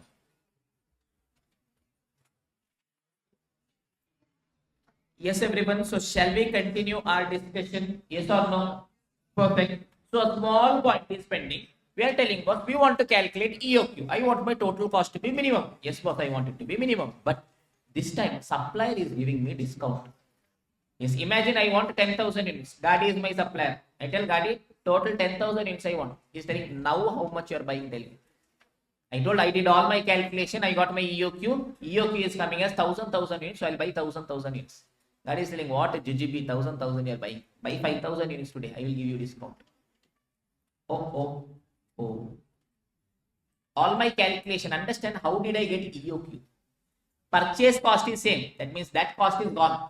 Only ordering and carrying was relevant. Now understand EOQ is which point? EOQ is that point at which total of ordering and carrying is minimum. Because purchase was same, it was irrelevant. So I told that itself is the point at which total cost is same. But now my purchase cost is changing. Means purchase cost is also relevant, ordering is also relevant, carrying is also relevant. That means my EOQ may or may not be my best option. Is this clear? That means what I'll have to do is I'll try calculating my EOQ, but whatever different options supplier is giving, in each of the option, I will see purchase cost, ordering cost, carrying cost. Wherever total of that is minimum, that I will tell is the most preferred option. Is this clear, everyone? Yes or no? Okay, sir. Purchase cost is also relevant, so I'll have to go for that alternative wherein total cost is minimum. There is no option. I'll have to do a trial and error only. So I'll calculate EOQ and I'll calculate total cost at EOQ and at different options. Wherever total cost is minimum, that is my most preferred option. Is this clear? Okay, sir. So there is nothing new to learn. Nothing new to learn. But two simple points I'll have to remember. What is the first point? Carrying cost per unit per annum calculation. Yes, tell me, suppose question is telling that my purchase price is 100 rupees. Carrying cost is 10%. What is my carrying cost, Pupa? 10% of 110 rupees. Yes, I am buying in bulk. Supplier tells, I will give you a discount of 10%. That means you pay 90. It is sufficient. What happens to my carrying cost? Yes, carrying cost is given as a percentage of purchase price. That means when my purchase price changes, my carrying cost should also change. That is one point we should remember, know somewhere at the back of our mind. Or else in a hurry, we'll sometimes ignore that. It means now that it has become 90, so it is going to be 19 to 10%. It is going to be 9 rupees. Is this clear? Okay, point number one. Point number two, imagine same data. Purchase price is 100. In carrying cost, question is telling interest is 10%. Storage cost, it is 2 rupees Pupa. That means how much is my existing carrying cost? Yes, 100 into 10%, 10 rupees plus 2 rupees is 12 rupees Pupa. Perfect. Perfect. Now Gadi is telling me, yes, you buy in bulk, I'll give you 10% discount. What becomes my purchase price? 90 rupees is my purchase price. Now tell me, what will be my carrying cost? Firstly, tell me whether interest is my carrying cost. Yes, sir. Interest is how much? 10%, sir. On what 10%? My purchase price. What is my purchase price now? Is 90, sir. So 90 into 10% is going to be 9 rupees Pupa. Storage I want. How much is storage cost given as? Storage is given as 2 rupees. It is a fixed amount. It is not given as a percentage of purchase price. That means whatever be my purchase price, whether it increases, decreases, whether my storage cost will change. No, sir. That means it will remain 2 rupees only. That means what will be my carrying cost? 11 rupees. Is this clear, everyone? Two simple point. If it is given as a percentage, whenever my purchase price is changing, that will change. But if it is given directly, I will directly include. There is going to be no change. Is this clear? Okay, sir. That was my first point. Yes, simple one example I have given. Look at this. Original purchase price is 400. Carrying cost is 20%. If supplier gives a 5% discount, calculate, revise the carrying cost. Firstly, let me write down original carrying cost. Tell me what is my original purchase price? 400 rupees per unit into 20%. So how much it is? 80 rupees Pupa. Yes or no, everyone? Yes, revised carrying cost. Firstly, let me calculate my. Okay, you're telling the number. Okay, revised purchase price, let me tell you. Boss, 400 was there, boss. That was previously. Now I got 5% discount.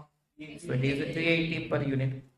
So my revised carrying cost for every unit it is 380 per unit into 20 percentage. 76 Pupa. Oh, I was writing in this one only. Yeah? No, zoom went out. That is why it happened. Okay. Yes, everyone. So we are having question number 4 with the discount.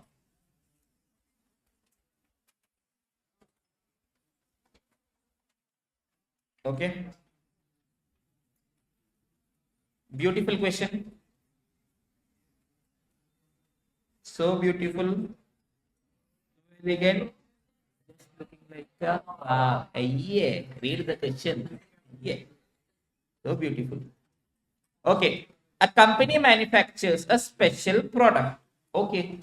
Which requires a component alpha. So my raw material is alpha. Great. Following particulars are collected for the year. I also want for the year. Okay, boss. Good.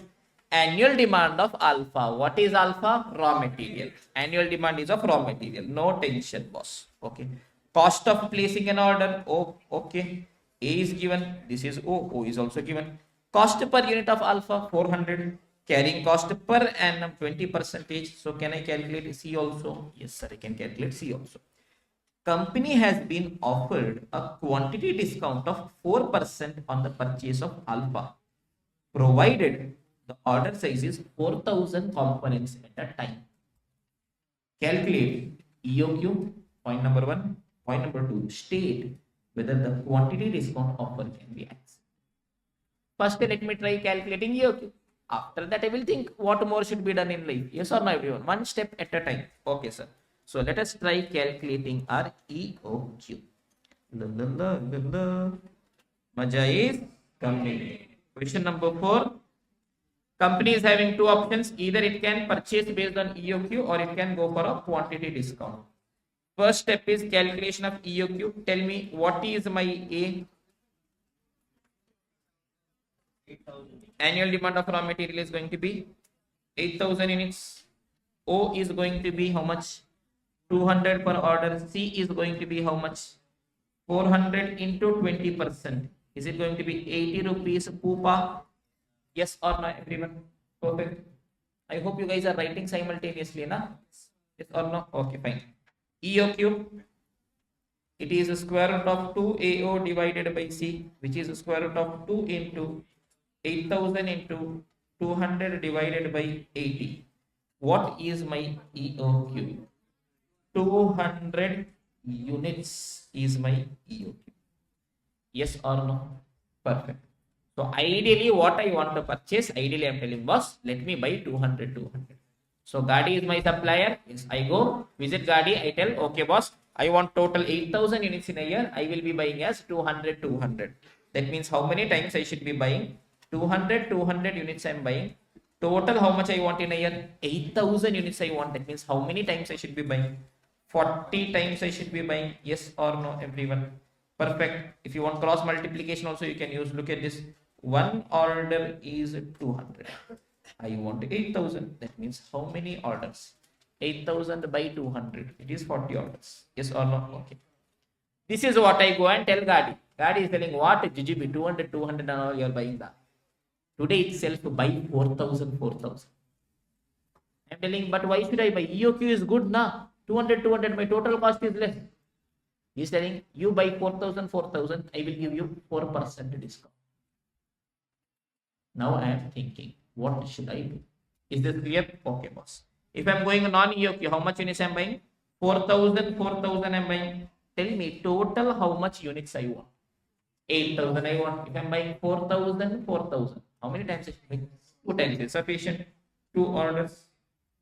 Yes or no? I hope you guys will show the calculation here. 8,000 divided by 4,000. That is ordering quantity. Sorry, number of orders is nothing but annual demand of raw material divided by ordering quantity. Yes or no? Total how much I want divided by 1 time how much I buy. Till here, is this clear? Have you guys noted it down as well?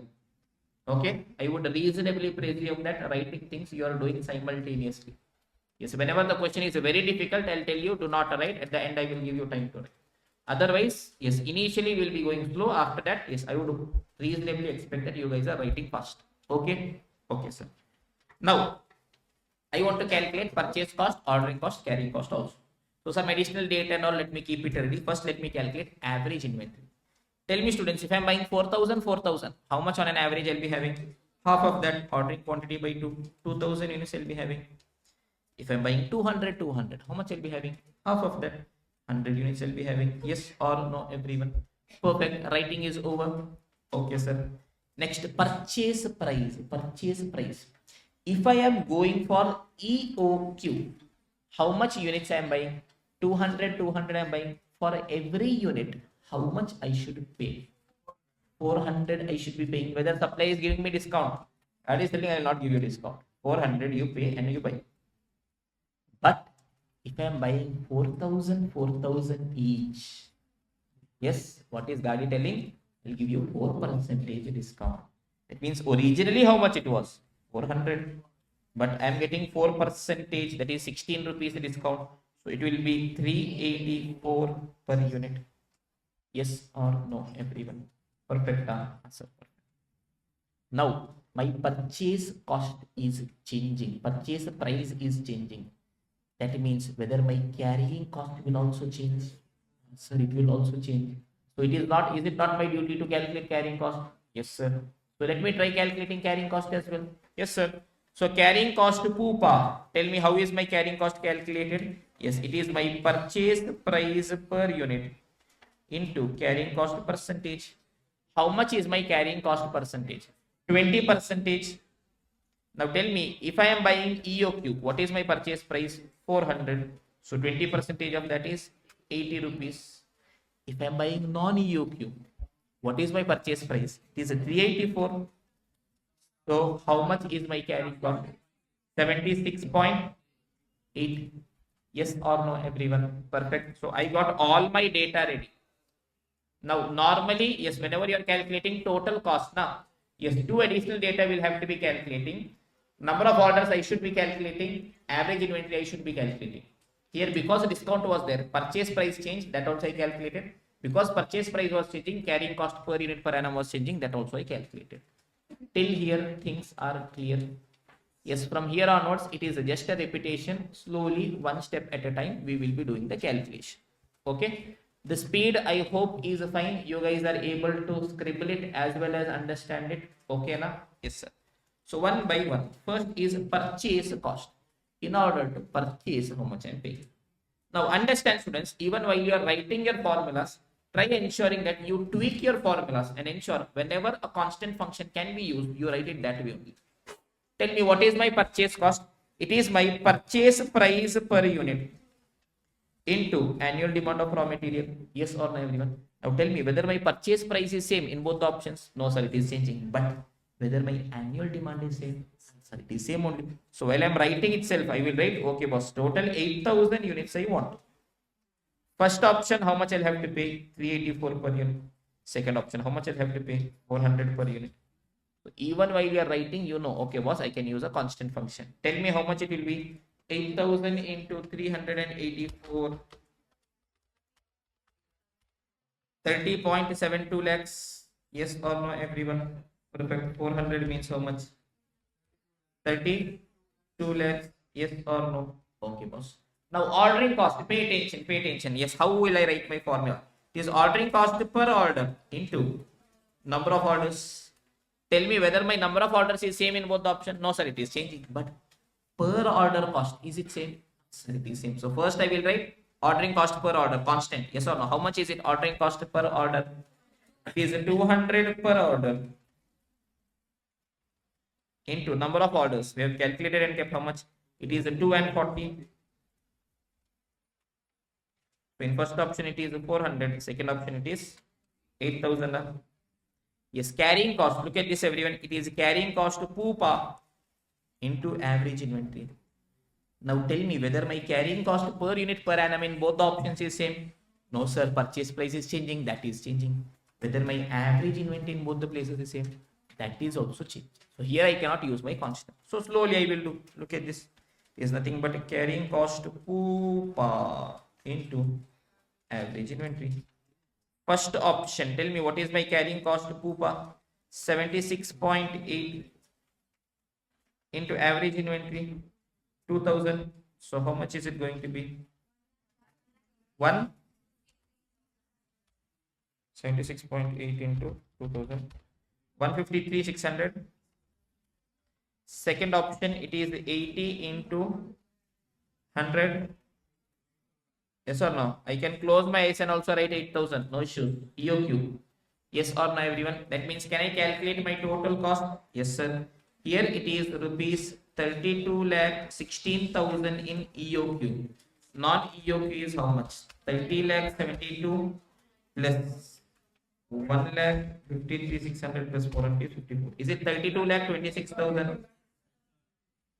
Okay. Now tell me, everyone. As a rational person, yes, Gadi is telling me as a supplier, what GGB, EOQ and all you are buying? Yes, take 4% discount from me, buy 4,000. Should I buy 4,000 units? Why? Because my total cost is lower in. Yes or no, everyone? Perfect.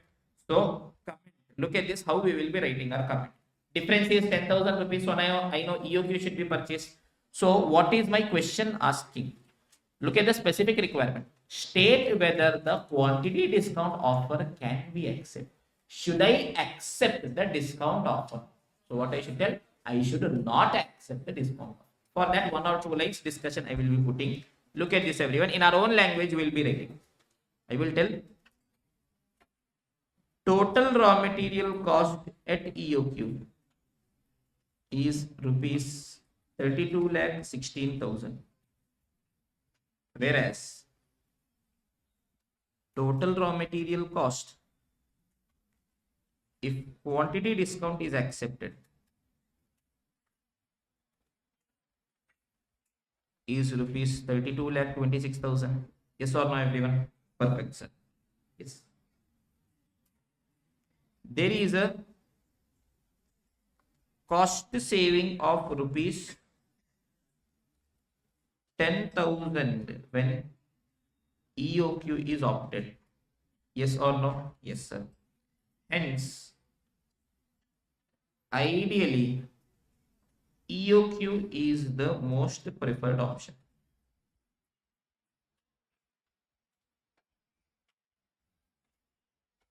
Yes or no? So we are telling, okay, from a cost perspective, EOQ is what I'm going to choose. Yes, if I write this much, my answer is not complete.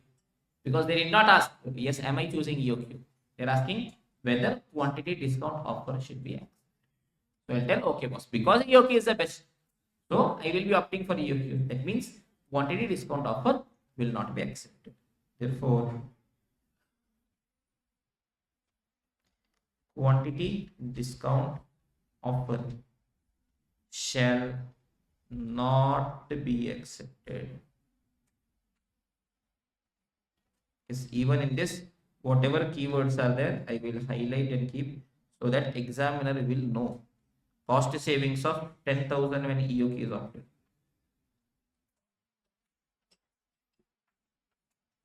Is this clear, everyone? As simple as that. Scribbling is over. Yes or no? Or else write it down quickly.